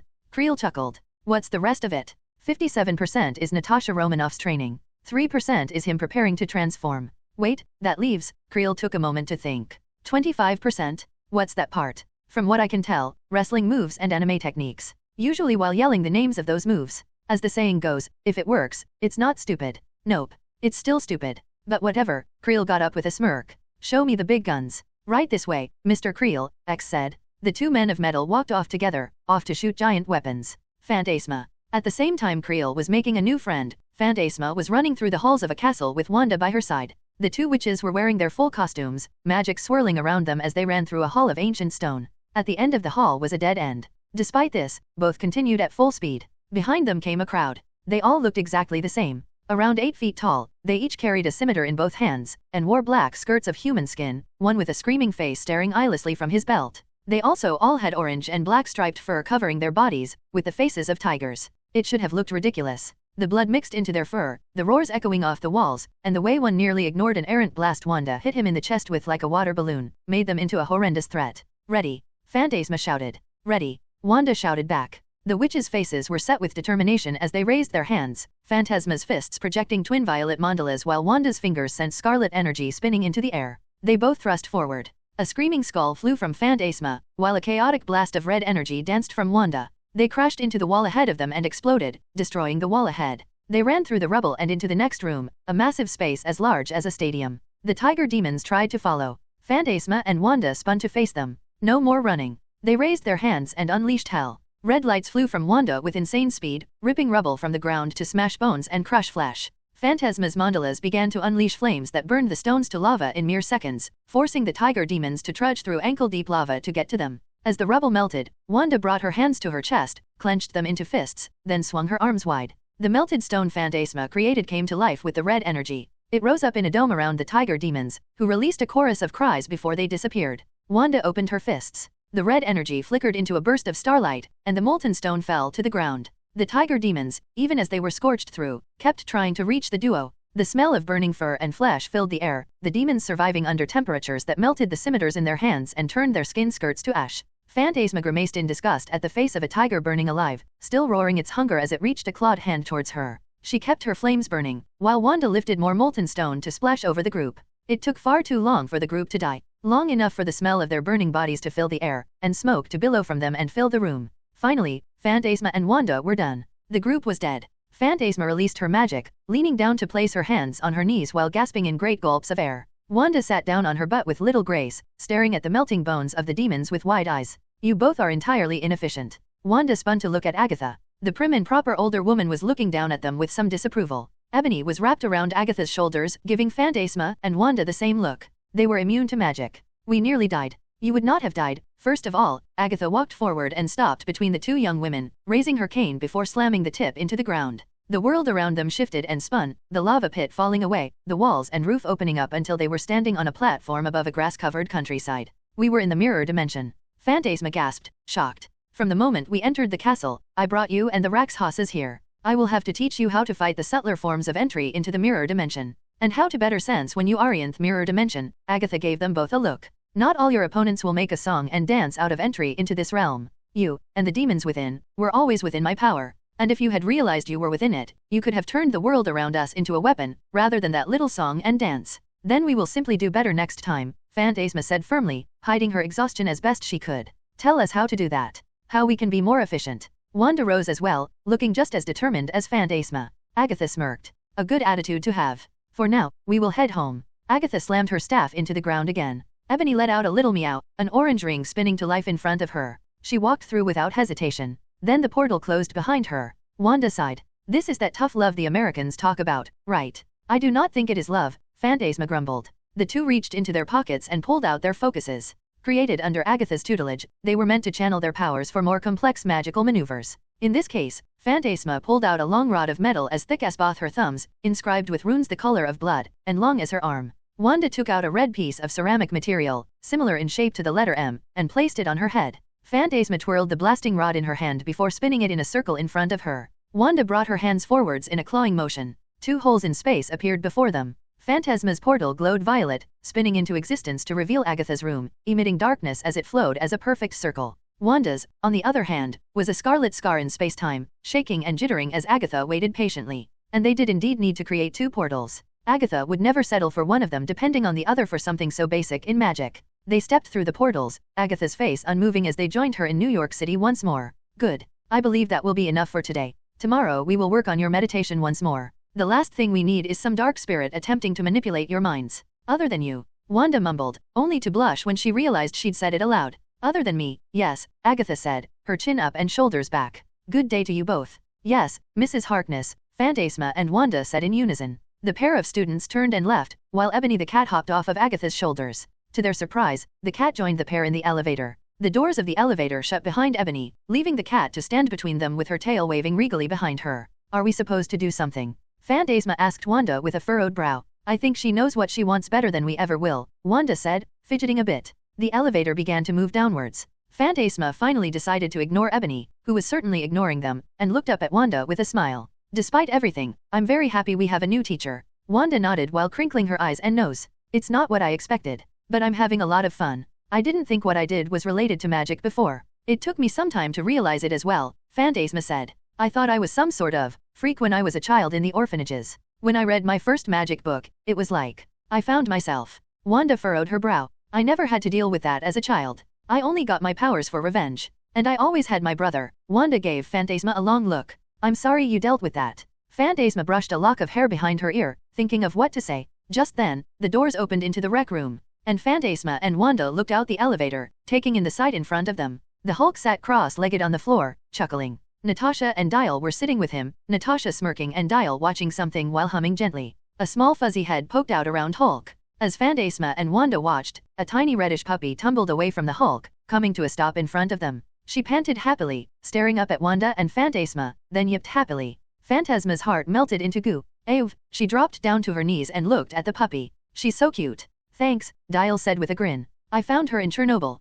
Wanda cocked her head to the side. Isn't she irradiated? Phantasma, curious, released a pulse of magic, a spell she'd learned a long time ago. On sensing no radiation, she let loose the affection. Who's a good girl? You are? Ah, you are. Phantasma said while rubbing the puppy's head, who rolled over to show her belly while sticking a tiny tongue out. Phantasma eagerly began rubbing the puppy's belly. Nah, Nezuko is perfectly clean now thanks to NRG. I just gave her a bath and Stark Vet's people gave her a once-over, Dial said. Nezuko? Phantasma asked, letting out a little whine of disappointment when the red puppy rolled away, the ball of fluff flopping over to Hulk. The massive green mountain of muscle lifted the puppy in a single hand, the tiny creature licking his face. Hulk laughed happily, gently petting her. I named her after one of my favorite characters in fiction, Dial said. Ebony strolled past him, heading over to Hulk and Nezuko. I was going to name her Natasha for a hot second though. I wouldn't have minded. Natasha brushed back her red hair, very similar in shade to the puppy's hair. I've done pretty well with it, don't you think? Natasha winked at Phantasma, who couldn't help her blush.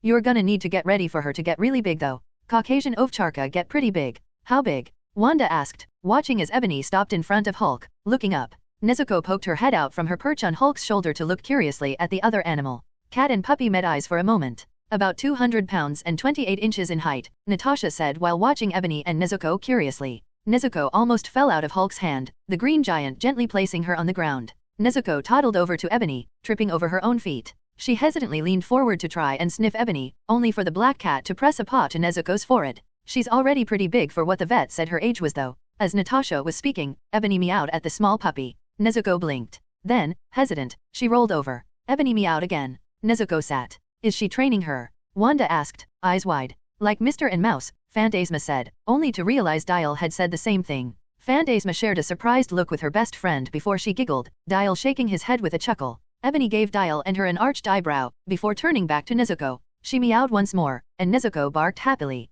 Apparently pleased, Ebony turned and ran towards the kitchen, where someone had placed a bowl for her at some point. Nezuko panted happily, then ran over to Hulk, who began teasingly wrestling with her with one hand, Nezuko rising to the challenge as best as she could against a hand bigger than a dinner plate. Nezuko is a good girl, Hulk said wisely. She should meet Battle Cat. Maybe when she's bigger, Dial said, coughing into his hand. I have a patrol session with Nat, can you guys watch Nezuko while we head out into the city? Phantasma nodded quickly, rushing over to watch the puppy playing with Hulk.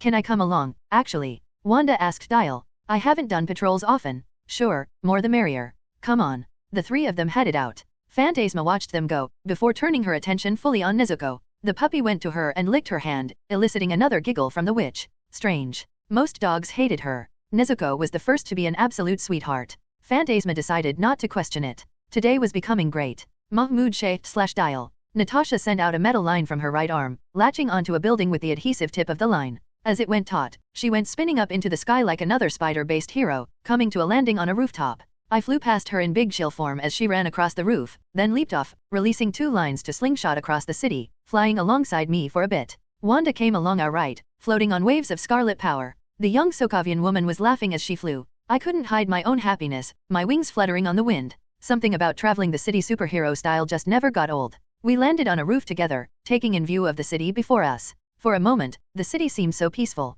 New York City, SM. Just then, our phones all rang at once. With the emergency number. The group shared looks of surprise. Nat pulled out her phone first. Jarvis. Ulysses Clay has been spotted in New York City. Natasha's gaze hardened. Clay? What would he be doing here? I am unsure. but an officer of the 78th Precinct reported seeing someone matching his description leave a subway station and enter an 18-wheeler with an unknown driver. He is currently headed to the Brooklyn Bridge Parks. That doesn't make any sense, I said immediately. Chloe shows up in New York, hops in a truck, and just drives off? After he somehow managed to avoid the most advanced detection on the planet? What's he doing? We have to intercept him, Natasha said, sounding annoyed. He's clearly trying to draw our attention, but we can't just let him run free. Jarvis, have Phantasma and Hulk on standby in case something else pops up and get a message to the Wakandan embassy. Dial, go Astrodactyl, and take us to him. On it, I tapped the Omnitrix dial on my chest, shifting into my Astrodactyl form. Squawk. Let's go. I grabbed onto Wanda and Natasha's hands, rocketing off. We dived through the cityscape, cars honking beneath us as we went. Soon I could see the truck in the distance, rumbling through traffic. I flew down towards it, my alien biology giving me vision capable of seeing the truck from a mile away. Almost there. Squawk. Wanda, get ready to dash. Natasha was about to say. Then, in a single moment, someone stepped out of the truck. While it was still driving, in a move so smooth I could barely believe it, he came out, stepped forward as the truck continued to drive on behind him. I could see his mouth stretching from ear to ear, metal teeth glittering in his mouth as he raised something in his hands. I twisted in the air, tossing Wanda and Natasha upwards while I dived towards him. Forced to pick targets, he chose me. A bright beam of pink light lashed out in the shape of a drill. I blasted one of my arm cannons at it, green and pink smashing together and exploding on contact, sending me crashing to the ground. I raised myself to my feet as fast as I could, facing my opponent in time to catch a blast to my chest, sending me crashing into a car. The driver and passenger screamed, running out of the car as I laid inside the engine. Woo. Chloe laughed, his Andy Serkis face twisted with glee. I never caught a dinosaur before. You're going to be caught by one, I snarled at him. Glass fell around me as I rose to my feet. I'm always up for new things, mate, Chloe laughed, raising the shoulder-mounted weapon he was carrying and aiming it at me. I raised a hand and fired at the same time he did, star power meeting whatever the hell he was shooting, sending a shockwave outwards.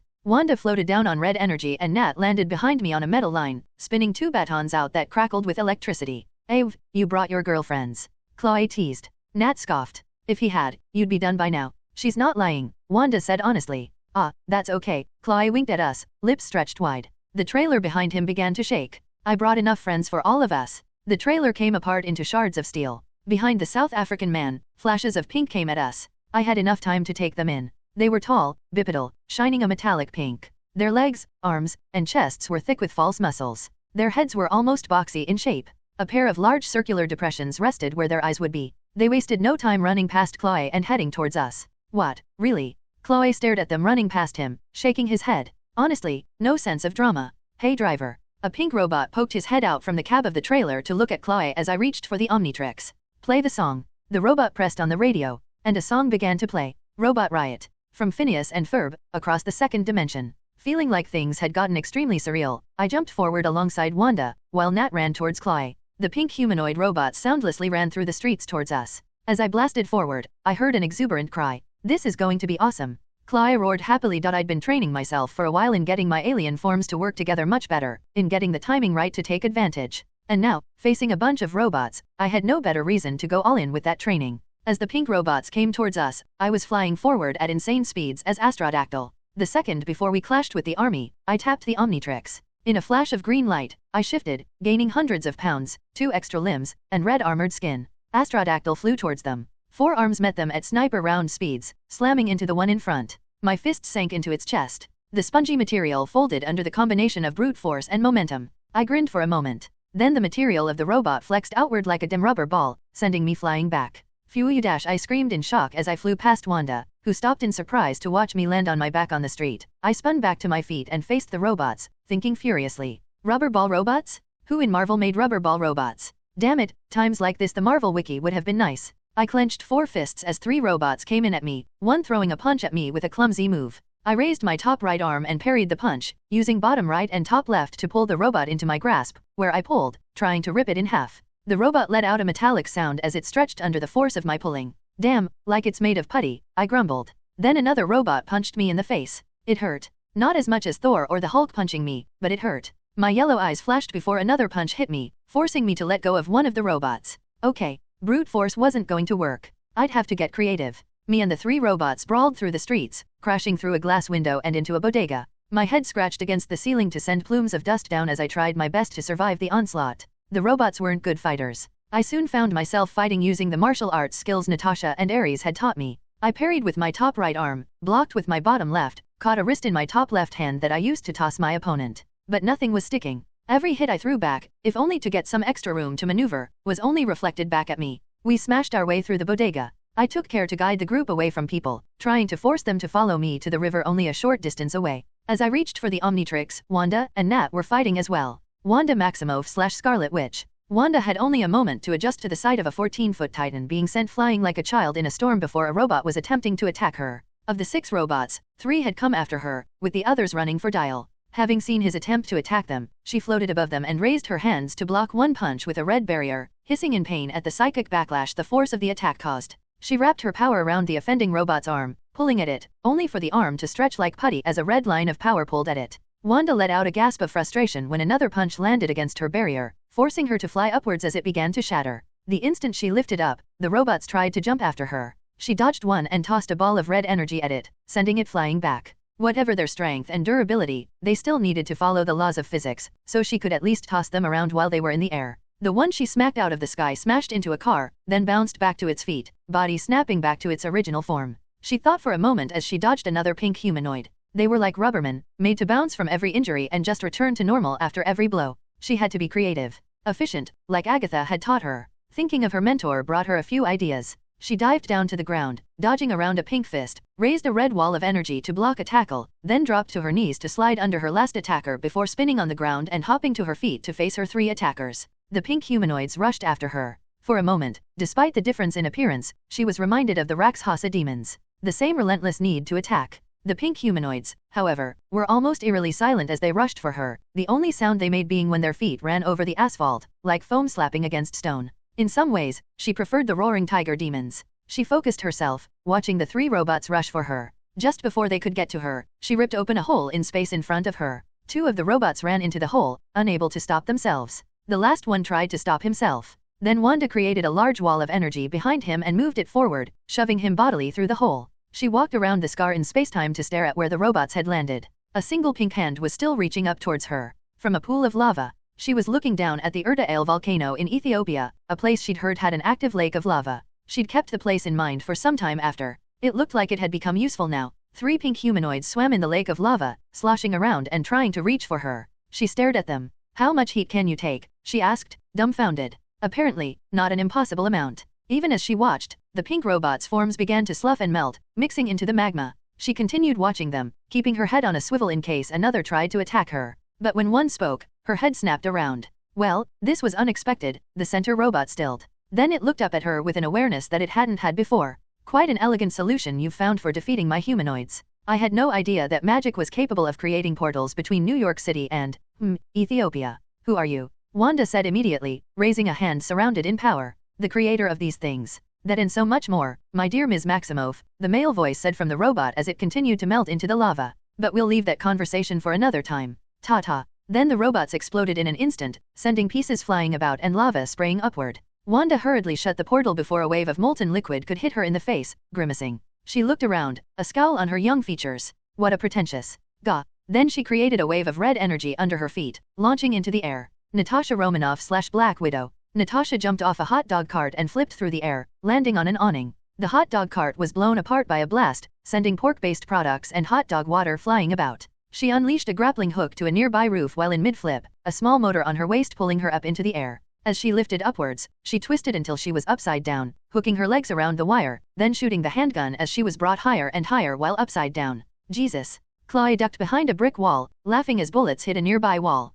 "That was one of the hottest things I've ever seen. Thank you," Natasha said, twisting to land on top of a flagpole as her wire ran out of line. "How about you come out and I'll show you something better?" "Oh, promises, promises," Chloe crowed, spinning out of cover to shoot at Natasha again. She jumped off the flagpole in the instant before he pulled the trigger, somersaulting through the air as the blast exploded. She unleashed a grappling hook to swing down into the now empty streets to land in a roll. More shots flew in her general direction, and she returned them with her handgun. "You aren't feeling a little under-equipped, are you?" Chloe teased, firing another blast from the futuristic rifle in his hands. Natasha smirked as she ducked behind a car. "Not at all. I once held off the Hulk with this thing. Huh. Maybe I should have brought the tank." The two were fighting in the middle of a street, surrounded by small stores and apartments, the street still occupied by empty cars. Natasha rolled behind a truck, crept over to a mailbox, and poked her head out. Thus far, Chloe's rifle had been able to erase anything that it hit, so cover was only good for concealment. In practice, steel wall had the same usefulness to protect her as a plywood wall. Still, she could at least keep out of sight. Chloe was prowling down the street, poking his head around corners. He never kept still long enough for her to get a real shot. At one point, she had to duck and change cover from the mailbox she'd chosen when he seemed to notice her. She was proven right when the mailbox disappeared under another blast. You like it? Chloe asked loudly. Some kind of resonance something or other. Turns sound into a laser. You brag this way to all your dates. Natasha said. The instant she spoke, she stood still. Chloe hesitated. He was obviously trying to decide whether to head in the direction of her voice or if she was moving to another location. She used that moment of hesitation to aim and shoot. He ducked out of instinct, barely missing getting shot. Damn it, he scowled, firing at her. The car she'd been using for cover evaporated in fire, and Natasha winced as the shockwave hit her just a bit. You tricky little. Chloe scowled, raising his laser rifle high and aiming around slowly. Where are you? Natasha ran across the street. Cleo spun at the sound of footsteps, getting nothing but an empty street for his troubles. He scowled, lowering his rifle and glaring around. Then he saw a nearby window, reflecting something. Natasha, hiding behind a truck, clutching a handgun with a worried look on her face. Chloe smirked, raising his rifle and aiming at the truck in question. Natasha glanced at the window. Then her eyes widened in horror. Chloe was about to laugh. Then the image of Natasha flickered like static. A fist landed on his right ear. Chloe swore in pain, staggering. The image of Natasha in the mirror shut off, revealing a small device projecting the image. The real Natasha ducked under an errant fist from Chloe and kicked him in the thigh. Damn. Chloe spun out a knife and slashed at Natasha. She ducked it, rolling on the ground and spin-kicking him in the face. That was so bloody cool. They teach you that shit in spy school. I learned that in a brothel actually, Natasha said, blocking his knife arm by grabbing his wrist and pulling him around. Huh? Then we've got the same alma mater.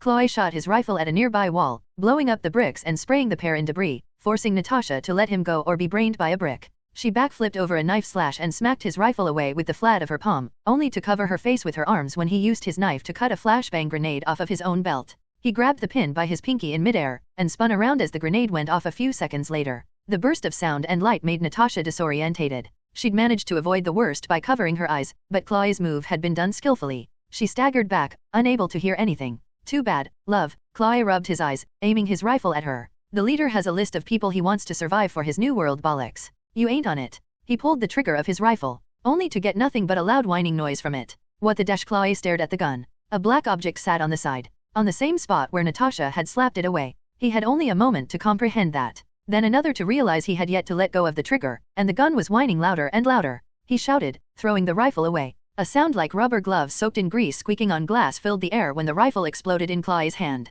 The rifle's explosion ripped his right arm apart in waves of energy, metal, and crystal slicing into his skin. Ah! Chloe screamed, his throat raw. Blood dripped from his arm, pouring over chunks of flesh. Bones and metal dug into his forearm, crystals shining in the light. What the fuck? If it helps, that was only supposed to jam the gun, Natasha said as her vision returned. Thought doest thelp. Chloe shouted, staring at the remains of his hand. Natasha raised her gun, ready to force him to surrender. Chloe, apparently still at least able to fight, threw his knife at her. Natasha caught it an inch before it could stab her in the eye and tossed it back at him, getting Chloe in the shoulder as he ran. He cursed, but jumped forward into an alleyway, getting shot in the arm. Natasha cursed. That flashbang was still throwing off her aim. She ran forward, a loud banging sound coming from the alleyway, just out of her view, and ran around the corner with her handgun raised. Chloe was gone. Natasha looked around, holding her gun out, keeping her senses open. She carefully walked down the alley, noting the slightest things she could. Nothing. Black Widow to Jarvis, do we have eyes on Chloe? Natasha asked. Negative, Miss Romanoff. Jarvis sounded confused. Not a good sign. Miss Romanoff, can you take a scan of your immediate area? Natasha turned around and brought up her wrist. A beam of light emitted from her watch, spinning slowly to scan the area for a moment. One section was highlighted. A brick wall, with a square just high enough for an adult crouching to match in height that was being highlighted in blue light for Natasha's convenience. According to records of the area, this was one of a few places used during the prohibition to transport alcohol illegally through the city, Jarvis said as Natasha walked up and ran her hands along the wall. A shame. Master Stark always wanted to find a secret door like this. I'll have to show him the ones I made in the tower then, Natasha teased as she pressed one of the bricks, the square section of wall opening up for her to look inside. Surely you're joking. First rule of spy work, Jarvis. Always leave an exit. Natasha leaned down, staring at the empty tunnel. A drop of blood on the floor was all that was left of her target. Chloe knew that lesson pretty well. Chloe rushed through the tunnels under New York City, his bloody arm wrapped in his shirt, leaving him bare-chested as he ran through rat-infested hallways, avoiding webs and muck as best he could even in his panic. Once he reached a crate placed in a doorway to one of the adjacent tunnels, he kicked it aside, revealing a bulky device hidden beneath the wooden crate. He slammed his remaining hand against a lever, holding tight as it shook under his grip. In the blink of an eye, he and the device disappeared. They reappeared underground, but in a far cleaner area than the one he'd left. The area he stood in had clean floors of stone and several tunnels on the back wall going to other areas. In the center of the room was a large computer screen surrounded by smaller monitors, and a single holographic projection in the center of the space. It was currently displaying a woman Chloe recognized as Wanda Maximoff. Someone was speaking nearby. Portals to other planets possibly? That may take a practitioner of more skill, but the data we've learned from the Maximoff woman opens exciting possibilities. Whatever magic this is, it is more than possible that it can be replicated. I'll need to expand my occult studies of course. Oi, big head. Chloe shouted, rising to his feet unsteadily. The leader turned around. He was wearing an orange jumpsuit with yellow boots and gloves, his head tall and bulbous as ever. His annoyed expression dropped as Chloe walked over to him, clutching at a stump covered in a bloody shirt. Fuck. Shit. Oi. Chloe lifted his arm, dripping blood on the clean floor. You owe me a new arm. Chloe stood silent for a moment, staring at the leader. Then he began to laugh. He. How crazy is this? Chloe waved the stump around, still cackling. Oh, can you make it a claw? Like my name. You're in shock, the leader said calmly. No, I've lost my arm. Try to keep up, Chloe said with a chuckle. Chloe, the leader and Chloe turned to look at Kragoff. The Red Ghost was dressed as always in a fine red coat, and followed by his apes. He was giving Chloe a worried look. You need medical attention. And a new arm, Chloe said very wisely indeed. Come along you daft Belgian buffoon, Kragoff scowled. I don't want a monkey arm, Chloe said as a gorilla walked up to help him away. I cut my hair short so I don't have to shampoo so much. I don't want to add shaving a monkey arm to that. Kragoff gave the leader a helpless look. If he can joke, then he will be fine. The leader turned from him to walk over to a table in front of the screens. Take care of him. I will complete the plan, and get what you asked for. Very well, Dr. Stearns, Kragoff said, his red cloak swirling as he spun and walked away. 4 down. The leader mused. Well, they did their job. An errant thought entered his mind. A new arm. He looked over at a section of the table. There, hanging in a blue energy field that kept it floating in the air as constant scans were ran on it, hung a blue-green crystal. That's an idea. Fucking big head, a voice shouted in the distance. The leader slumped, trying to find his way back to the atmosphere he'd just been rebuilding a moment ago. I crashed through a wall and scowled as I slid back, my feet grinding against the pavement. I held 4 fists up, not taking my eyes off my opponents. The humanoids had been on me from the second I'd started trying to pull them away from people, taking them in the direction of the water. They were currently facing me, those unblinking sockets staring at me mindlessly. I'd given up on punching my way out. Instead, when one came at me with a punch, I brought 2 palms up and grabbed its wrist with one hand, pushing it aside with the other. I took a breath and felt some relief at the scent of water just under the constant smell of garbage that hung in the air of the city. While I knew New York pretty well, there was always a chance I'd been wrong. Good to know I wasn't wrong. I jumped back dozens of feet, the 3 humanoids following. We landed on a tennis court. It was one of a few that sat right next to the Hudson River, a place that was relatively open so I could fight more freely. The humanoids looked around for a moment. Then one of them spoke. In a voice I recognized from files of the Avengers. I see. You wish to leave the city proper, so you could more easily utilize your more destructive abilities, the voice said smugly. I commend you, Mr. Shaft. You're much less of a brute than I expected. Wrath makes people think that. I'm sure he does, the voice said idly. Well, if fighting with civilians in your vicinity has such an effect on you. One of the humanoids turned around, facing the people who were watching us from the street. My blood chilled. He left the ground, heading for the people. Someone screamed. My body moved without me thinking. I tapped the Omnitrix. In a flash of green light, I extended my hand out. And out, and out. I followed my hand, flowing down to a single scrap of fabric, shifting through the air, moving around pink robotic bodies. I grabbed a limb of the humanoid, wrapping it in bandages of organic cloth. My whole body was pulled through the air, like dozens of scraps in the wind. I wrapped around and around the humanoid. He ripped through the fence of the court. A pink hand reached out for a man, fingers that could rip apart concrete coming towards him as everyone screamed. I pulled myself in front of the humanoid. Dozens of strands wrapped around his arms. I placed 2 forming feet on the ground. I formed a spine and arms, connecting those to the feet and strands wrapped around the humanoid's arms. With little time, all I could do was that. It would be enough. Disembodied strands pulled the humanoid, ripping it out of the air and into my control. Its arms stretched, but I wrapped more and more of my body around it. With a heft using muscles of fabric, I shifted the weight of the humanoid in a circle, his writhing body spinning above the heads of the crowd, then tossed him back at his allies, his body smacking the tennis court floor with a sound like rubber on stone. I formed into my full form, Snarrow standing before a crowd of people, my arms spread out. You will not touch them. My bandages shifted against each other in a sound of sandpaper on sandpaper. Oh God, someone yelled behind me. Other people began to let out noises of fear and panic. I had to calm them down. Don't worry, I turned my head to look back at them. A black man met eyes with me. A white woman wearing workout clothes watched me while opening and closing her eyes. An Indian family clutched at each other. I'll protect you. I promise. Quite a thing to promise, one of the humanoids said. They didn't move though. That made me wary. The leader was behind this. A mind more brilliant than any on Earth, or at least in the top 5. An impossible one. If I truly wanted them dead you still wouldn't win. Long strips of organic fabric lifted off my back, waving about.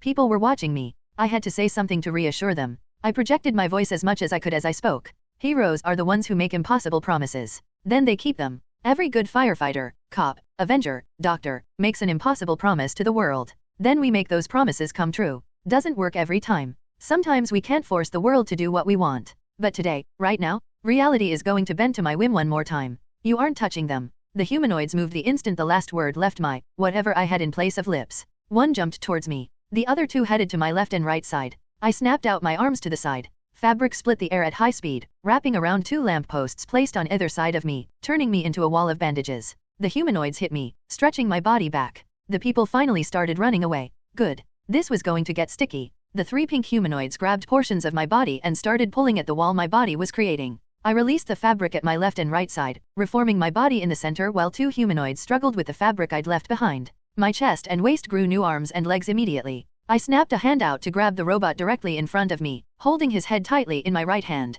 He raised a fist and punched me. His hand went through me. Then I tightened the fabric of my chest around the arm impaling me. With that strange control I had over every literal fiber of my body, I used my grip on the robot's arm and head to twist it around. My left arm snapped out, turning into a giant net, wrapping around and around the robot to my left, lifting him off the ground and pulling him close. That had been my plan. The second I was in an area where I could have room to stretch and control them, I could start stage 2 of my plan. Stage 1 had been surviving using 4 arms durability. Stage 3 was on the way. I brought the 2 humanoids together and wrapped them in portions of myself, the bandages tightening. While my fabric could be torn apart, if I put my focus on them I'd end up with fabric strong enough to hold the Hulk, even if only briefly once his rage meter rose. The 3rd humanoid grabbed a piece of the street and ran to me, tossing the stone at a woman and child running away. He was trying to split my attention. I could either catch the missile headed for the woman and kid or fight him off. I'd hoped I wouldn't have to reveal how creative I could get with Snaroa's powers just yet. Fine. The stone flew through the air. A long arm stretched out, grabbing it.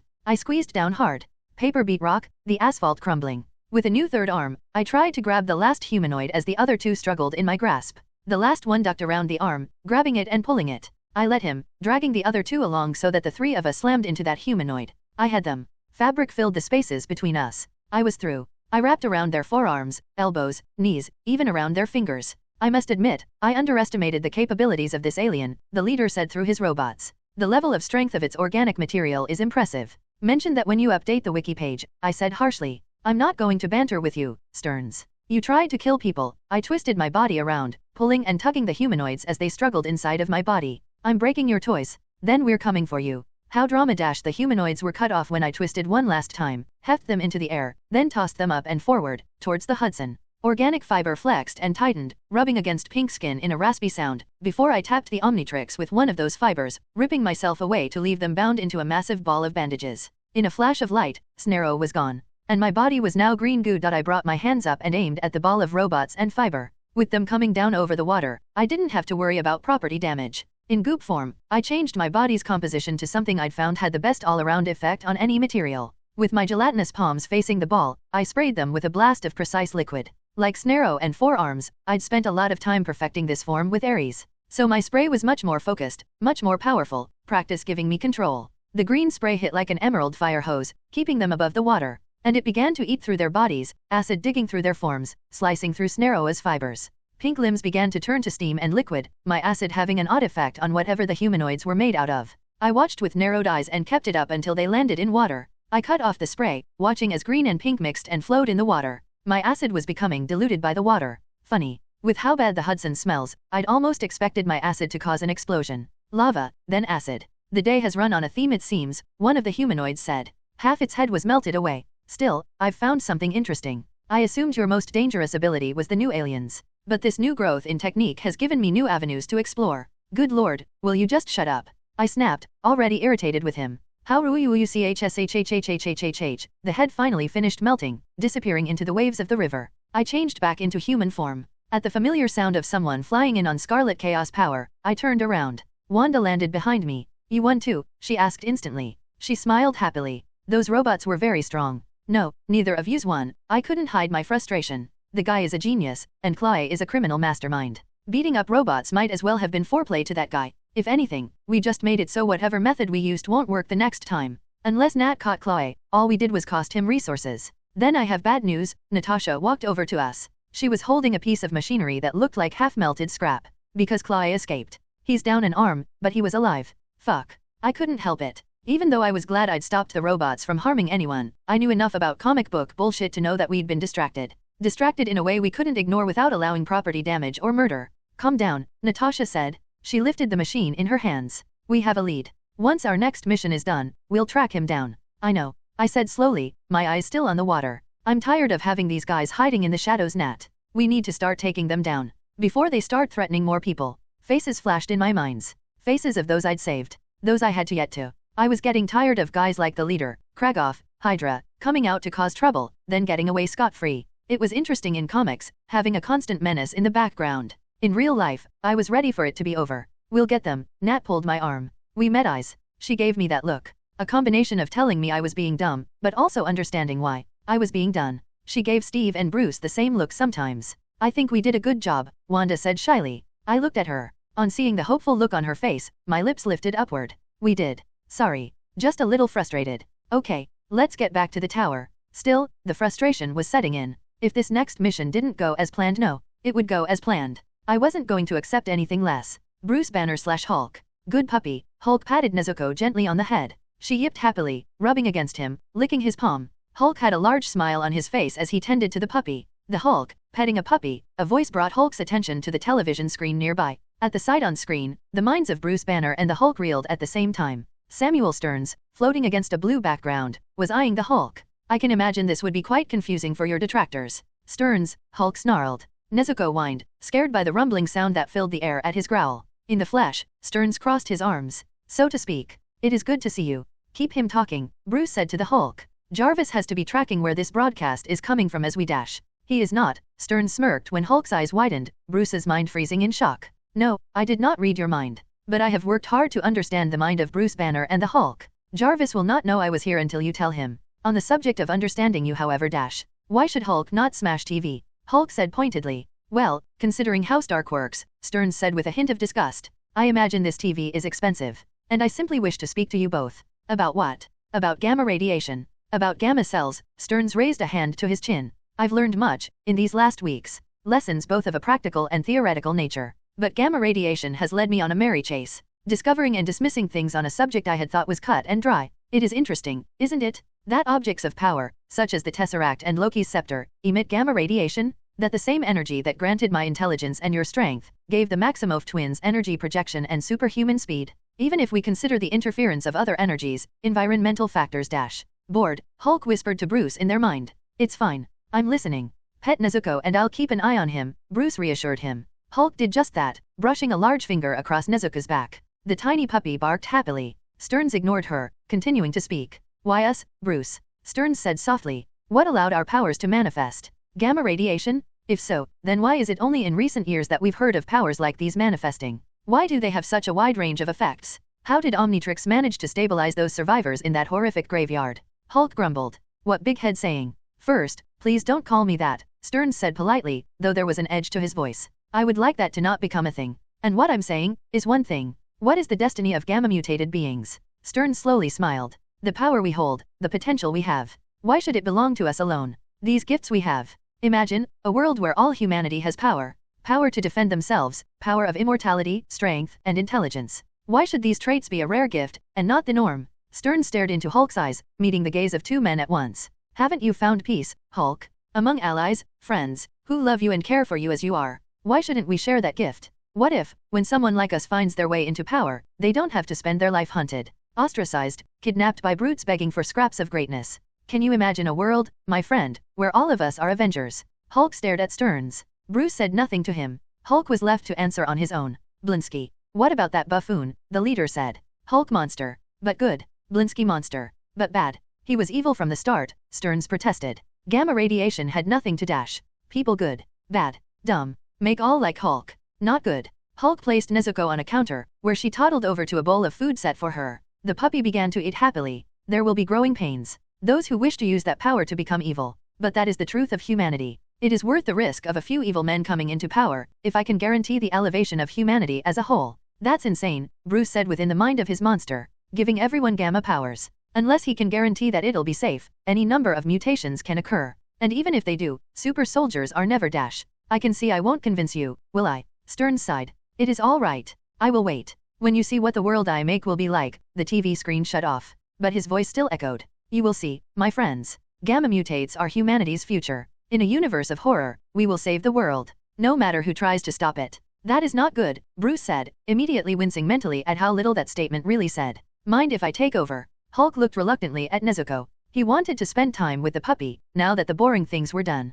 Bruce knew that. Lately, Bruce had let him out for more than just punching things. He watched as Hulk spent time with the Avengers, played video games, ate mountains of food, spent time living. It might have been the newly built trust between them that made Hulk close his eyes, shrinking down and down until Bruce Banner stood in his place. Once he was back in control, Bruce opened his eyes to see Nezuko looking at him. The small puppy cocked her head to the side. I do that sometimes, Bruce said, looking up at the ceiling. Jarvis. Yes, Mr. Banner. Yeah. Bruce jumped, turning around. Jarvis stood there in his butler suit, blinking. How long were you there? I just walked in. For some reason I seemed to forget my surveillance of this room. I came to see what was amiss. It was the leader, Bruce said without mincing words. He showed up on the screen, wanted to talk to me. How Jarvis' eyes flickered, lights turning on and off before they switched to bright orange. He somehow slipped past the defenses X and I created. If he had tried to access something like personnel files we could have stopped. His eyes flickered again. No, what couldn't they've stopped him? I will speak to Mr. Stark and Mr. Fitz. I will not allow another breach like this.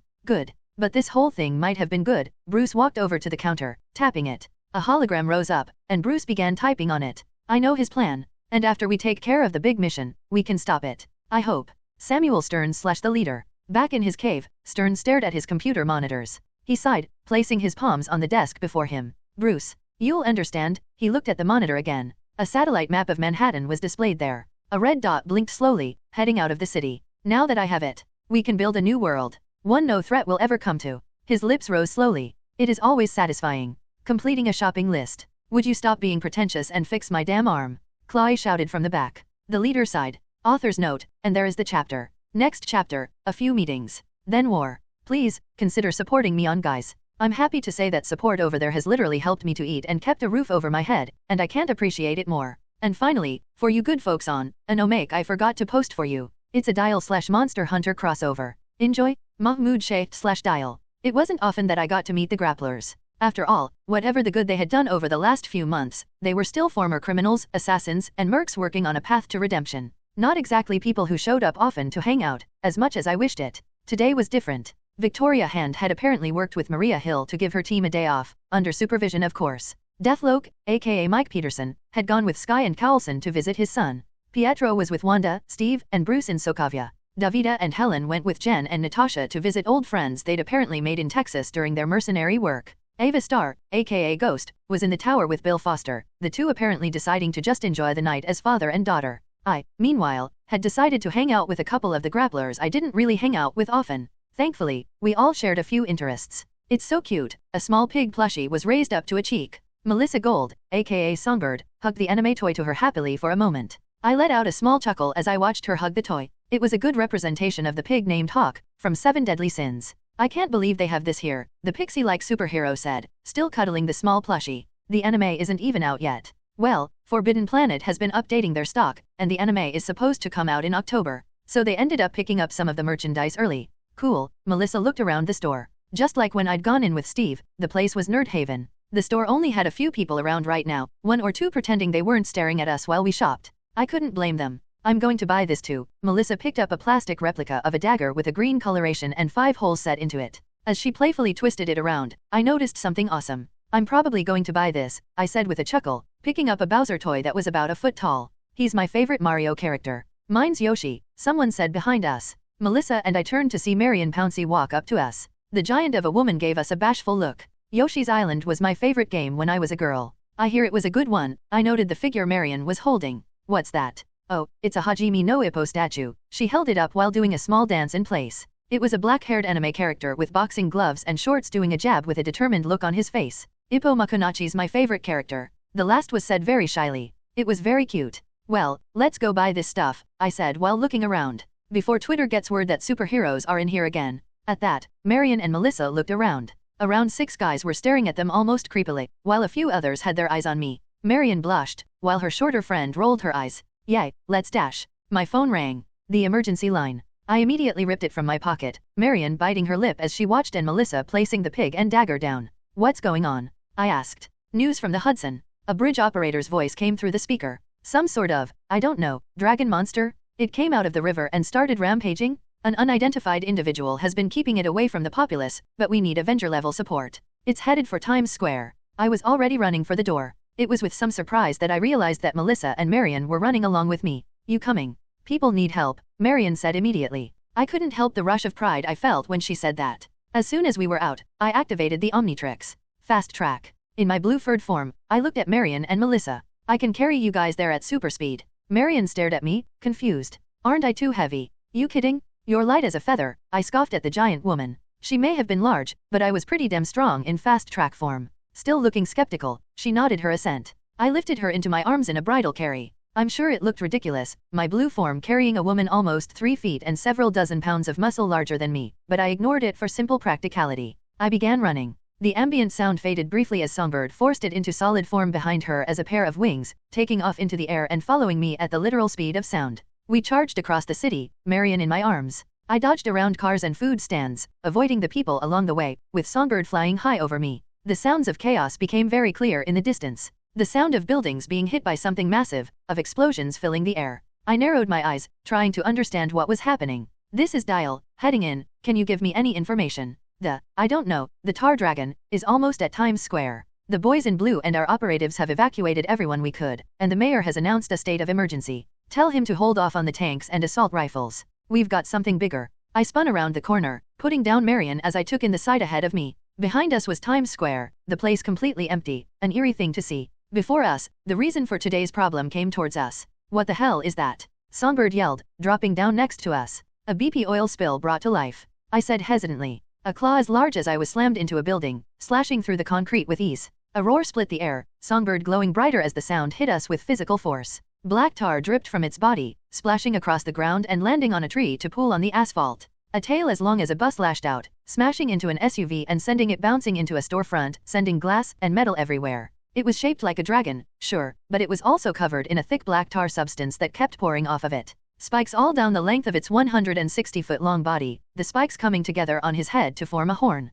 It had 6 limbs, with the front 2 doubling as both arms and wings. Eyes the color of blood glowed as it walked. Its jaw opened. Another loud roar split the air, and a tiny figure answered the call. As the 3 of us watched, a 7th-story window shattered, and a man came leaping forth, carrying something that looked like a giant spear made of pink dragon scales as he roared. As we watched in shock, he came down and slammed the spear into the head of the dragon, ignoring the fact he was about as tall as the dragon's head. The tip of the spear exploded on impact, sending the dragon's head bouncing onto the asphalt. He landed on the ground as the dragon roared, rolling to his feet and facing the dragon, lifting a shield made of the same pink material as the spear. He wasn't a tall man, about my height, but his armor gave him an intimidating appearance, covering him head to toe in gray and violet armor. He looked over his shoulder at us. Even with his helmet covering his entire face, I could see his eyes panning across us. The dragon roared. He spun to focus on it, raising his giant spear. As I watched, he set his feet and fired off a shot from the hole at the end, just above the pink blade at the end of the spear. For some reason, that triggered my memory. I hadn't played the games in my world, but I'd seen a few Let's Plays of it. As the realization hit, I spoke it aloud. Monster Hunter. The dragon roared. He spun to focus on it, raising his giant spear. As I watched, he set his feet and fired off a shot from the hole at the end, just above the pink blade at the end of the spear. For some reason, that triggered my memory. I hadn't played the games in my world, but I'd seen a few Let's Plays of it. As the realization hit, I spoke it aloud. Monster Hunter. The guy in the armor flinched in surprise, but kept himself still as the dragon glared at him. The dragon shook, sending tar splashing everywhere. Before the guy could dodge, the black tar landed on him. It acted like a thick adhesive, keeping him trapped as he struggled against the stuff. The dragon stabbed forward with its horn, and the monster hunter braced himself. He didn't see the flash of green light behind him. Boom! When he opened his eyes, it was to see 2 massive backs holding onto the head of the dragon. One had orange and black fur. The other wore a black tank top that stretched over top muscle. Listen here, giant gooey dragon who keeps attacking Ratha's city. I roared, teeth grit as Marion and I stood side by side, holding back a dragon. The only way anyone gets crushed is if Rath does the crushing.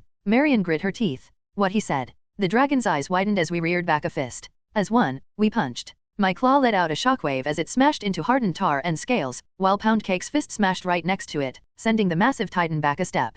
Crech. From above us, Songbird let out a burst of pure sound energy, the pink blast slamming into the dragon. The thing was tougher than it looked, because its response was to glare up at her and spit a blast of black tar from its mouth. Songbird sang, blocking the tar with a force field. The dragon used that brief time to lash out at me. I blocked its arm with my body, the monster hunter running in to stab the same arm with his gun lance, which fired a blast at the same time. The dragon roared angrily, a section of its throat beginning to glow as it got madder. On a second look, it looked kinda like a demon face. Then the tar across the dragon's body exploded, sending up blasts like grenades all around it. I was sent back by the force, twisting around to land on my feet. I reached out to grab the monster hunter as he flew past, while Marion crashed into a van, getting out of it with scorch marks on her body. My own fur was on fire. I patted out the flames, put down the monster hunter, and the three of us rushed in. The dragon roared its challenge, running down the street towards us. Wrath wants a fight. I roared, undaunted by the train of tar and flesh bearing down on me. That was the great thing about Wrath. The sheer confidence I felt as strength overwhelming flowed through my muscles, the wind rushing through my fur.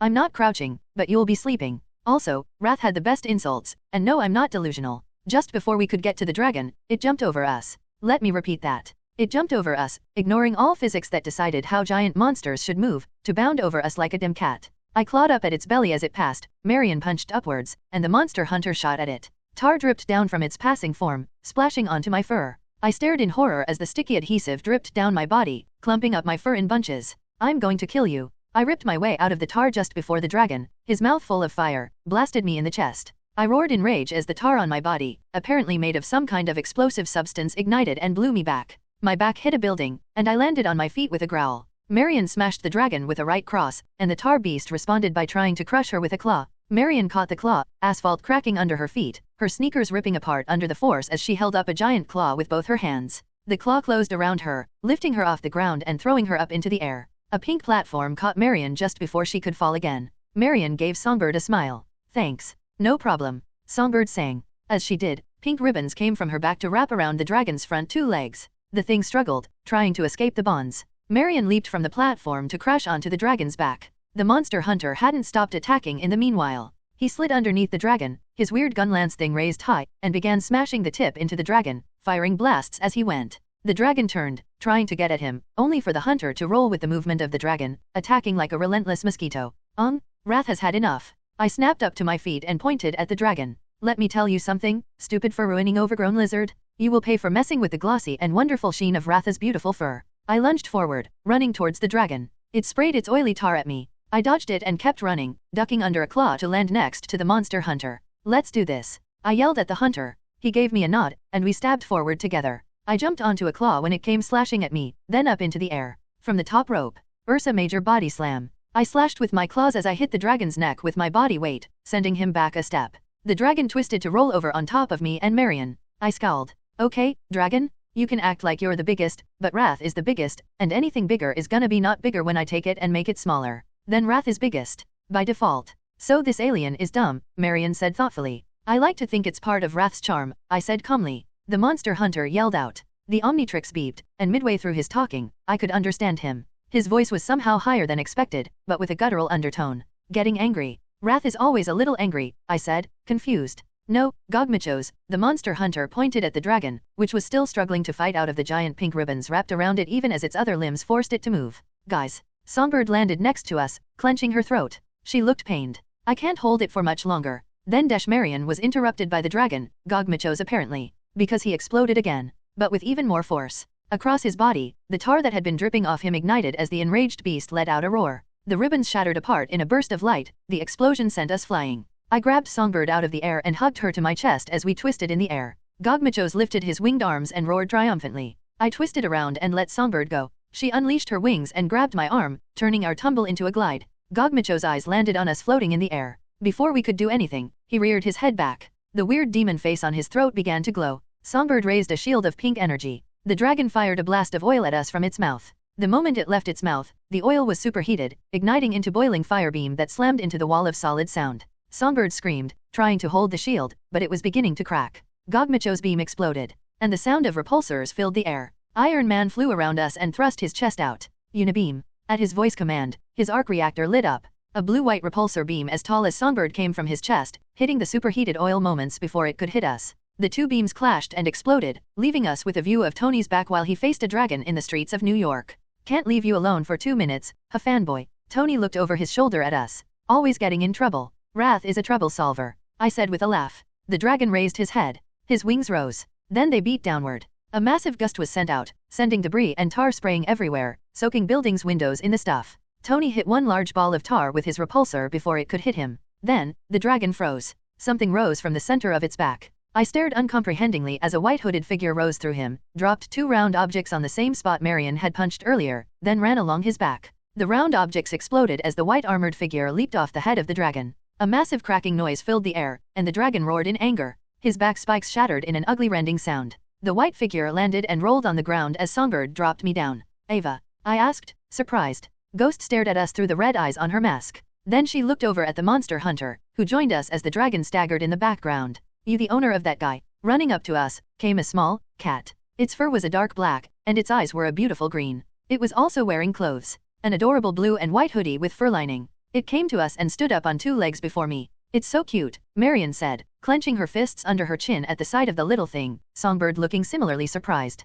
This thing showed up in the tower, Tony said. Came out of some sort of portal. Yeah, and he kept wanting to head over her, Ghost said, sounding annoyed. For a minute, we stared at each other, one cat at another. As we did, the Omnitrix beeped, glowing yellow with the light of a newly scanned alien. Then, Gogmachos was hit by dozens of arrows, which exploded across its body. Hawkeye glided down towards us, coming to a stop and staring at the small cat, who brought a kid's toy along. The cat hissed at him. Before we could say anything, Gogmachos demanded our attention. Scree-eoch, dripping hot tar splashed out around us. His mouth glowed, the face under his throat lighting up. Songbird made a pink barrier. I leaped out with Marion and Tony, the 3 of us ready to take the blow. The dragon unleashed a long stream of orange-white burning tar, the sheer heat of the attack melting tires as it passed before slamming into Songbird's barrier. Hawkeye led off a grappling line to one of the buildings, shooting up into the air, letting the line go and gliding on his cloak, firing shot after shot at the dragon as it continued to blast at us. The monster hunter and his cat ran along the ground, the monster hunter shooting at the dragon while his cat pulled out a rapier and started rushing along the dragon, stabbing at it over and over again as his master unleashed hell with that gun lance of his.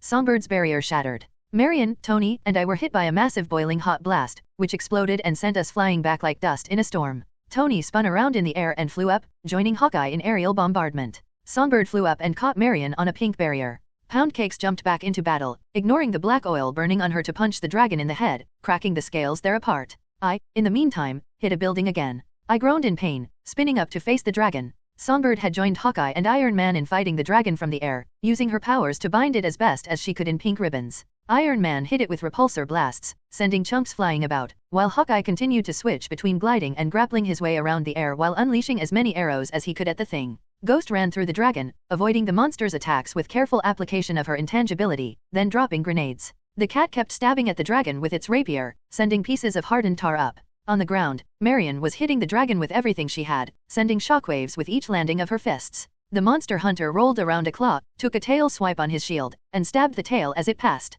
His gun lance exploded into the tail, and a massive piece of tail was ripped off. Gogmachos beat his wings. The last pieces of tar flew off his form, and he lifted upwards. As I stared at him, the dragon flew up and up, moving into Times Square, ripping apart the pink bonds Songbird had made. It was running away. I reached for the Omnitrix and tapped it. I needed a flying form, something that could bring this thing down, something to match it. Astrodactyl or Big Chill would do. I turned into neither one of those. Instead, Wrath's fur gave way to green scales. My body grew outwards, my front arms becoming legs, while 2 wings grew from my back. My eyes began to glow a bright green. I grew out and out until I was half the length of Gogmachos. I flared my wings out, eyes glaring at Gogmachos. Didn't you just get this form? Hawkeye asked as he glided past. I did, let's test it out. I beat my wings, lifting into the air. Together, we rushed for the flying dragon. Gogmachos had enough time to glance upward before I tackled him in the chest. He screamed, clawing at me as we twisted in the air. Somebody get me some damn popcorn. Tony yelled with glee as we slammed into the red steps in the center of Times Square. A news helicopter flew overhead, the Times Square screens around us displaying our fight. Gogmachos rolled on top of me as we shattered the concrete under us, blasting me. An explosion with me at the center went up several stories. Biariaaruyurn. I roared as I replied to his blast with my own attack, fire-like energy gathering in my mouth before hitting the other dragon in the chest. His chest cracked under the assault, while we kept hitting each other. Tony flew up to my head and unleashed a unibeam attack, the blue of his arc reactor's blast mixing with my fire-like attack to swirl and smash the dragon. Marion ran up with both fists and uppercut the dragon. Its mouth shut from the force of her blow. In desperation, it slammed a claw into the ground and swept it outward, sending hot coal up in all directions, then beat its wings to rise again. Hawkeye, in an incredible move that would have made even the Russian judges give him a 10, flipped over the dragon and fired 10 shots from his bow. They landed across its wings and blew up into balls of green goop that bubbled up, covering it in the synthetic foam. Gogmachos tried to explode again, but the foam kept him from igniting. The monster hunter, seeing the opening, ran in and stabbed the dragon in the chest, blood and oil covering his armor.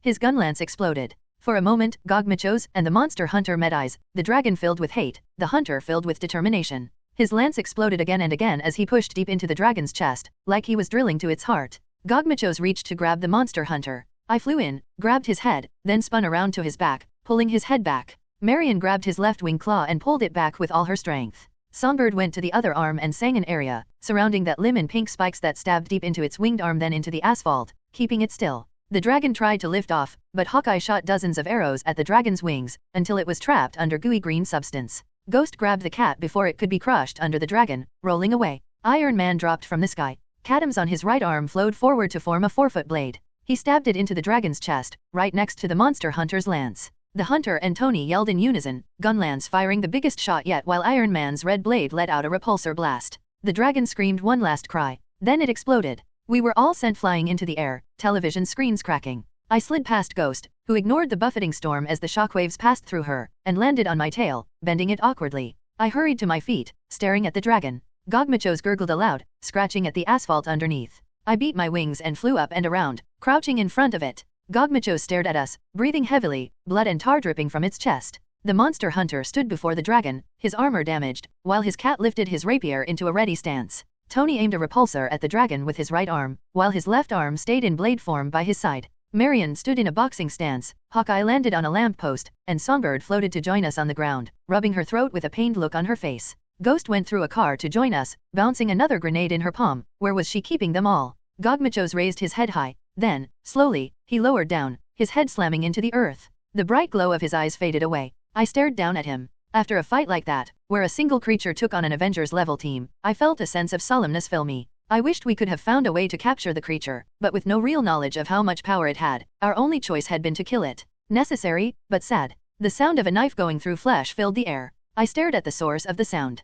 That is so gross, Tony said softly. The monster hunter was slicing into the dragon, happily inspecting pieces of the dragon as he passed them to the cat, who cutely started placing them in piles. At one point, the monster hunter noted me. He eyed my dragon-like form, eyes panning across my tail, wings, and claws. I stepped back nervously, while Tony stepped in front of me. No, bad, dragon killing, Lance guy, Tony said, confused. This has been such an odd day, Marion said in the background as we watched the monster hunter continue cutting a truck-sized monster to small pieces. June 5, 2014. Steve Rogers / Captain America. In a hallway, in South Korea, Steve and a young woman walked side by side. He was wearing his casual clothes, a t-shirt and jeans, but even in such clothing, he walked with the confident stride of a man who had punched wannabe gods and dictators and came out the winner. The young woman, on the other hand, kept glancing at him nervously. She was a tall Korean woman with black hair, a large portion of the bangs on the left side of her face a pale silver. She wore a blue bodysuit with silver armored portions on her hands, shoulders, and across her chest. The pair came to a pair of doors, but before entering, Steve gently tapped her shoulder, bringing her to a stop. Despite her height, she still had to look up at the super soldier. I need to admit something before we go in, okay, Steve said with a bit of red in his cheeks. Luna stared at him, then nodded slowly. Okay, what is it, Mr. Rogers? Steve, Luna, he couldn't help his warm smile when she blushed at the reminder. I told you to call me Steve. And what I want to say is, well, I was unsure if I was going to accept you as a candidate. Luna stared at him nervously, with some trepidation added. You were. I always am. But in your case, I made some mistakes. When you were described to me, it was as a pop idol. As a young woman who wasn't trying to be a hero, but was trying to advance her celebrity career. But Luna was about to say, hesitating. When she spoke next, her accent was a bit stronger. I understand why you thought that, but that's not why I do this. Steve didn't speak. He liked listening to her speak. She pressed a hand to her chest and closed her eyes. For a moment, the air around them became chilled. Steve took in the feeling. It wasn't the harsh and biting cold of Big Chill. Instead, it reminded him of the comforting cold of ice cream in summer, of the chill of the morning right when the sun was rising up.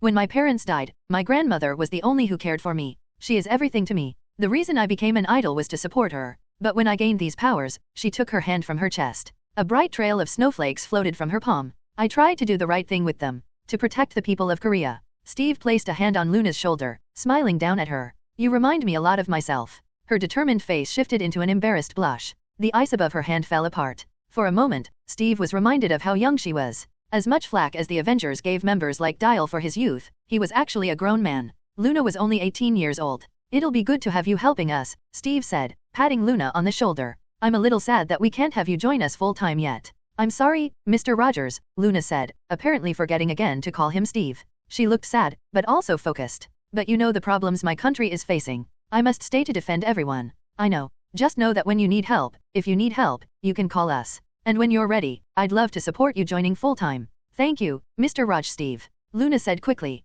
She clenched a fist and smiled. And don't worry. When you go on your mission, I promise I can join you for that. I'm glad. Because we'll need all the help we can get, Steve said seriously. The doors they'd stopped in front of opened. A teenage girl, wearing a mask made of some sort of red ceramic material on top of her head, looked at them. She had black hair pulled into a high ponytail, and an annoyed look on her face. Luna, they're being weird again. Steve couldn't help but find it amusing when the teenager wrapped her arms around Luna's right arm and pulled her in, following the pair. Luna sighed. What is it? She said with a fond tone of voice. They keep making moon eyes at each other, the young teenager complained. Seriously, I thought this would be over when they finally screwed, but they're even worse. Danby, Luna and Steve said in unison, shocked. What? Seriously, he's too old for her. Danby, the hero known as Crescent, kept pulling Luna along. You'd think banging would have made them calm down. He's too old, Steve asked, blinking. After all, he was pretty aged as well, if you counted his time in the ice. Don't worry, Abba, we still like you, Dan said impishly. The trio entered a room to see Bucky sitting on a table as a young woman stood between his legs, the two whispering to each other.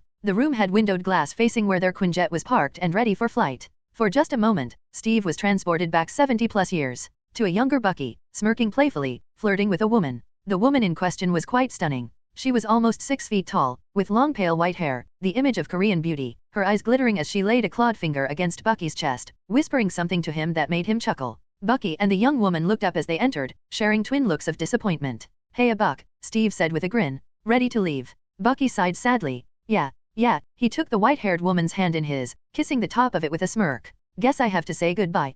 Mr. Barnes, I knew you were the love em and leave em type, the woman said with a little smirk. I suppose I've had worse break UPS. You know, they've invented this thing called the internet, Bucky said confidently. We can talk through this email thing the kids are using. Why would I do that? I might go looking for some other pretty young thing while you're gone. I guess I'll have to find some way to keep you around, Bucky teased. God, you guys are so annoying, Dan whispered nearby. Ami, just say goodbye already. Ami Han, the white fox, gave her younger friend a withering stare. One day, you'll end up flirting with some young superhero, and I'm going to ruin it for you. That will never happen, Dan said with the voice of wisdom only teenagers had. Ami and Bucky separated, joining their friends. Steve gave Bucky a little smile, his friend smirking in turn. I'm sad we'll be leaving so soon, Steve said honestly. But it was an honor to meet you all. Hear that? Dan pressed an elbow into Luna's side, grinning. The Avenger said it was an honor to meet us. You are terrible, Luna sighed. She looked into Steve's eyes and smiled. I hope you are successful on your next journey. I do too. But hey, my last one ended up being my favorite.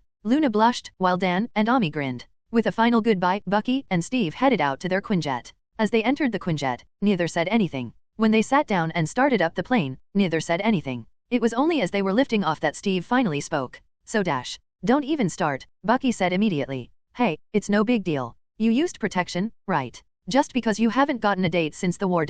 I didn't get a date during the war, Steve said, unashamed. Wait, seriously? Bucky stared at him. What about after? Steve, I've been busy. Oh good lord, Bucky said, shocked and appalled. It's not like you did any better, Steve grumbled. I was brainwashed for 70 years, and I still got a couple of dates. Okay, we are getting you out there as soon as possible. I'm calling Nat right now. Please don't. Even Dial has a girlfriend now. As your best friend, we are getting you somewhat. Good God. Steve watched as a shocked Bucky pulled out a phone and started texting while teasing Steve. He didn't mind the ribbing from his oldest friend. He'd missed it. Bucky had been very different after coming back. The person he'd once been had been buried under a deep rage and sadness. The recent trips had been good for him. Steve didn't think this recent romance with Ami was anything Bucky and Ami took seriously, but they both seemed to enjoy spending time together and had fun. Bucky may not have been fine, not entirely, but he was getting there. With that last thought, Steve made a heading. Time for London, and the next recruit. Tony Stark / Iron Man. Tony pretended to be listening as an old guy on stage talked proudly about some award or another that was being presented. He couldn't really bring himself to care about it. If he'd had it his way, he'd be back at the tower, working on his latest armor. He'd been working on something special. After all, they'd be needing it soon. But Tony Stark had to make appearances. That's what Pepper said at least. Oh, but she didn't need to show up, no. Sometimes he wondered why he listened to her. Then she'd do this little lip bite, give him an angry look, or just sigh in that annoyed way of hers, and suddenly he was sitting at a boring party while an old guy congratulated another old guy for getting another $1 million. Thankfully, he wasn't the only one who wasn't enjoying themselves there. I'm so bored, Tony smirked, looking over at his +1. Ruby Hale twirled a steak knife in her hands, sighing dramatically. The now 15-year-old assassin in training was wearing a black dress Pepper had given her, a modest one that Ruby had disapproved heavily of for not being armor or workout clothes. Aren't you supposed to be training your, I don't know, spy eyes or something? Tony teased quietly. My observational skills and ability to mingle with the crowd, Ruby said with another long sigh. Hydra was always more into me learning how to use sniper rifles and slit throats. How to fight. I don't think they were planning on me actually talking to people. I don't blame them, you're an annoying brat, Tony said. Eat me, Rust Man. Tony chuckled. Well, this shouldn't take too long. Just another 40 minutes. Ruby sighed for a third time, slowly lowering her blonde head to press her forehead to the table. Tony grinned, about to tease her a bit more. Then she looked at him. The boredom on her face was gone. She kept the look she was sporting from the rest of the party by keeping it against the table, but she had a hard gaze in her eyes. The steak knife in her hand was clenched tight. Call for help, Ruby said quietly. Tony kept the little smirk on his face, but panned his eyes across the room, trying to look without looking. The party was full of people. Mark Wahlberg was sitting across the room. Some rock-con guys were trying to look like they hadn't sold their souls. A waiter was sneaking some gold forks into his jacket. It's her, Ruby whispered. Tony met eyes with the woman in question. And suddenly he realized what sort of danger they were in. Mahmud /Dial. Aries was a taskmaster. In some ways, he was harder as a teacher than Natasha was, in some ways easier. I'd spent the whole last hour training one thing. Surviving while shifting constantly between forms. It didn't matter what alien forms, just as long I didn't stay in that form for more than 6 seconds. All while Aries went after me with every weapon he could. I tell ya, there are few things as intimidating as Aries using an anti-air gun as a sidearm. Still, I'd learned a lot from him. Hard not to, when I was getting trained by, well, fucking Aries. It had been useful against the leader and his robots. I was glad to get a couple of hours to myself though. It had been rough. I flew across the ocean in astrodactyl form, enjoying myself like always. I had some time off before the big mission. Maybe I'd watch a movie? It was weird, being in 2014 and knowing all the pop culture that was showing up for the next 4 years. That My Hero Academia show was yet to show up, and I hadn't had a chance to watch it before my little trip. Maybe I could check it out while it was still a manga? There was something nostalgic about thinking about nerd stuff. Now that I sort of was the nerd stuff. I came in towards New York City, waving at a crowd of people who were waiting for me. I tried to change up my routine for how and when I entered the city after my training, but crowds of a few people still managed to get to the docks on New York when I was on my way in. Sometimes they ended up seeing me. I dived into the city itself, soon shooting between the skyscrapers and above the busy streets. I'd come to love New York. Granted, I had an elevated view of the city, in both a literal and figurative fashion, but I don't think anyone can live there without feeling at least fond of the place. Trash bags on the sidewalk and all. Maybe I should patrol? Since Daredevil and the Avengers had become constant presences in the city, crime had become very elusive. It was a real job to try and root out what we could. Natasha had stopped a serial killer recently, but most of our patrols nowadays ended with nothing but stopping some desperate muggers and thieves. The gangs were going underground. It might be time to go all in on them. I was still considering what to do with the rest of my day when the laser hit me in the chest. Steve Rogers / Captain America. A few hours after leaving South Korea, Captain America and Nomad were walking through the halls of the CIS building in Vauxhall, a southwestern part of London. How long has it been since we've been in London? Steve asked Bucky as they walked through the halls of the building. Long time, Bucky mumbled to himself. I think I killed Princess Diana, last time I was here. What? Steve spun, staring at Bucky in shock. Bucky gave him a small sad smile. No, I did kill someone named Georgy Markov. So that's what happened, a strongly accented voice said. The two looked up. A man was striding towards them with quick steps, a manic energy about him. He had short black hair swept to his right, was thin as a razor, and had a bit of 5 o'clock shadow about his face. He wore a gray suit under a brown trench coat that was just slightly too small for him. He came up and held out a hand. We always knew the KGB arranged the murder, but we only suspected your involvement, Mr. Barnes. Thanks for clearing that up for me. Makes the files neat and tidy. Pete Wisdom, MI13, at your service, gents. Bucky stared at him, then at the hand thrust out at his chest. Pete, undaunted, reached out with deceptive speed, grabbed Bucky's hand, pumped it a couple of times, then reached out for Steve while Bucky was still surprised. I'll be your liaison for this little venture. Not as pretty as your last hosts, I know, but I'll do my best to be accommodating. A pleasure to meet you, Mr. Wisdom, Steve said politely. Same for me, Pete turned and waved for the pair to follow. Fair warning mates, I'm probably one of maybe 10 people who actually feel that way in this building. Only 10, Steve asked, worried. Mate, you gotta understand. Avengers have a rep for being kinda overpowered, Pete chuckled. Even with all we've got, people keep thinking about the damage you two can do on your own. We aren't here to start fights, Steve said firmly. The opposite. We're here to ask for help, and to make an alliance with you all. Hey, maybe it's the British anger over you colonials kicking us out, Pete chuckled. We're spies, Mr. Rogers. We think everyone is out to get us. They usually are. Personally, I blame the Second World War. It's made us downright inhospitable around here. Steve and Bucky shared a look. One that said something simple. Never let this man meet Tony. So, I understand this recruit we are meeting is somewhat unusual. Steve asked carefully. That's putting it lightly, Pete sighed. I imagine you lot had issues like this though. Having to deal with magical bullshit. We're talking a bunch of scientists trying to understand why Bruce Fukin Banner is giving them advice on building a device that can sense magic. Did it work? Hell if I know. Just ended up making me confused while I watched excited brainy types squawk about numbers. Pete led them to a door, opening it up. They found themselves in a room right out of a magical fantasy. Grass grew from the floor, sprouting up to about ankle height, before stopping at a pond on the other side of the room, where a small waterfall crashed into it. A tree rose up in one corner of the room. A rabbit hopped past, Bucky staring at it like he'd never seen one in his life. In the center of the tranquil forest somehow sat in the center of the headquarters of England's intelligence organizations, was a tree stump. There he sat, reading a book with a small smile on his face, a pair of wireless headphones on his head as he turned a page. He was as large as Aries or Thor, with the same sort of presence to him. And like them, he was dressed in archaic clothes, though in his case he looked like a nobleman from the industrial era of England, with a closely cut suit colored a warm shade of grey that had a hint of green to it. His skin was covered in deep red scales, with a set of horns along the top of his bald head. Sir Benedict, of Otherworld, Pete said grandly. Meet Captain America and Nomad.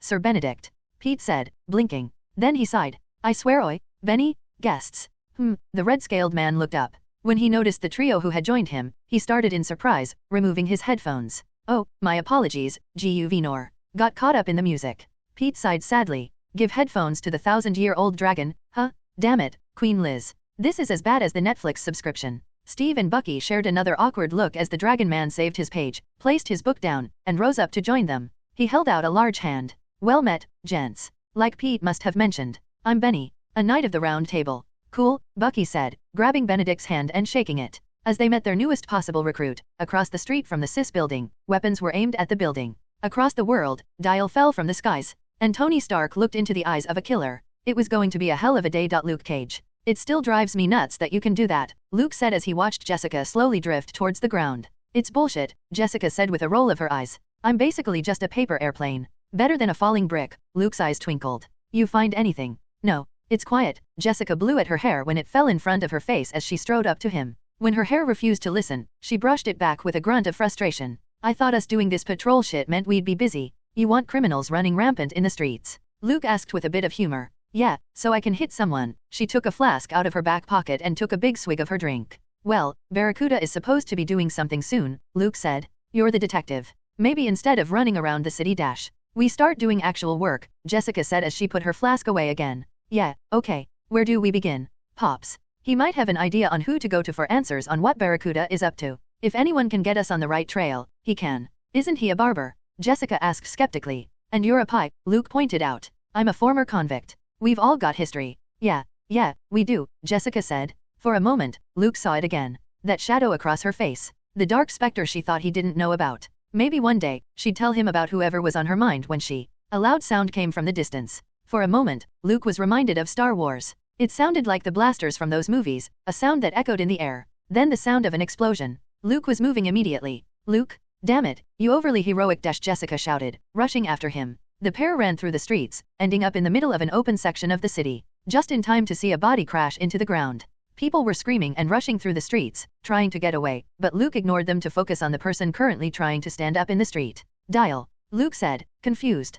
Squawk. The space pterodactyl staggered, coughing. Luke? What the hell hit me? His chest was dented inward on his right side. Luke rushed over to help him up to his feet, winced at the feeling of the dinosaur scales on that side. They were cracked and scarred, rubbing against Luke's invulnerable skin. What the fuck? Jessica shouted as she joined them. Are you supposed to be dented? Squawk, he said weakly. He reached for his Omnitrix. Not today, Spaceboy, a loud and grating voice that sounded somewhat like Demi Moore gargling gravel, echoed. On instinct, Luke moved in front of Dial and Jessica. A flash of light came towards him before he could comprehend what was coming. And for the first time in a long time, Luke felt pain. His chest screamed at him. He staggered back and shouted, clutching at his skin. Unbroken. But he felt like he'd been hit by a baseball bat swung by the Hulk. Whoa, it's Power Man, that grating voice shouted again. What are you doing here? I thought your first appearance in universe wasn't for a while. Then again, I'm one to talk, right? What the fuck is he saying? Jessica asked as the owner of the grating voice dropped in front of them. And why is he dressed like a giant red condom? It's too bad guys can't see me bleed. He was of average height, with a muscular build that could be seen under the red and black outfit he was wearing, a suit that was some combination of military and ninja. A red mask rested over his head, with a pair of white pupils where his eyes would be. He had a pair of sword hilts strapped to his back, way too many pouches and belts strapped on the outside of his suit, and a big fucking gun over his shoulder. I know right, that was followed with the gun lighting up a bright purple before emitting a blast, which Luke blocked again, shouting as he felt the large beam crack against his chest. A real-life BFG? Man, you're tanky. Here, try another shot. A flash of green came from behind Luke. The big gun blasted another laser. And a hand reached out, absorbing the light into openings in the fingertips. Deadpool. Dial, in the form of a one-eyed alien with black skin and tendrils on his head, stepped alongside Luke, his eyes wide. Wade, since when were you around? Well, this chapter to be honest. I got retroactively added to the canon of the story. Which, you know, is probably gonna be a mess on the timeline. Luke stared at him, trying to understand. It was like he was speaking, but not getting his words in the right order. What the fuck is he saying? Jessica said what Luke was thinking. Just ignore it, Dial said with a sigh. It's likely only Jen and I would understand. You know she did this kind of shit first. Wait, you understand what I'm talking about. The red-suited guy fired another laser, which Dial absorbed then fired back. No one understands, the guy said cheerily as he backflipped over the laser blast, landing on a car. Oh, look out for the other mercs. Luke was shocked when Dial shot at a random third-story window with another energy blast. Then a man came tumbling out, screaming before he smashed into the same car Deadpool was sitting on. More men sprouted from the windows, shooting at the trio. Luke blocked the bullets from hitting Jessica while Dial fired back, zipping around. Around 12 men or so. Luke, you okay? Dial asked him, absorbing another energy blast. Despite the lack of effect they were having, Deadpool seemed to be having fun just shooting them, yelling pew pew, with every trigger pull. You got hit twice. Yeah, Luke said. What do you need? Civilians, now. Fucking dash Jessica spat out, rushing past Luke. People were screaming in the streets. The mercs, despite being apparently well-trained, weren't being very safe with where they were firing. Will you fucking get out of here you idiots? Jessica followed up her yell by ripping a parking meter out of the ground and tossing it like a javelin, sending one of the mercenaries flying back. Wait, this is rated R. Deadpool shouted gleefully. Fuck. Cunt. Bitch. Balls. Balls aren't rated R, Dial said. Then he shot Deadpool in the chest. The beam of blue light speared through Deadpool's chest, the smell of burnt flesh filling the air. Luke stared at the gory death scene, horrified by the casual murder, the fact he could see through Deadpool's body now. Deadpool raised a finger. Slowly, the hole in his chest began to fill in again before Luke's shocked eyes. Right about when he could see lungs, Deadpool spoke. Yeah, maybe your balls aren't. Again, Dial said, raising a plug-like hand up. Luke, Jessica, take out those mercs. I'll take on the fourth wall breaking, healing, ninja man. They didn't argue. The pair went sprinting towards the mercs shooting at them, Luke in front and tanking the bullets as Jessica followed. The hell is a fourth wall? Jessica mumbled as she ran behind him. The sounds of lasers firing back and forth came from behind them. Jessica crouched and jumped upwards, almost seeming to fly before she entered the third floor. Luke took to a sprint, using his enhanced speed to rush up the stairs and join her. When he got there, the third floor was an office. Things had gotten quiet. That didn't happen often when Jessica was involved. He stopped at the door to peek inside through the small window there. Jessica was ducked behind a cubicle, a mercenary unconscious at her feet. Another one of them was holding a group of people in office clothes hostage, standing next to two other men, 7 at the windows and shooting at Dial, while 2 others were prowling forward through the cubicles. The door Luke was at giving him a good look. He looked carefully around. The mercenary holding the people hostage was yelling, "Out right now, or I swear to God I'll light them up, bitch. I don't care what powers you have, you ain't faster than a bullet. Damn it." Luke carefully marked the position of the 3 men. They had around 8 hostages, and the men were standing right next to each other. Okay. Back in the old days, he'd been good at mentally marking where people were after a look. If he did this right. Luke ran up another stair level. On the next floor, a janitor was crouched behind a plant, and gave a little scream when Luke ran past him. He ignored that man to head to an office. The door was locked, so he squeezed the knob and rushed in. A skinny white woman shrieked when he came in, throwing a snow globe at him from where she'd hidden behind her desk. Luke ignored that as well, coming to a spot on the floor. Based on where he'd mentally marked things, Luke stepped back. Then, with a big foot stomp forward, he smashed apart the floor while smashing his fists on the ground, falling through to the next floor. The 3 mercs had enough time to look up before hundreds of pounds of black man fell towards them in a shower of floor and ceiling. Luke hit them hard, grabbing one of them and tossing him at one of the mercs shooting at Dial, sending both screaming out of the window. Run, now, Luke yelled at the hostages. Come on. An older Asian man among the hostages yelled. To Luke's surprise, he grabbed one of the guns the mercs had dropped and aimed it with experienced motions, covering his co-workers' backs as they ran out the back door. Luke grabbed a cubicle wall, ripped it from the floor, and tossed it frisbee style at another merc, sending the guy flying through another cubicle with a scream. The other mercs started to figure out what was going on, turning their fire from Dial to Luke, while the guys who'd been looking for Jessica turned to him and started firing. Luke spread his arms out, scowling as bullets bounced off his bare skin. Really hope Bridge is willing to buy me more clothes, Luke mumbled under his breath as his shirt, already tattered and burnt from the 2 laser blasts he'd taken, fell apart and floated to the ground. Luke continued to protect the hostages until the last person was out. Before he could move forward, a computer desk flew into 3 of the mercs from behind them, knocking them out and possibly breaking many of their bones. Apparently, Jessica was angry. She picked up a PC and launched it at one of the men who had been looking for her, the impact sending him tumbling onto the ground. The last men standing were a guy who was running towards the stairs, and a merc who was switching his gaze from Luke to Jessica. Okay, the merc tossed his gun aside, lifting his hand up. Okay, I give up. Jessica, Luke said. She picked up a computer monitor. The guy surrendering screamed. No, wait, ISR dash. Jessica fired the monitor, superhuman strength launching the screen like a baseball. It smashed the guy who'd been running towards the stairs across his back, dropping him. Really like throwing things, huh? Luke noted with a grin. They had guns, Jessica said with a shake of her head. The pair looked over at the last guy. He hesitantly looked between them. Luke looked around, then grabbed the top section of a cubicle, the metal bending in his hands. Whoa, whoa, the man screamed.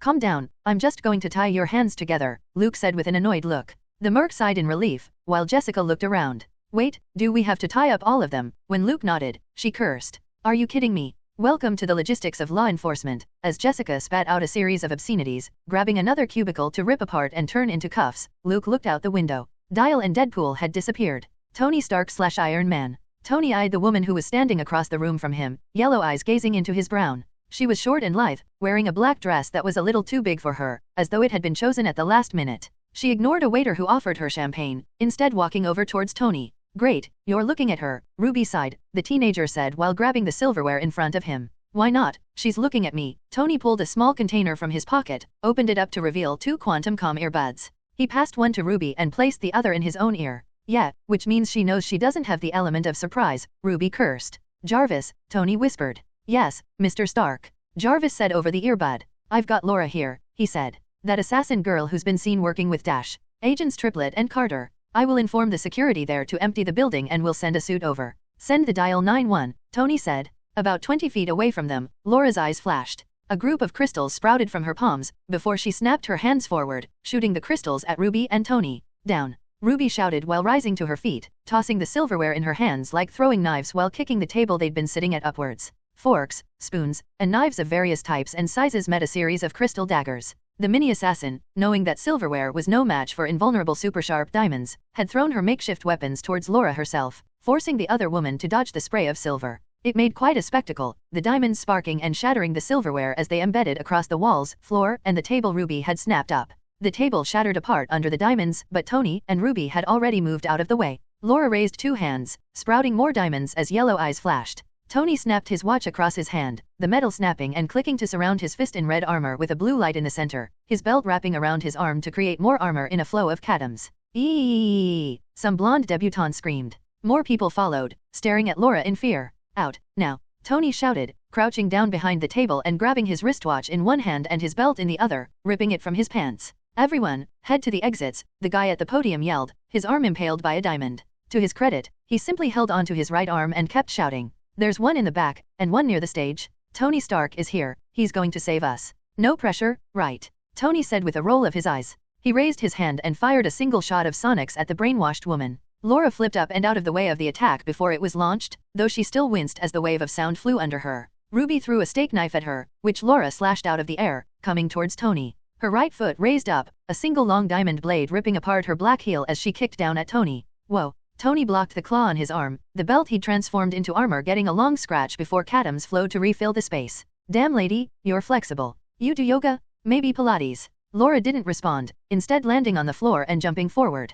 As she was stabbing out at him, he hit her with a sonic blast. Yay! Laura shrieked. A sound filled the air, like the shattering of metal. For a moment, Tony didn't know what had happened, watching in confusion when she reeled back in pain. Then they met eyes. and he felt horror fill him. A group of crystals had shattered across her forehead, sending blood dripping down her face. Her eyes were filled with hatred worthy of the Hulk himself. Greyioc. Laura moved with lightning speed, claws slashing out at Tony's face. He desperately blocked the blow on his armor, and felt blinding pain when the blade sliced through his it to dig into his forearm. Ruby kicked Laura in the face, sending her staggering, while Tony fired another sonic blast at her, pushing through the pain of the deep cut in his arm. Jarvis, ETA on that armor, Tony shouted while unleashing a bright flash of light that hit Laura in the eyes. Blinded, the diamond assassin sprayed an array of crystals from her body at random. Ruby ducked under a few blades, but was still stabbed in the thigh, shouting in pain as her blood spilled. Tony raised his armored arm to block the ones that were flung at him, one slicing past his rib, another stabbing him in the shoulder. Pain lanced up from there, blinding Tony for just a moment from sheer pain.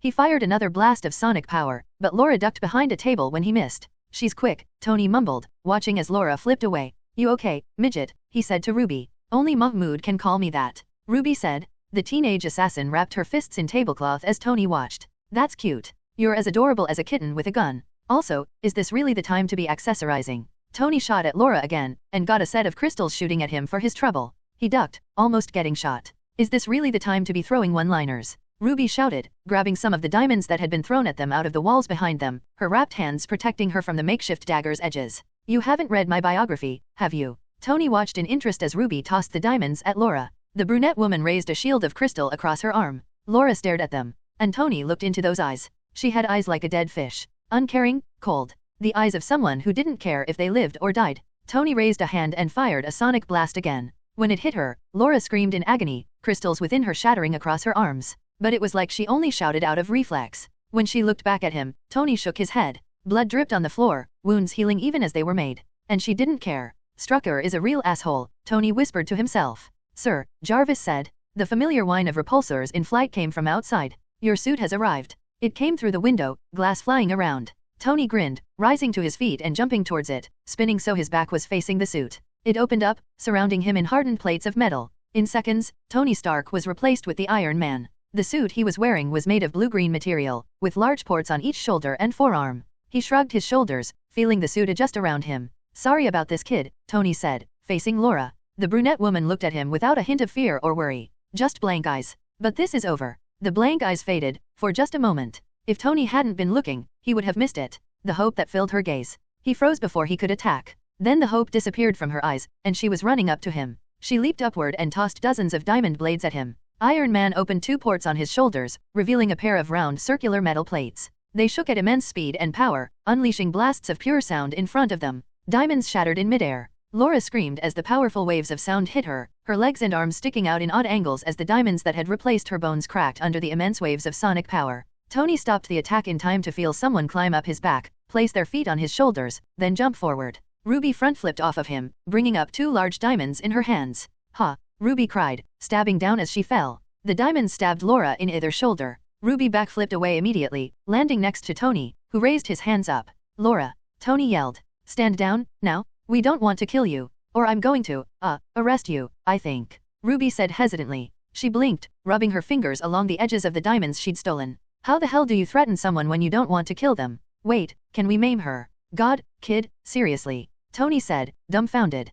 Kill me. They looked up at Laura. The brunette woman was shaking in place. Her body was snapping together, the sickening appearance of skin closing up over bones of blue-green crystal. Her yellow eyes stared at them. Kill me, she whispered again. Tony, Ruby said, looking at him confused. Is this a trick? In his suit, Tony focused on his HUD, reading everything he could. No, it's a lot worse than that. It's what she wants more than anything. Laura chose then to rush towards them with all her speed, almost a blur. Ruby and Tony met her in the center. While many had evacuated that room, a few stayed to watch. Ruby lashed out with her stolen blades, parrying, stabbing, and leaping about despite the long diamond still sticking out of her thigh. Tony moved with superhuman speed in his suit, firing sonic attacks with accuracy, punching through a pillar when he missed hitting Laura, flew through the air to dodge another wave of diamonds before hitting Laura in the chest with a punch. Laura herself seemed unstoppable. She moved with immense agility and speed, slashing out with her blades, dodging Ruby and Tony as she fired crystal daggers. When they did land a hit, she would heal back with supernatural speed. For one moment, Laura and Ruby were pressing blades against each other in midair. The older assassin's face was a blank mask, entirely emotionless. The younger blonde was screaming, pressing the daggers in her hand against Laura's claws. Tony stood underneath them, his hands pointed up at Laura, waves of sound erupting from his gauntlets. For those watching, there was a brief moment of clarity. A realization of the power and skill the three had. that they were watching the monsters that the modern age had created. Then Tony fired. The waves of sound that hit Laura sent her spiraling upwards, crashing through the ceiling. After her, Ruby shouted, landing on Tony's right shoulder. Tony blasted upwards, Ruby crouched on his shoulder, and the pair entered the hole in the ceiling Laura had created. Up above was a hotel room, an empty one. Laura had smashed through into the kitchen. Tony raised his arms, ready to respond to whatever Laura did next. Where'd she go? Ruby asked. Jarvis. Tony asked. I have no footage that shows her escaping, the AI butler responded. Ruby landed on the ground. Tony crunched his way into the apartment. A blur of motion came from his right side. He raised an arm. The long spear of crystal scraped against the hardened shell of his suit, the material built to take on Dial's diamond head form surviving relatively well against her blades.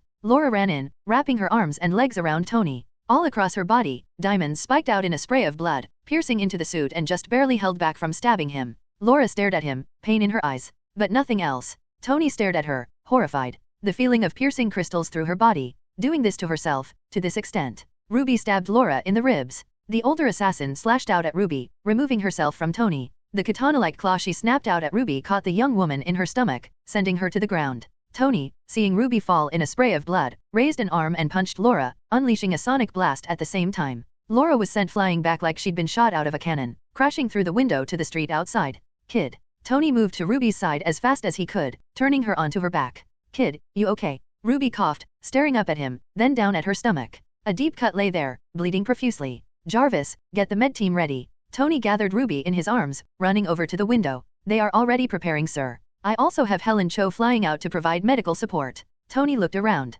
Laura had disappeared into the city. Back to Strucker. Back into a life she would rather die than continue to live. Fine. He'd failed one of these kids. He wouldn't fail two. The Iron Man went shooting into the sky, rushing for his tower, as Blood Diamond escaped into the city. Steve Rogers / Captain America. A knight of the round table. Steve asked as tea was passed over to him. He took a sip. Absolutely perfect. Well, a lesser one, of course, Sir Benedict said, embarrassed. I'm ashamed to admit that I only became a knight right before the last War of the Kingdom. After Mordred, Lancelot, Arthur. Well, I am, at the least, a knight. But after that, I had little to no real kingdom to represent after I entered the other world. Our resident magical expert, Agatha Harkness, has mentioned the place once or twice, Steve said. The Witch of Ages. Benedict frowned thoughtfully. Interesting. Well, in my meditations there with the other denizens, we were struck by calamity. Pete Wisdom sighed. Yeah, mates. Everyone knows about Rio. But it wasn't until Benedict here showed up that we found out our dimensional neighbors got hit by the same thing. Steve felt a shot of anger. Thus far, the Rio incident was the bane of the Avengers' existence.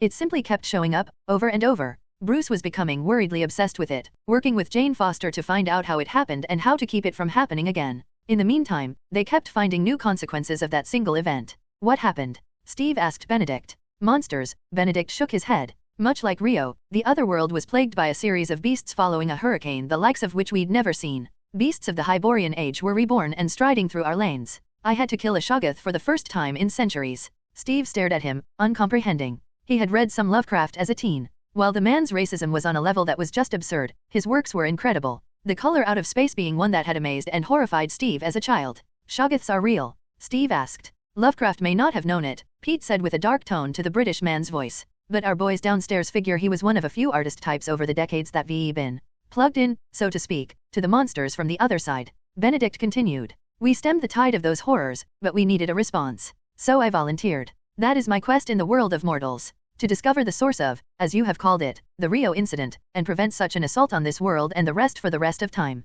Bucky leaned forward in his chair, his lavender tea steaming across his face. We've been trying to track the guys behind it as well. But right now, our focus has been on building up our team. A team of worthy warriors, spies, and pagan gods, Benedict said with a nod. I wish to join you, to aid you in your quest to protect this world, and battle evil as a knight must. He held a fist to his chest. I know you do not know me, but I have ever been a knight. I believe in that cause. In the truth of strength in service of good, and not for oneself. Wait, Pete stopped them, holding a hand to his ear. He stilled for a moment, listening. Then he spun to his feet, alarm in his eyes, and pointed at the wall on the far side, next to a tree that was growing from the grassy floor. Captain, block us. Steve didn't hesitate. He leaped to his feet, rolled on the floor, and rose in a crouch, his shield up while the others crouched behind him. The wall exploded apart, sending chunks of concrete, metal, and tree bark flying towards them as a beam of red light hit the famed shield of Captain America. The blast pushed with all its might against the red, white, and blue, and left not a scratch. We have armed combatants on the roof over there. Pete shouted over the sound of lasers bouncing off vibranium. I've got reports of more inside, that someone has infiltrated inside. How? Bucky asked, befuddled. This place has more security than Fort Knox. They simply appeared out of thin air? We need to split up. Understood. Steve narrowed his eyes. Bucky, you go with Pete. He knows this building, so he can guide you to your targets. Benedict, we'll head to those rooftops. Understood, Benedict said in a reflection of Steve's tone. Got it. Lead the way, Captain Britain. Bucky raised a hand and watched his armor shift to surround him as he spoke to Pete.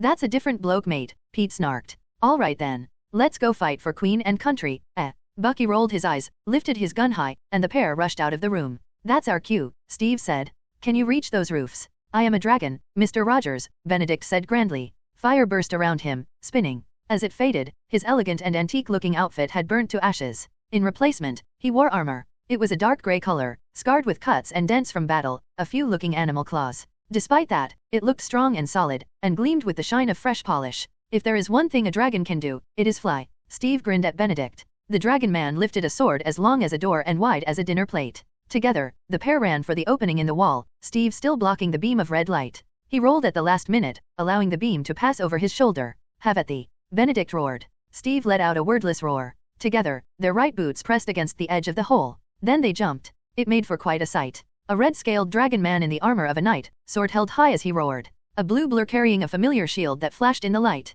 Between them, a large laser blast was entering the most secure building in London, the two heroes flying over the street below them. On the building the laser was coming from, a group of men stood. 12 men total surrounding a large cannon that was firing the laser, 6 of whom were wearing some sort of advanced suit, one of whom was ripping his shirt off. Steve landed on the roof and tossed his shield. The disc smashed into the laser, ripping through the supports and finally shutting it off. Steve grabbed the shield as it came spinning back to him and blocked a blast of energy from one of the armored men. Benedict smashed into one man on his landing, kicking him off the rooftop. Benedict ignored the bullets that peppered his skin and armor to slice one of the soldiers across the chest. He was less able to ignore the man who had been taking his shirt off beginning to grow. A green fist snapped out and hit Benedict in the chin, sending him back a step. Benedict snarled, snapping his head around to glare at the man. His skin was finishing its changeover to emerald colors, his muscles growing to a grotesque size. Anyone who had never met him would have compared the man standing there now to the Hulk. But Steve, who spun out of the way of another blast, knew better. He looked sickly, misshapen. The man's right arm was larger than his left, his skin was a series of light and dark patches of green skin, his eyes were engorged with blood, and his upper body was so much bigger than his lower that he looked like he was staggering.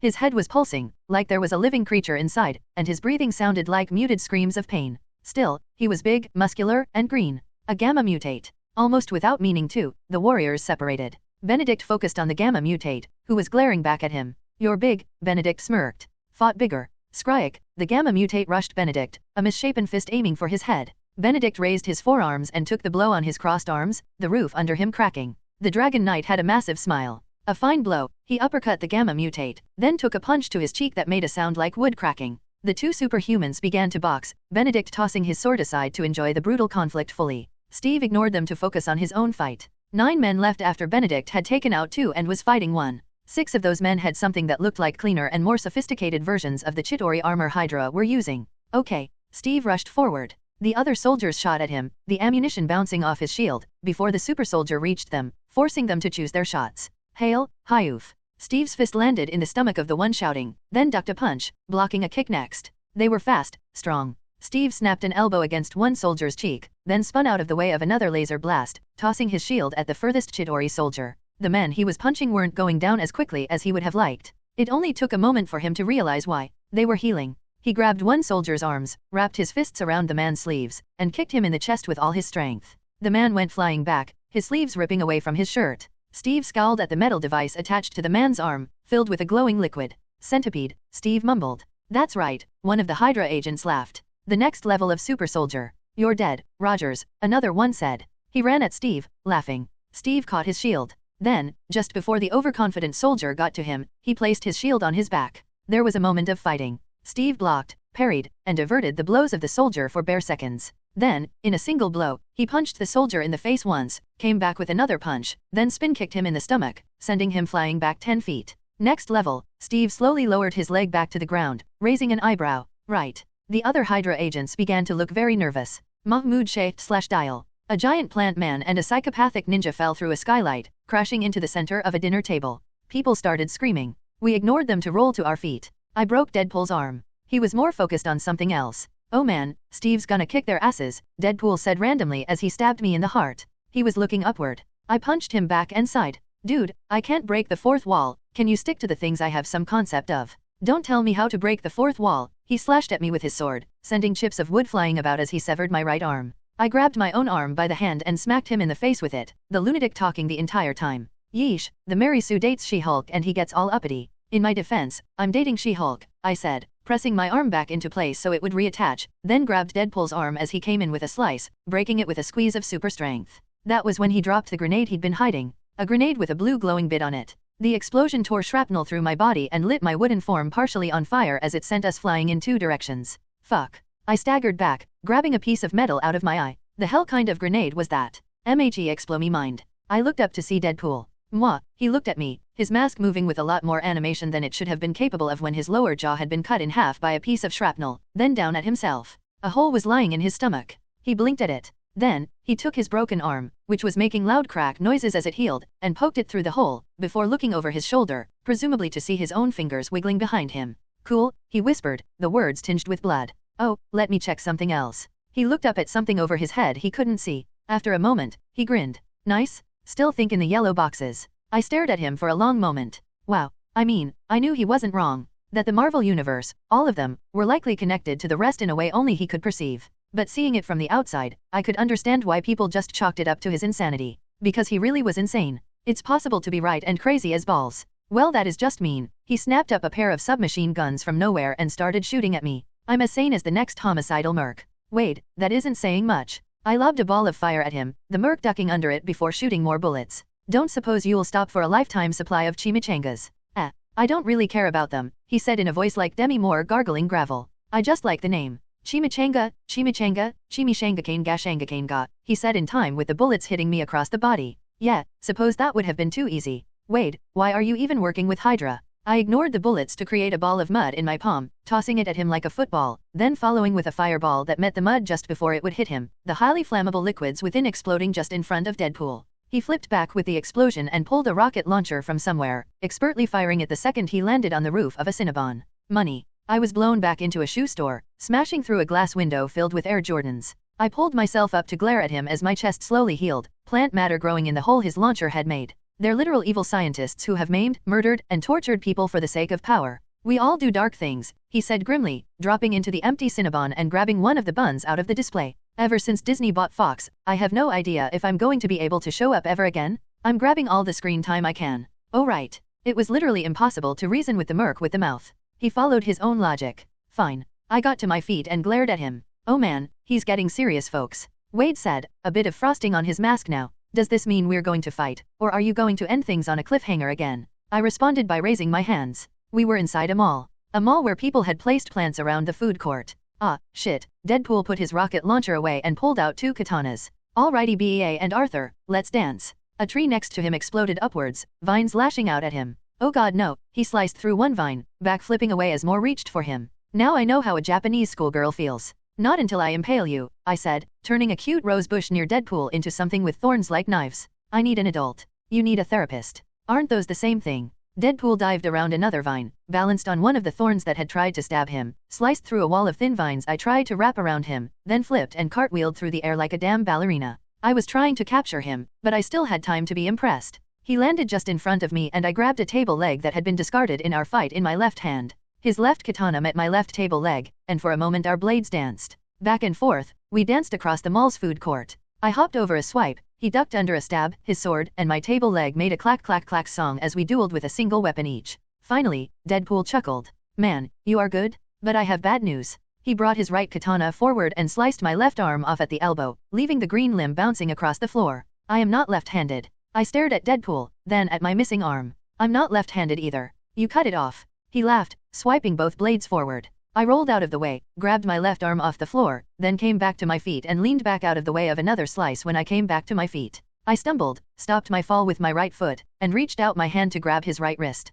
Oh, Rayak. I lifted him off the ground, then smashed him into a pillar, dust falling from the ceiling as bones cracked. Then I swung him up, then down into the floor, the mall's ceramic floor shattering under him. I let him go and got ready to punch him in the face, only to cross my eyes when I found a flamethrower pointed at my face. Gotta say, it's ice to meet you, he said with a chuckle. My head ignited. I stumbled back, grumbling as the front my plant body burned under the hail of flames. Damn, that's the wrong pun, he hummed, watching with a healing broken back from the floor as I wiped away the flames that had ignited across me. Can I try again? No. But then, life is on fire that way. I raised my hand and blew up the flamethrower with a blast of flame, the explosion sending him flying. Ow, he bounced off the ground, then landed inside a Mediterranean grill restaurant on the other side of the food court. Ouv. Everything smells like burnt meat. Is that me? Or does this place have terrible standards? A bunch of vines wrapped around him. Yeep.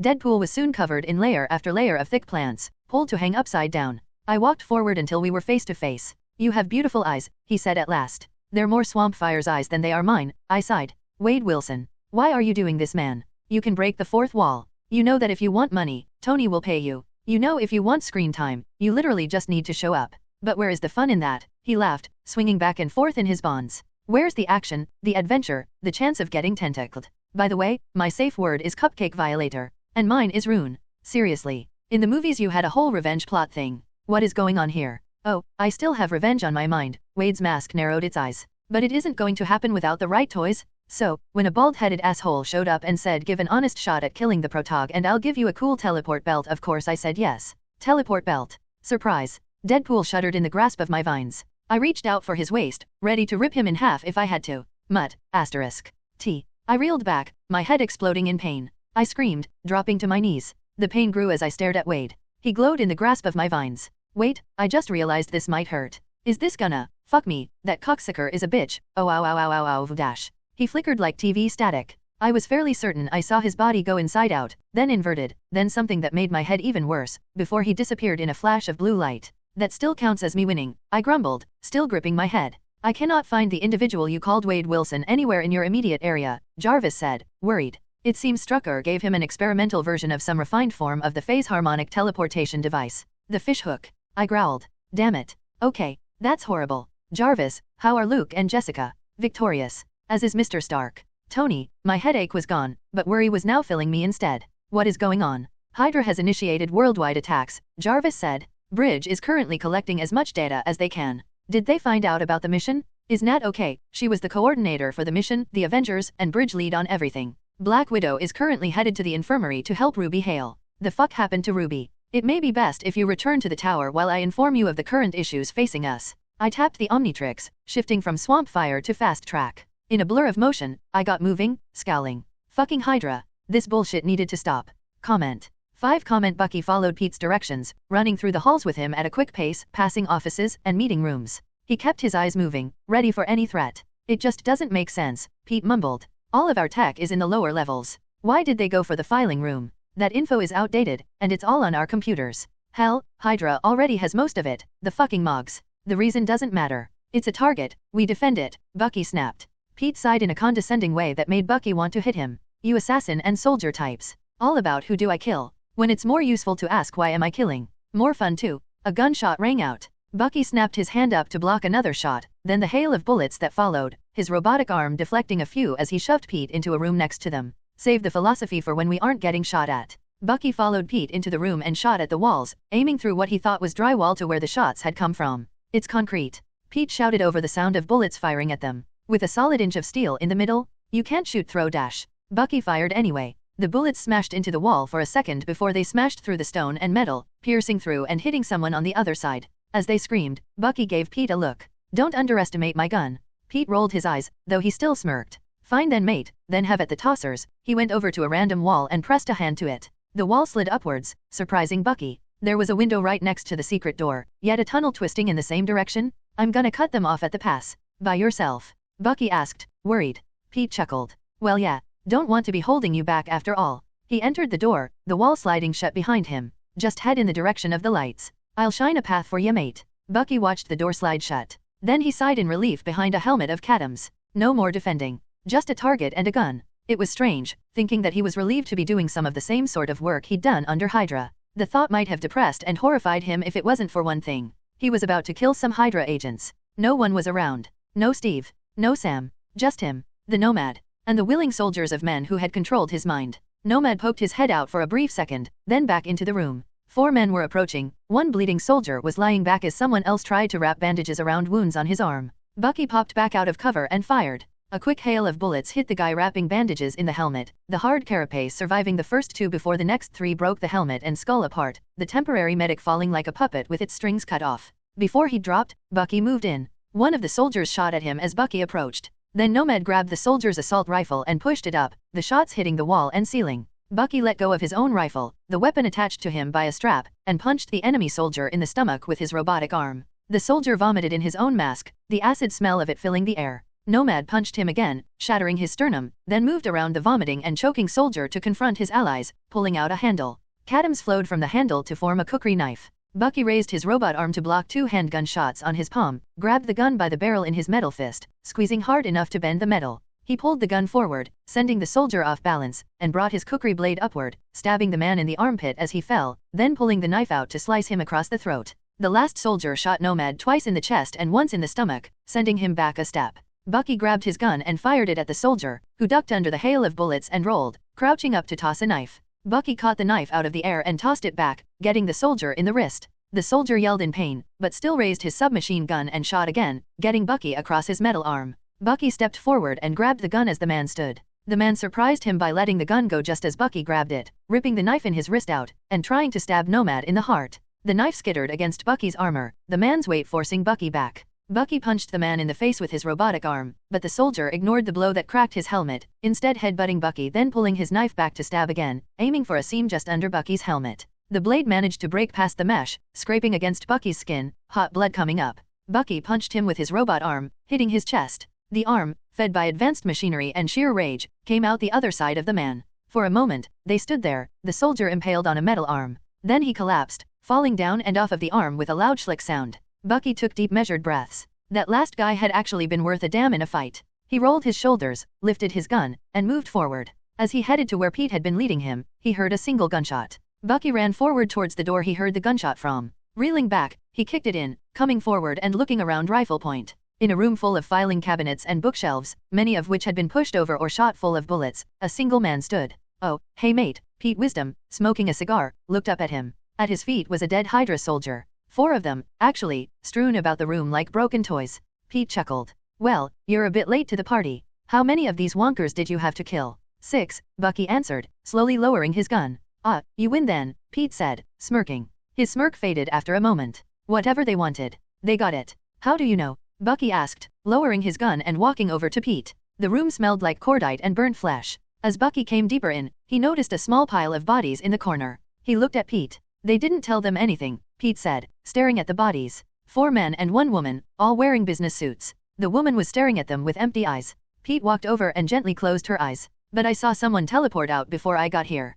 We'll need to go over our files. See what they found that might end up causing us trouble later." Bucky trailed his eyes along the chest of one of the Hydra operatives. The man had 5 holes the size of a blade in his chest. It looked burnt, like a smoking hot knife had been stabbed into him several times. "Like it," Pete said, walking over. "Or do you always admire dead bodies? 'Cause I'll be honest mate, it's damn creepy." "What did you kill them with?" Bucky said curiously. In answer, Pete reached into a pocket and took out a long blade of modern design. He flicked it, and it soon began to glow a deep red color. Superheated steel. Still in production, but these blokes cut armor like a bloody knife through butter. Likely Bridge will be getting their own once we work out the power issues. Pete put away the knife before Bucky could get a better look at it, smirking just a bit. "So, shall we see if those knights have won their own fight?" Bucky put away the thought that the knife just looked too small to have any sort of power source, focusing instead on Steve. "Yeah, let's go check on them." Steve Rogers / Captain America. Steve sent his shield spinning outward at his flying target. The edge hit a Hydra agent across the forehead with deceptive gentleness, knocking him out of the air from where he'd been zipping around above him.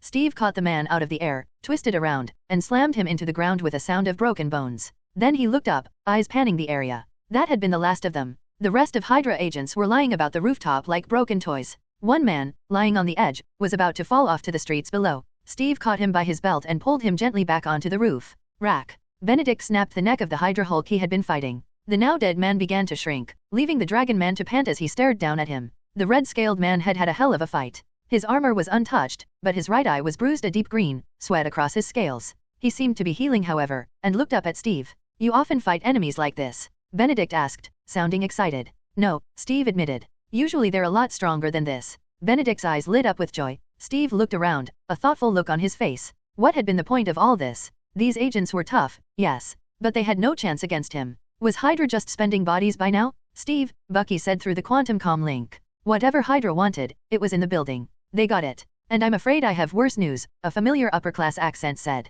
Steve frowned. Jarvis, Captain Rogers, Dial and Mr. Stark were also attacked. Steve snapped a hand to his ear. What? Benedict walked over, looking worried despite not hearing the conversation. They are all right. But I am receiving reports that this isn't an isolated attack on the Avengers alone. A team being trained in Morocco to support their government has been murdered. Luna Snow and her allies fought off an attack. We cannot contact the Winter Guard. I'm still compiling reports, but this is large-scale a terrorist attack. Steve stared up at the sky, horror filling him. Jarvis, send us where we need to go. Bridge agents are already on the move. I recommend you come home immediately. We'll need to begin our counterattack sooner than we believed. Got it. Steve looked at Benedict. Sir Benedict, I have to go. This attack. It wasn't just here. I have to dash. No need to explain, Captain, Benedict said, lifting his sword onto his shoulder. Do what you must. Just know that I will be at your beck and call should you need me. His eyes glimmered. When he spoke, Steve thought he could see steam coming from his lips. A knight does not accept an attack on his castle. A dragon does not tolerate an attack on his horde either.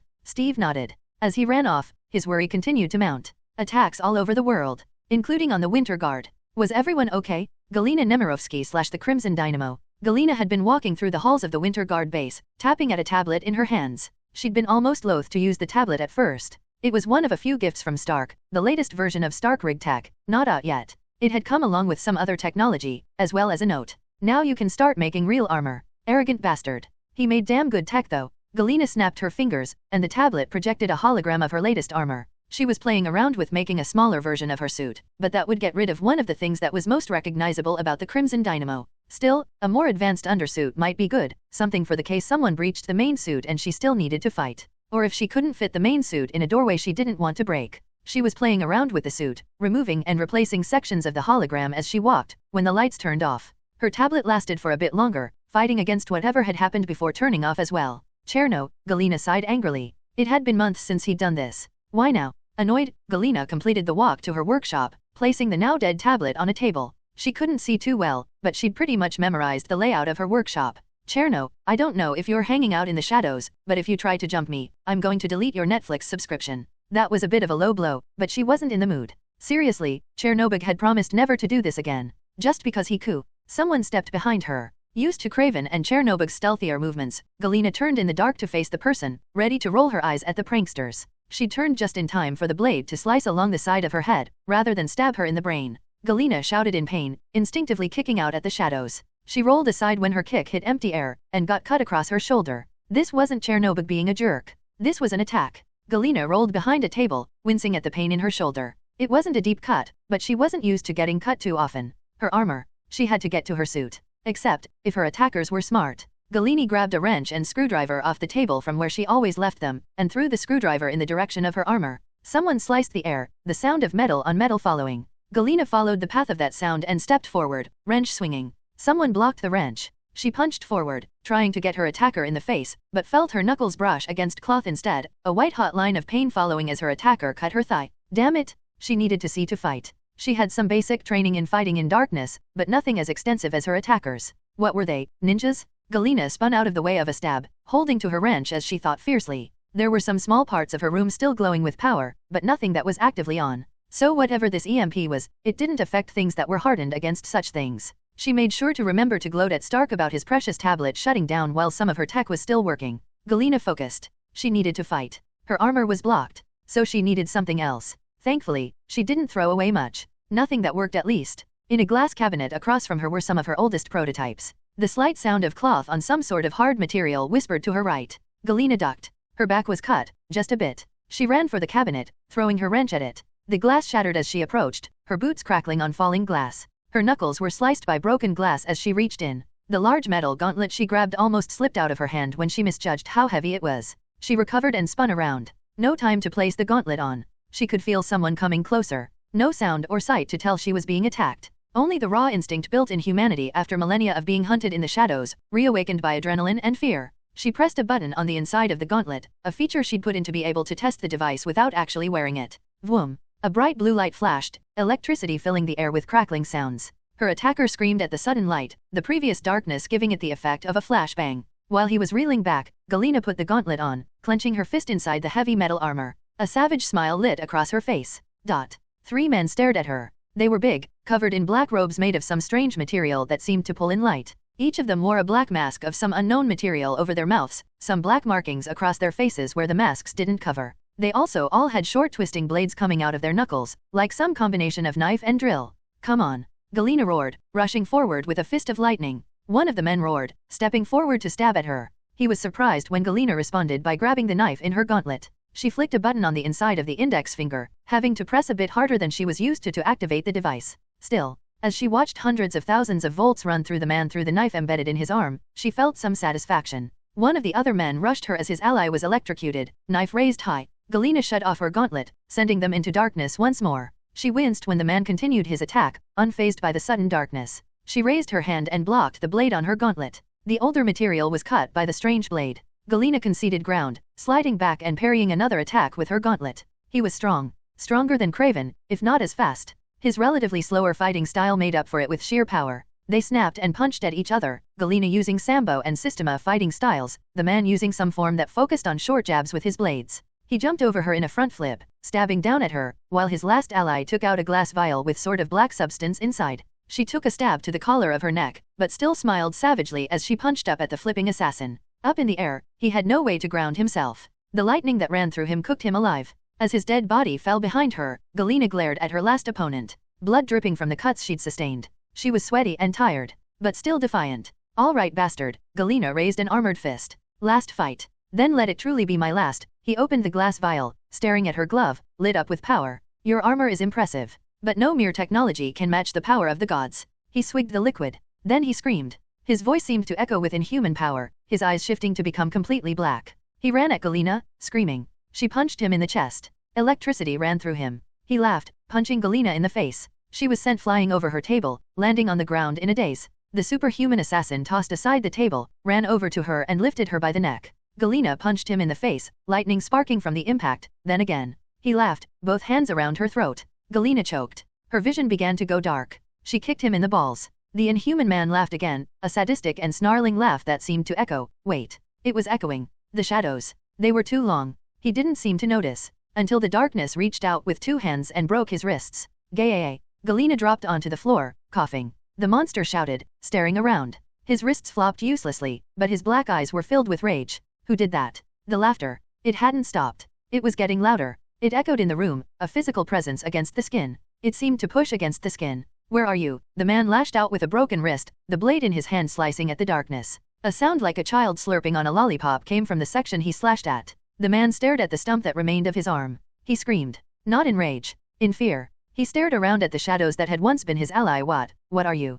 Galena's gauntlet sputtered. Darkness surrounded them. The gauntlet lit up, and the shadows had formed into the god of shadow. Chernobyl smiled down at the terrified man. I'm Batman. Darkness filled the room. When Galena's gauntlet illuminated the room once more, Chernobyl stood alone, moving to crouch over Galena. She glared up at him. Fucking really? Chernobyl laughed. What? Would you have preferred Conradker's? Psycha Blight. Galena spat out, struggling to her feet and rubbing her throat. What was that? Don't know, Chernobyl said. Delicious though. Alien flesh, mixed with some steroid-type poison. I hope we find more. Damn spicy. Steroid. Galena stared down at one of the corpses. I wonder. The lights came on. Galena's computer lit up, and immediately the sound of dozens of calls filled the air. Galena ran over to answer, while Chernobyl watched. He looked down at one of the corpses Galena had created, and smiled. Absolutely tasty, wonder where I can find more like them. As he pondered that, Galena stared at the reports she was getting. What is happening out there? She said softly. Tony Stark/Iron Man. Tony typed something on his computer and looked to his left.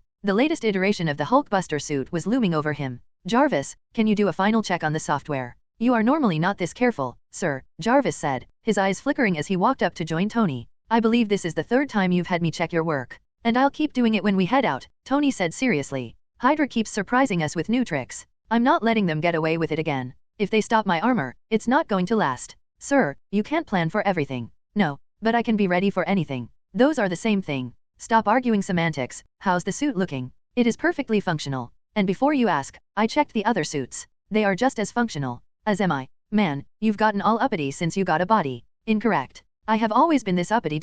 You sure? I think you've gotten a little less upper class lately. Heaven forbid, Jarvis said stiffly. Tony. Jarvis and Tony turned to see Steve enter the lab. He was wearing his star-spangled armor, shield resting on his back. What's up, Cap? Just wanted to check on you. Hello Jarvis. Good day, Captain. Are you ready for today's endeavors? Yeah, I'm ready. Tony could believe it. Steve was always ready. It was kinda annoying sometimes, how he could be up and raring with barely any sleep. But today, Tony was almost relieved to see the calm determination on Steve's face. Same here, Tony smacked the arm of the Hulkbuster. Got all sorts of bells and whistles to show off to Hydra. Think I'll win the best in show. I'd vote for you, Steve said. His amusement faded. Tony, you should see Pepper. She's with Fitz. I think she's worried about you. She keeps looking this way. Tony typed something at his keyboard, looking over his software. Mr. Stark, Jarvis interrupted. You have completed your work. Your fiancé is worried for you. You think if I visit her she's suddenly going to stop. Tony snapped. No, Steve moved closer, placing a red-gloved hand on Tony's shoulder. But let me ask you, if you go, and you don't return, what is the last thing you want to say to her? God damn it, the memory of his father filled his mind. His mother. The last thing they'd said to each other had been so meaningless. He couldn't leave Pepper with that. Not if she mattered. And God help him, she really did matter. More than anything. Sometimes I want to punch you too, Tony grumbled, shutting down his computer. You ever want to take a swing, I'll let you, Steve offered kindly. It just wouldn't be the same, Tony said. He walked away as Jarvis and Steve watched. Entering Fitz's lab, Tony found Fitz and Pepper working on her rescue armor. It looked great. Since the first version, they'd been cleaning it up, maintaining it, upgrading it. Pepper was wearing a tank top and jeans, rather than the business dress she usually wore. She looked amazing, with her hair pulled up and a spot of oil across her nose as she worked with a wrench. Mr. Stark, Fitz said when he saw Tony. Good to see you, sir. Are you leaving soon? Yeah, are you? Pepper glared at him. Because you haven't said goodbye yet. I'm not great at those, Tony admitted. Ross, can you give us the room? Yeah, Fitz swallowed, putting away his tools. Go find Simmons. I'll go find Simmons. The Scottish genius glared at Tony, who simply smiled. Not his fault he was the master of nicknames. Ross and Rachel for Fitzsimmons was pure genius as far as his work went. Fitz left. Pepper looked Tony up and down. I want to tell you I'll be back, Tony said quickly. I'm gonna go out, get home with a fresh strawberry rhubarb pie. Pepper raised an eyebrow. Really? Well, you're allergic to strawberries, so I can't promise the last part, Tony hesitated. Or the first part. Good. Because I hate when you lie to me. Pepper rose to her feet. Tony, I know you can't promise you'll always come back. The idea that someday, someone just a bit smarter than you will show up, Tony held in the urge to make a sarcastic scoff. Or worse, that you'll do some brave sacrifice one day and leave me behind, that one was more likely. But even if you can't promise you'll come back, at least have the guts to say goodbye. You're right. Yeah, you got it in one. So here, let me help you out with your suit. Tony rolled up sleeves once again, stepping forward to circle Pepper. Then, when we're done, I'll say goodbye. Scout's honor. Pepper raised an eyebrow. I kinda thought you'd want your goodbye to be sex, not mechanics. Is there a difference? Tony quipped, pulling out a section of the back of the purple armor, exposing the electronics within. He gave Pepper a soft smile. She returned it with one of her own, then moved forward to join him. I have to say, I think I get why you like tinkering so much. I'm getting good at it. Well, you're passable. Passable. Hey, don't knock it. I know some MIT kids who'd explode into confetti if I graded them passable. Tony took the light push Pepper gave his arm without complaint, unable to remove the honest smile from his face. Bruce Banner / the Hulk. Gemma, I think we need to coordinate this better, Bruce said as he and the British scientist paced his laboratory. Agatha's already offered to set up a magical area dedicated to healing within the behemoth, so we can use that for our most injured. Are you sure, Dr. Banner? Gemma Simmons asked, the redhead walking up to a hologram of the helicarrier the medics would be doing most of their work in. The helicarrier in question was a giant tank in truth. More like a flying brick than an aerodynamic vehicle. If we do have a magic area that helps people heal, our least injured may be the ones we should put inside it.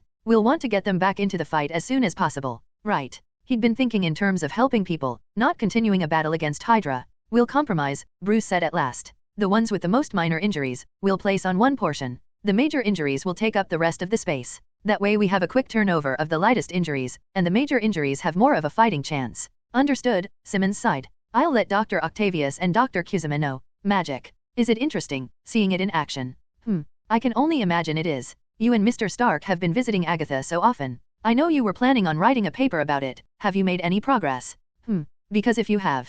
I mean, can I take a look? Gemma asked shyly. I've always been so fascinated by the idea of magic. I've always loved the Harry Potter series. In fact, I have a Ravenclaw shirt somewhere. I was always more of a Hufflepuff, Bruce said at last. And yes, I don't mind letting you take a look at my paper. Bruce looked over at her. I'm sorry, Gemma, I need to step away and speak to someone. But thank you so much for your help. Oh please, it was my pleasure, Gemma said cheerily. Would you like me to clean up? No need. Go talk to your boyfriend, Bruce said kindly. Gemma went practically magenta in coloration. Oh, well, Fitz isn't my boyfriend. He's just, you know, a really good friend. Then change that, Bruce said. He tried to say it nicely. Gemma, we could die. The young woman went from red to pale. If we go out there and we do end up dying, if someone kills you, do you want to leave how you feel unsaid?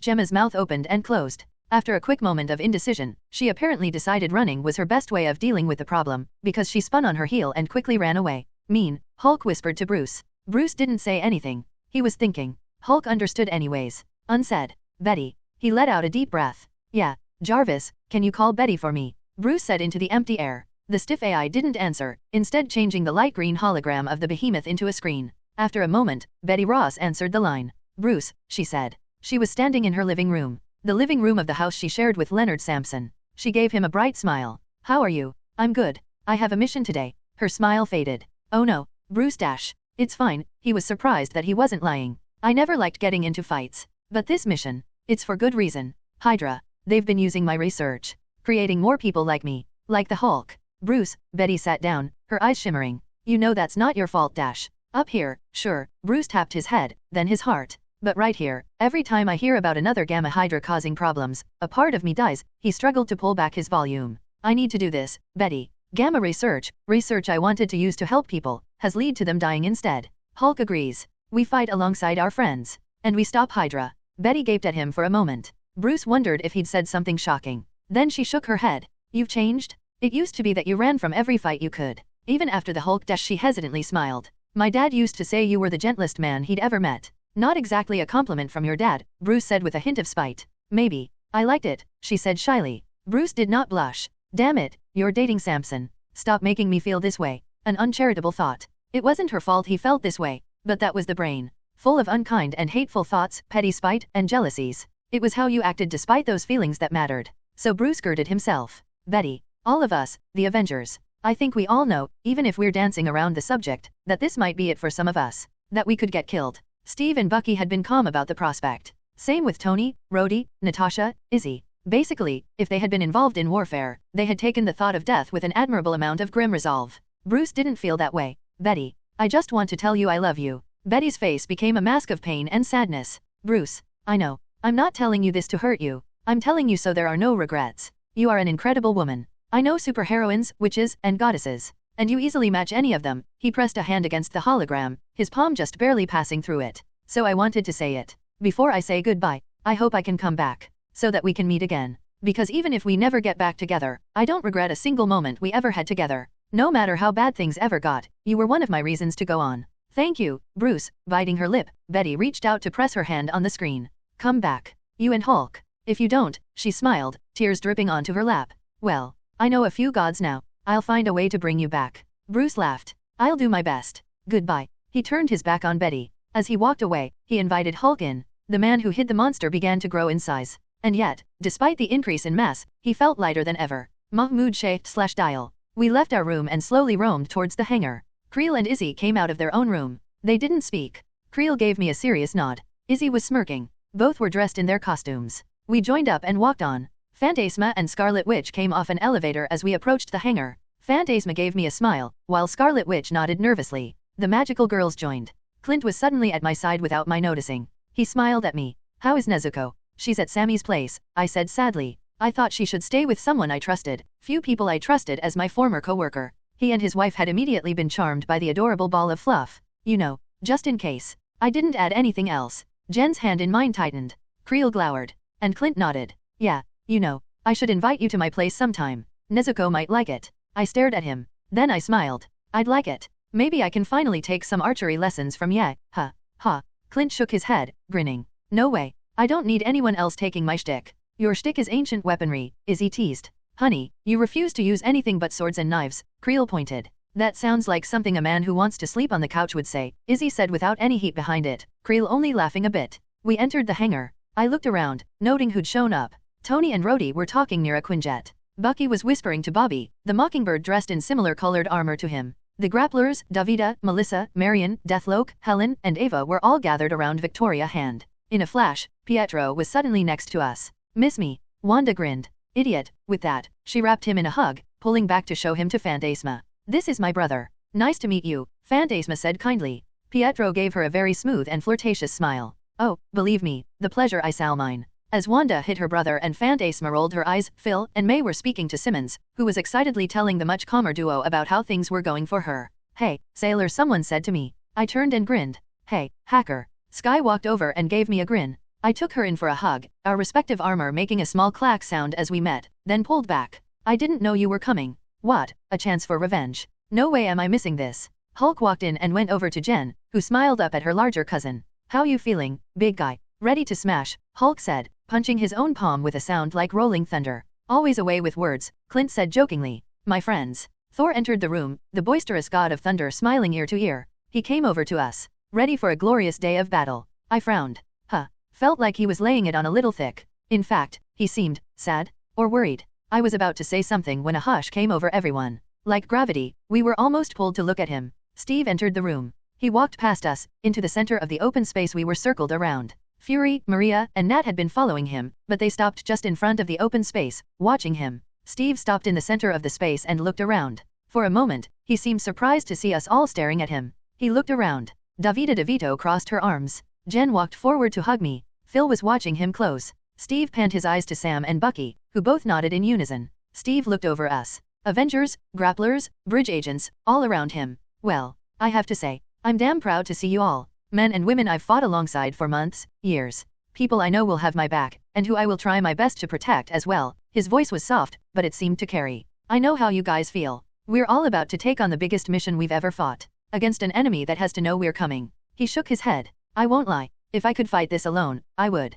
But I have you. He looked us all in the eyes, somehow. Back at the Triskelion. In New York. And in the trenches of World War II. We've had each other's authors back. Fought side by side. And now, we're about to test those bonds. You know your missions. And you know what we're fighting for. Hydra keeps talking about how they're different. I may be an old fogey. A small chuckle spread across the room. Steve smirked. Slowly, he became stern. But I've gotten used to the internet. Seen a lot of people say Hydra is right. That people like us need to be controlled. That we need to be forced into a box, to keep people safe. Not just people with powers, but anyone who can make a change to the world. In Hydra's perfect world, the only choice is to follow their rules or die. Steve looked at me directly. That's what we're fighting for. A world where everyone can be safe and free. Where you don't put people in a cage because of what might happen. Doesn't sound like a lofty goal when you narrow it down like that. We just want to make sure everyone gets a fair shake. But I think all these fights come down to that. The simple things. We're fighting to become the bridge to the world. To bring people together. I think that's worth doing. Now it's up to us to prove that to everyone else. You guys ready? I had thought there would be a chorus of cheers. But somehow, Steve managed to control us with a single look. I saw some simple nods of approval. Phil looked like Christmas had come early and Bucky was smiling. But there was something we shared. We were in. It was never a question. Steve smiled. I'm glad you guys are here. Now get to your stations. And come back from this. That's an order. A laugh spread across the room. I had a big dopey grin on my face. And as Steve turned around to walk up to Sam, Bucky, and Tony, I could hear them just under the hub of the crowd. Seriously, you missed your calling as a motivational speaker, Tony teased. Nah, I think he cribbed some of that from Patton, Sam joked. Actually, didn't you say that speech during the war? Bucky said with a smirk. Steve grinned. First, this is me job as a motivational speaker, since you're garbage at it, Tony. Second, Patton stole his lines from me. And third, blow it out your ass, Barnes. With that, we all headed to war. June 6, 2014. We were gathered in the meeting room of the Enterprise, Maria Hill standing before us and staring at a screen. There were only 6 people in the room besides her. Nat was leaning against a wall, a single hand on her chin. Tony was leaned back in his seat on the right side of the table, his usual smirk gone. Fury was pacing behind me, arms crossed and a dangerous look on his face. Steve and Sam were next to each other. Sam was swiveling in his seat, slowly twisting one way, then the other. Steve had his hands in his lap, a look of unearthly calm on his face. I was sitting next to Tony, thinking to myself. Hydra had made their attacks worldwide. They'd struck across the world, teleporting into places renowned for their security. After months of worrying they would do something like this. The images on screen showed bodies on the floors of office buildings, military bases, and homes. A lot of them were Hydra. But it wasn't most of them. Not every place had superheroes, secret agents, and benevolent forces of nature. One scene, the site of a place where a Gamma Hydra had been sent, looking like a bomb had gone off. People had died. We couldn't have stopped it. We'd done what we could. And I still felt guilty. I take it back, Peter Parker and Bruce Wayne. Illogical guilt is way harder to deal with than I thought. Enough, Maria waved a hand. The images disappeared, replaced with a placid blue screen with the bridge logo. She raised a hand to her face, rubbing her eyes. Okay, it's obvious what's next. We need to eradicate Hydra. Natasha. I know we had a date dash. It doesn't matter, Nat said, moving away from the wall. We strike now. I've had our people and resources getting ready for a while. Her face was smooth as glass, not a hint of rage to it. Somehow that was scarier. I thought we would have a couple of days to recruit a few more allies, but our current army will work. Where are they? Tony said, an icy look on his face. Siberia, Natasha waved a hand. The screen displayed a remote valley covered in trees, open sections of field, and rocky outcrops. The place was surrounded on all sides by mountains, a thin river running through the middle. In the center of the valley was something that looked like a large hill. They started at a base in the tundra, then moved here. It's old school. The kind of base made to survive nuclear bombs and apocalypses. And the mountains are going to force us to use heli-carriers to drop troops into the place. All the roads are worthless for sending in armies. It's why they picked it. How'd you find this place? Sam asked. Research, Nat smiled, though there was no humor in it. I had to cross-reference every base I could find. First, I started with Jarvis helping me narrow it down to bases the Hercules app found. Then I went for bases that weren't found by the app, the kinds of places no computers would have data on, that no person with a modern phone would have visited. Then I stared at pictures for hours. Couldn't just let a computer look at the pictures instead of going all caveman. Tony snarked lightly. Computers, even the AI ones, still have problems with pattern recognition, Natasha said. And X and Jarvis are good. But they aren't spies. Tony nodded. He may have been a lover of tech, but he knew its limitations better than anyone. So what sort of attack are we talking about? Fury asked. Heli-carriers, obviously, but what else we got? 3-stage attack. Natasha brought her hand up in a clawing motion, grabbing the screen. With a tossing motion, the screen moved to the table, becoming a holographic map. But the Avengers are in lead. Sam will lead the eyes in the sky. Steve takes charge of our ground troops.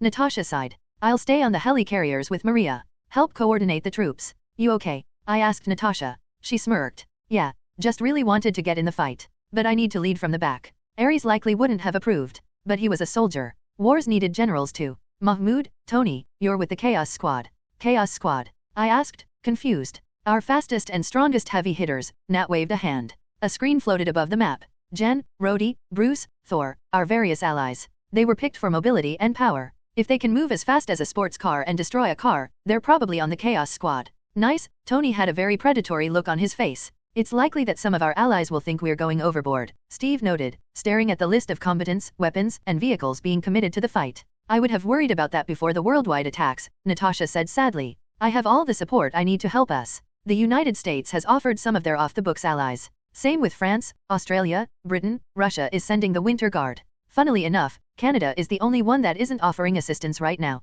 They say why? Maria asked. Only that, as the general I spoke to said, we aren't about to help you ninnies because you were stupid enough to get killed, Nat said. The Prime Minister is giving him a talking to, but until further notice, we should consider Canada's superhuman assets out of the fight. Guess this Marvel's Canada was evil too. They'll still send their normal forces, but that might take time. Then we go in with what we've got, Maria said firmly. All of you have 1 hour. Wait, 1 hour. Tony said. That seems a little fast, I added. It's late is what it is, Maria said. I'm leaving behind some potential assets to get us out there faster, but the UN is pushing me to end this. More than that, I've had enough. We leave in 1 hour. Make your goodbyes. Then force Hydra to do the same. With that cheery goodbye, we all headed out. 1 hour, seriously? Jennifer asked me as we moved about our apartment. She was in human form and wearing a violet sports bra and yoga pants, carrying a duffel bag over her shoulder, long hair pulled back into a ponytail. She placed the duffel bag on the table I was checking my armor and weapons out on and opened the bag, revealing her She-Hulk suit. There was a terrorist attack. We know where the culprits are, so we're going out to take them down. Faster the better, right? I lifted my sword up and stared at it. It was a Kadam sword, nothing special among our forces. After making sure it was still nice and sharp, I placed it in its sheath and lifted my gun, checking it over. It was likely I wouldn't need a gun or sword. But even so, it was better to make sure they were working. So we're just going to war? Jennifer asked. When I heard how she sounded, I looked up at her. My, well, girlfriend, kind of, depending on how much of She-Hulk's feelings Jennifer shared, was looking at her She-Hulk suit. I placed a hand on her shoulder. She stiffened at my touch, looking at me. I watched her, trying to convey how worried I was for her. She slowly relaxed, lips rising before the false smile cracked. My dad was in the army. He was never the same after. Director Hill is saying that the UN has given us permission to cake Hill. She pulled away from me, walking over to the living room while hugging herself. Mahmud, I just wanted to be a lawyer. She-Hulk wants to be a hero, and now, we're being told to kill people. I don't even like killing bugs. I used to put spiders outside of the house. And now I dash. She stopped, facing away from me. I don't want to kill people. None of us do, I said softly. When I have to, I still feel sick to my stomach. The first person I ever killed wasn't with my powers. It was with a knife. It was close and personal. I had to stare him in the eyes. Everyone else after, well, I remember all of them. It took me a second to talk. Jen turned to look at me. I don't know what I looked like at the time, but she dropped her hands to stare at me. I take solace in a couple things. Steve helped. Natasha helped. I walked up to her. After a moment, I reached out for her hands. Slowly, so slowly, like I was moments from breaking something fragile. Soon, I had her hands in mine. She looked down at them. Jen, I don't want to kill anyone either. But we aren't going in because we want to kill people. We're going in to stop killers. People who have tortured, maimed, and murdered others on a massive scale, to control the world. You know, back in World War II, Professor Erskine, the man who would create Captain America, asked Steve a simple question. Do you want to kill Nazis? Jennifer looked up at me and laughed, though it sounded hollow. Is that what you want to ask me? If I want to kill Hydra? No, I want to ask you if your answer would be the same. I lifted her hands up to my chest. When you go out there, if you do kill someone, and I won't lie, you might have to, then what would be the only reason that would make it worthwhile? Would it be the same reason as Steve's? Because it would be the right thing to do. Jennifer slowly began to grow in size. You're getting better at this. I hope so. I lost my breath when Jen wrapped me in a hug. She was slowly becoming green, but she was pale enough in tone that I had to wonder who was speaking next. Maybe it was just one person. I'm scared. Not just that I have to kill. I'm scared I'll die. I'm scared you'll die. That our friends are going to get killed. Haven't you heard? Heroes never die, I said while hugging her. I'll be here for you, no matter what. She leaned back to look down at me, placing her hand against my cheek and placing a kiss on her lips. When I opened my eyes, she was She-Hulk again. She smiled down at me. Promises like that are hard to keep. Makes them worthwhile, I told her. I pulled away from her, but kept her hand in mine. Come on. Let's go save the world. Natasha Romanoff/Black Widow. Natasha, standing in the living room of her apartment in the Avengers Tower, snapped a pair of batons to her back and looked over her armor. While thinner than most, it still had a hardened plate over the chest, thighs, shoulder, and arms. Her pistols were resting on her hip. She may have been only coordinating the battle, but she wanted to be ready for anything and everything. She raised her right arm and opened her palm. A holographic screen floated over her hand, displaying her files. She made sure she had all the info she needed. Honestly, most of her armor was dedicated to being an advanced information center, made to connect with the Avengers Tower, bridge, and all the infield combatants. She looked it over, pointedly ignoring the person sneaking up on her. Natasha leaned to the side, dodging the fist that lashed out at her head. Her attacker tried to kick her in the side. Natasha grabbed the kicking leg by the ankle, spun around and kicked her attacker's other foot out from under her, then pulled the leg as her attacker was in mid-fall, tossing her onto the bed. Ruby Hale cried out in pain as she landed on the couch, glaring at Natasha. I almost had you. Almost, Natasha admitted. When Ruby beamed, Natasha smirked. Almost doesn't get you the win though. Ruby scowled. The young assassin was wearing a shirt and pants, both too big for her. That was because the bandages across her body kept her from wearing her usual tight workout clothes. She winced as she rose from the couch, but tried to hide her obvious pain. You're supposed to be healing. What are you doing out of bed? Natasha asked, knowing the answer already. Ruby straightened up. I want to go. I want to help. Not happening. I'm ready. Ruby protested. When Natasha raised an eyebrow at the blonde's tone, she straightened even more. Please. I can help. You could, Natasha admitted. But you're injured. Not that badly. That bitch just got some lucky hits in. I want to get her back. Ruby scowled. That bitch is under mind control. Even if she wasn't, revenge is not a reason to go into this war. You had your stomach sliced through. Even with the best medical care, it's going to take time for you to be back in fighting shape. Natasha softened a microscopic amount. Ruby, I can't let you go. Not this time. Ruby bit her lip and looked at the floor. Natasha waited for her to speak. When she did, her voice was soft and forlorn. I hate this. I hate feeling useless. And I don't want you or Mahmud to die. Natasha felt a bit lost, all of a sudden. She wasn't exactly great at this stuff. She tried. She thought she was pretty good with Clint's kids. Being called Auntie Nat was one of the best things she'd ever heard. But that was with Clint and Laura watching. She'd spent most of her life in training. Hell, she hadn't seen her family in. In a moment of impulsiveness, Natasha stepped forward and wrapped Ruby in a hug. The teenager froze in Natasha's arms. For a moment, the Black Widow, one of the most terrifying women on Earth, a woman who had faced gods and monsters with a smirk and a quip,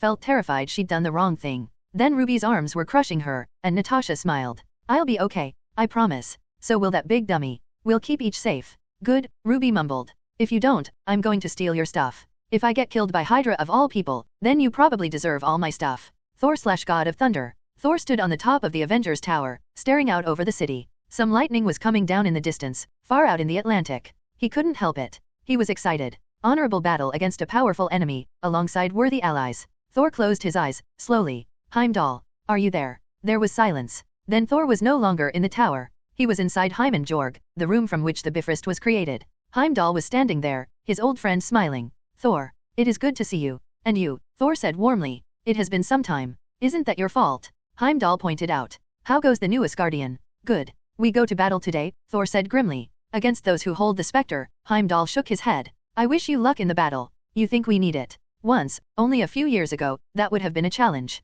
Today it was an honest question. You have the allies you'll need, I think. And your own power, of course. Would you like me to send reinforcements? You think my father would allow Asgard's armies to aid Midgard? No, Heimdall's face darkened. I do not know much of your father's thoughts. Not as I thought I did. He revels, puts on plays and drinks wine. It is the grief of a drunkard and fool. And the latest statue of your brother is complete. Thor wasn't sure how to take that. On the one hand, that just sounded so absolutely strange. On the other hand, he wasn't sure how Odin was supposed to grieve. He'd lost his wife of millennia, his adopted son of millennia, all from one event. What was the right way to grieve from something like that? Still, my father still hasn't given permission to have Mahmud come to Asgard in his new form. Heimdall shook his head. Then I suppose, after this battle, he will have to visit on his own. I should guide him there. Show him the sights, even if he can't go into the city itself. Of course, I'll have to come. I'll let him know after you arrive, Heimdall said. As Thor opened his eyes, he stared out at the sky. His excitement had faded. Now it was replaced with a sense of tension that hadn't been there before.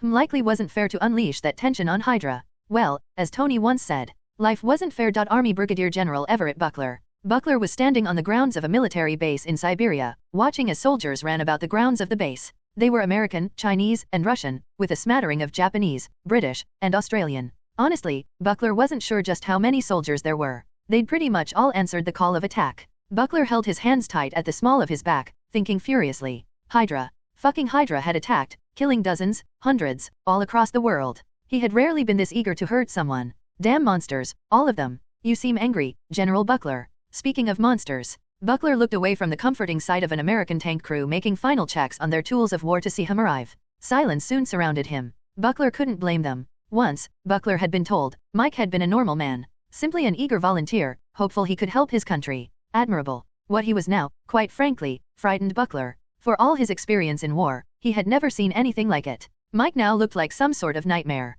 He floated over the ground with no source of propulsion, long tentacles floating underneath the blue medical-style robes he wore over his pink-skinned form. Some of the Japanese soldiers stared at the tentacles in fascinated horror. His original arms were gone, replaced with 8 spindly ones that stretched out from his back. Like a flying man spider octopus thing. It sounded funny, when you broke it down like that. Until you saw the face. The single eye, the crinkly wide mouth of cruel teeth. It wasn't the parts that made him horrifying. It was seeing them in concert. And this thing was on their side. God help them. I am angry, Buckler admitted. But that's fine. I can work with it. How about you? I am motivated, Mike grinned. Buckler wished he wouldn't do that. Finally, a chance to prove my worth. To prove that AIM's work is good and just. The name Tonic will be seen in a beautiful light, I promise you. And maybe then your men will no longer fear me. A few soldiers jumped when Mike pointed at them. Buckler glared at them, the men scattering. Sorry about that? It is quite all right. Even funny, ugly teeth flashed. Buckler forced himself to speak. Tonic, huh? You like it? I was told it was all the rage for heroes to have code names. I chose the most appropriate one. Works for what we need you for. Buckler noted an M1 Bradley rolling past equipped with the MEBS the eggheads at AIM had made. Hopefully your AIM guns don't blow up. I hope the same, if only for your sake, General. God. He seemed genuine. But that voice. Like a pistol being pressed lovingly to the forehead. Didn't matter how nice you were about doing it. It still felt like a threat. Buck. The two turned to see General Glenn Talbot. The gruff Air Force general was shaking his head. Got all the Raptors I could, but this shit is damn short notice. Only a few have the new toys. Same with our tanks, Buckler admitted. We'll have to go in with what we've got. No argument there, brother, Talbot pointed at Mike. Only reason I decided to bring along AIM's pet project. No offense, by the way. None taken. I will make sure my own preparations are ready. Tell the snipers watching me I am headed to my part of the base. Buckler stared at him as he went off. On the rooftops, someone barely shifted. Freak, Talbot mumbled when Mike was out of earshot. Then he looked at a nearby group of Russian soldiers. He scoffed. This is a dem mess, Buck. Got soldiers from every dem country here, bunch of morons in spandex, and a whole host of freaks. Last time I saw a dish with this many ingredients it was my wife's leftover casserole. The shit fell apart in seconds. How'd it taste? Disgusting. But I didn't tell the wife, Talbot shook his head. Seriously, Buck. We could have handled this with our military. Instead we're a dem mess. Most days, I'd agree with you, the tall black man said grimly. But today, we aren't facing an army. We're facing Hydra. The way our granddaddies did. The guys they made a super soldier for, just so they could stand up to them. I think we're gonna need this casserole to work. Sure. But I'm gonna watch my back, that's for sure, Talbot said grouchily. and talk about how much he didn't trust their allies right in front of them, apparently. Buckler held in a sigh when he noticed some of the soldiers glaring openly at Talbot. Whatever. Buckler put that thought aside to stare upwards. Your men ready to mobilize? Of course, Talbot scoffed. Good. Bridge is here. There was a sudden downdraft of wind. A shadow fell across the land. Talbot looked up at the giant that had arrived. A helicarrier, but bigger than any Buckler had ever seen. It looked like a flying tank, rather than the flying aircraft carriers of the past, all big and bulbous on the bottom. This thing wasn't meant to fly fast. This was a creation made to be big and strong. At the front of it was a single set of glass windows, and a pair of big lights. It gave the carrier the appearance of a massive growling face at the front of it. It flew over the base with ponderous gait, like a castle with giant blue turbines pushing across the sky, coming out to a section of the base set up for it. It came down to a hover just above the pavement. It was like something out of a movie, seeing the dust rise around it, a gaping maw opening to reveal a great space within, with multiple stories. Several vehicles, dozens of soldiers, were already within the ship. But there was room for more. God damn, there was room. Bridge gets the coolest toys, Talbot said with a smirk. Yeah, but then, Buckler noted the nearest soldier, carrying a laser weapon made by AIM. Bridge didn't tend to share those toys. That made a difference. Come on, Buckler declared, turning around. Let's get out of these costumes and put on our war clothes. We've got a flight to catch. Mikhail Ursa/Ursa Major. On a cargo plane rocking back and forth as it carried them, Mikhail stood before his men. Sitting across from each other, wearing military uniforms, the soldiers of Russia stared up at their leader. Gentlemen, I come to understand you all have become fat and lazy, in the relaxing barracks of our great army, he said in jovial Russian. The men laughed, a couple whooping. I'm ashamed that I must ruin your sojourn. Some cheerful boos came from the soldiers. Oh yes, it seems Hydra has decided that our honorable soldiers are worthy of angering. Be proud, gentlemen. You are alongside the Avengers and Winter Guard in that list. If a man is known by his enemies, I am surrounded by either the best soldiers in the world, or an absolute batch of bastards. Bastards, one man said in the back. A rough cheer rose up, a couple men stomping their feet. Then I am proud to fight alongside you absolute bastards, Mikhail smirked. Shall we show Hydra what it is to have you for an enemy? Will you show them how Arushan deals with monsters? A series of howls and japs followed his question. Mikhail smirked proudly. They really eat that up, Galina said as Mikhail walked into the front of the plane, in a room set aside for VIPs. She was playing pool with Nikolai, aka Vanguard, the costumed shield bearer watching Galina as she leaned over the table to aim her shot. They are angry, Mikhail told her grimly. Hydra killed our troops. Russia may not have the high casualties India or Spain did, but we are all ready to destroy them. Even if they hadn't attacked with those strange soldiers. You Meandalisha soldiers, Chernobog said nearby. He sounded sad. Can't believe you didn't let me eat the rest of them. Galina and Mikhail ignored him, as did the other Winter Guard. Lania, the hero known as Darkstar, was sitting in her chair like she was afraid it would break, a nervous look on her face. Are we really doing this? Going to war? Nikolai clenched his pool cue. Yes. You should have stayed behind, sister. I am not scared, you absolute buffoon, she spat with unusual heat. Not of fighting. We aren't just fighting, Chernobog leaned forward, a cruel smile on his face of shadows. This is so much more wonderful. We are killing. We will murder and maim. Rip and tear across the battlefield. Ah, my sweet girl. A virgin to the art of death, and you get to start with a battlefield. A pool cue shattered in red-gloved fists. Shut your damn mouth, Chernobog, Nikolai spat. He only smiled wider. Lania was staring at him, wide-eyed. What? I was only trying dash. Mikhail stepped in front of Chernobog. The part-time bear and Dark God stared at each other. The Dark God stood down, though not without looking very satisfied. He turned to look at Lania. She stared at the ground. So much like Phantasma. Even with a family Phantasma would kill for, Lania had the same initial innocence. A young girl who could kill dozens with her abilities, but desperately wanted to do anything else. Mikhail realized she reminded him of many young girls. Here he was. A soldier, doomed to watch innocence die over and over. What a fool he was. No, this is your choice, Mikhail said firmly. Mikhail, Nikolai growled, only to be held back by Galina. If you go, know that killing the enemy may be a requirement. If this was some normal foe, you could simply stop them. But Hydra has powerful soldiers under them, many enslaved by dark powers. So the death of the enemy may be necessary. And that is a sad, harsh thing to deal with. But it is necessary. Because you remember, you are not going to kill villains. You are going to save innocence. Mikhail stepped forward, going down on one knee to look Lania in the eye. This is the thing that will save your soul. Not to become a slave to the killing, but to hold in your heart that you do what you do because it is right. Lania stared at him with wide eyes. She opened her mouth. I dash. A loud beeping noise rang out from around them. They all looked up. The Enterprise, Chernobog smiled. We'll get to see some old friends. Mobilize, Nikolai declared, giving his sister a sad look. We go to war. Lania bit her lip, clenching at herself. Mahmud /dial. As a fleet of ships landed on the Enterprise, ejecting troops and supplies, a giant tiger prowled over to me across the tarmac. I stared at it, watching the green big cat come up and sit on its haunches, cocking its head at me. It took a deep sniff, eyes lighting with some of the gamma power within it, then cocked its head.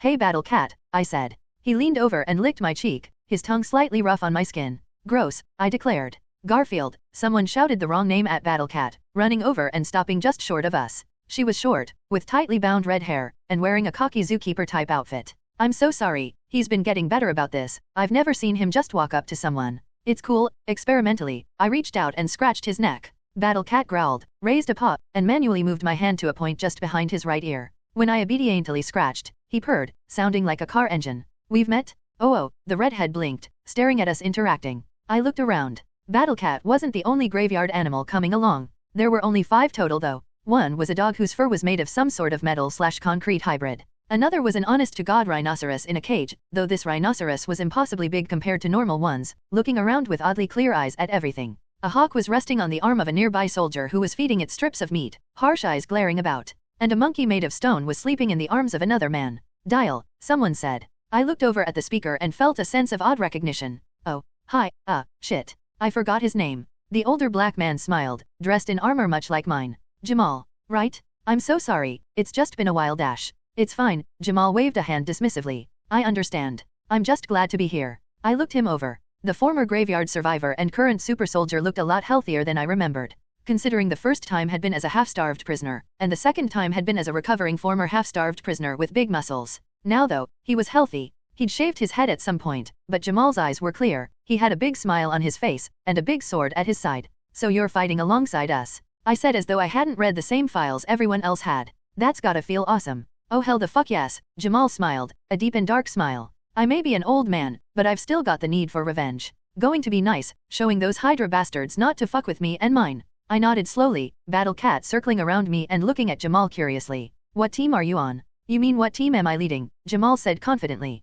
He pointed over to a group of soldiers nearby. Young Moon, the older Korean woman who could turn into gemstones, was talking to another woman with dirty blonde hair, who seemed to be caring for the absorbing dog, the metal and concrete dog enjoying head pats like a good boy. Both women wore similar armor to Jamal. Another pair, both men, were watching Jamal talk to me. One, who I recognized as a bridge soldier, gave me a wave, while the other man narrowed his eyes at a knife, sharpening it obsessively while flickering glances our way. Hell of a team, Jamal's voice was filled with quiet warmth. Before I could respond, I noticed a familiar blur pass by me. Oh hey, Pietro. He appeared in a flash, startling everyone, including Battle Cat, who stared with wide eyes. Dial, he said primly, though his eyes were sparkling. Did you hear? The French brought a speedster. They did. Huh. I didn't know about French heroes in Marvel. I knew that they'd popped up during that mess that was the Civil War, but beyond that I didn't know much about them. Then again, Marvel was a very American company, so they didn't exactly cover superheroes in other countries often. A few teams here and there, but nothing really substantial in the way the Avengers were for example. Yeah, but he can only talk at super speed. Pietro sounded oddly excited about that. And since you can do that too, this should be interesting. Jamal, I'm gonna go check that out, I told the older man. It's cool. I'll see you out there. He held out a hand, which I clasped. Same to you. Let's give them hell. I scratched Battle Cat one last time, getting a purr, before pressing down on the Omnitrix. In a flash of light, my body shifted into the form of my speedster. Fast track, at the high-speed perception I had, I felt like everything around me was just a step slower than normal. Not so much that they were going in slow motion like the Matrix, but enough so that it always messed with me. Come on, Quicksilver told me. Right. We sped off, running side by side. I always loved running alongside him. When Quicksilver and I were speeding across the Enterprise, it felt like I was somehow faster. Like having someone to compare myself to made me that much quicker. Quicksilver ran around a group of bridge tacks carrying a giant gun for one of the Quinjets. I went past X and Jarvis, who were talking. As I sped past, they noticed me, based on their eyes flicking in my direction. While they couldn't move the rest of their bodies to make any other motion considering how fast we were going, X and Jarvis blinked their eyelights off and on in a high.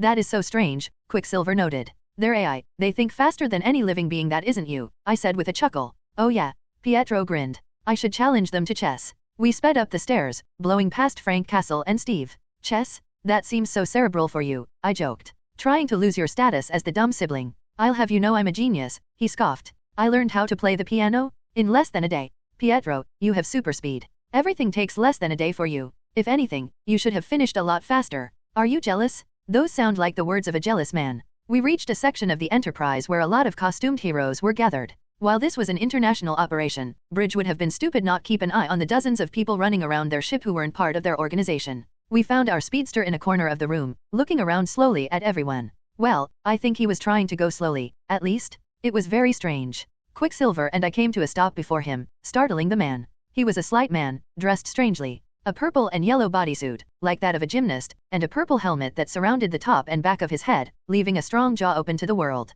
He hesitantly, slowly, waved at us. In a slight French accent, he began to speak. Very slowly. Hello, I am L'Avent. It's a pleasure to dash. Why are you talking like that? Pietro asked, bewildered. L'Avent stared at him, shocked. All slowly like that? Are you okay? Pietro said nervously. Meanwhile, I kind of understood what was happening. L'Avent, are you unable to turn off your speed? The Frenchman stared at us. After a moment he nodded. I thought he was about to cry. Why yes, I can you understand me?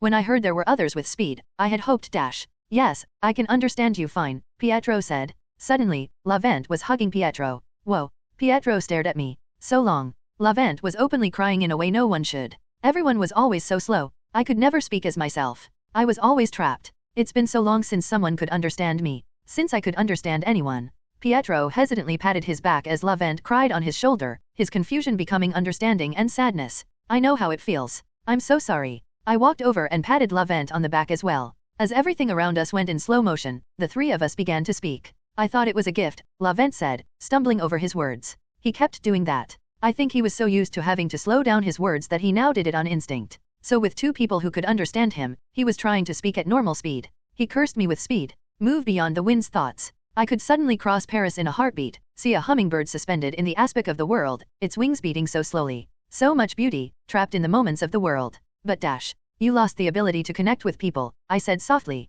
L'Avent nodded. After a moment, he removed his helmet. His eyes were a piercing purple, interestingly, his hair the color of straw. He cursed me to live in a world that stood almost still. My family was speaking like they were moronic imbeciles. He shuddered. I thought it a gift. But it became almost a living hell. No one could understand me. I know the feeling, Pietro said softly. Sometimes, when you're this fast, everyone is so frustrating to deal with. Like they can't figure out the problems in an instant. They won't move quick enough. I try not to. I know Wanda would be disappointed. But when everyone is so slow, it's like they're purposely holding you back. Every meeting takes an eternity. I can read files in an instant, and then I have to wait forever for everyone else to get on the same page. I don't have the experience, I said admittedly. I don't have to live at this pace all the time. Be happy about that, Pietro scowled at me. It's not horrible. But sometimes I just dash. L'Avent placed a friendly hand on Pietro's shoulder. May I share some advice, my friend? Pietro looked from me to L'Avent, then waved for him to continue. This speed. It has made my life one of slow hell. But I have also learned to appreciate so much.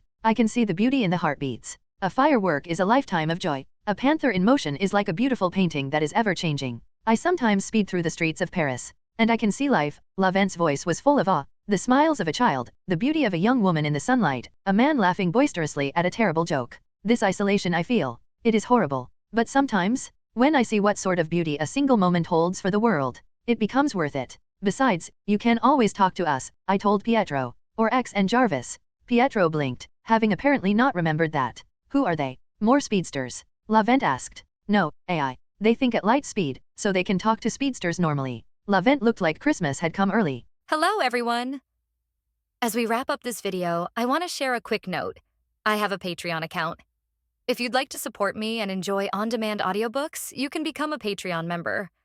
Alternatively, you can check out my Google Drive link, which has 500+ novel audiobooks available through my Ko-fi or Patreon shop. I appreciate your support.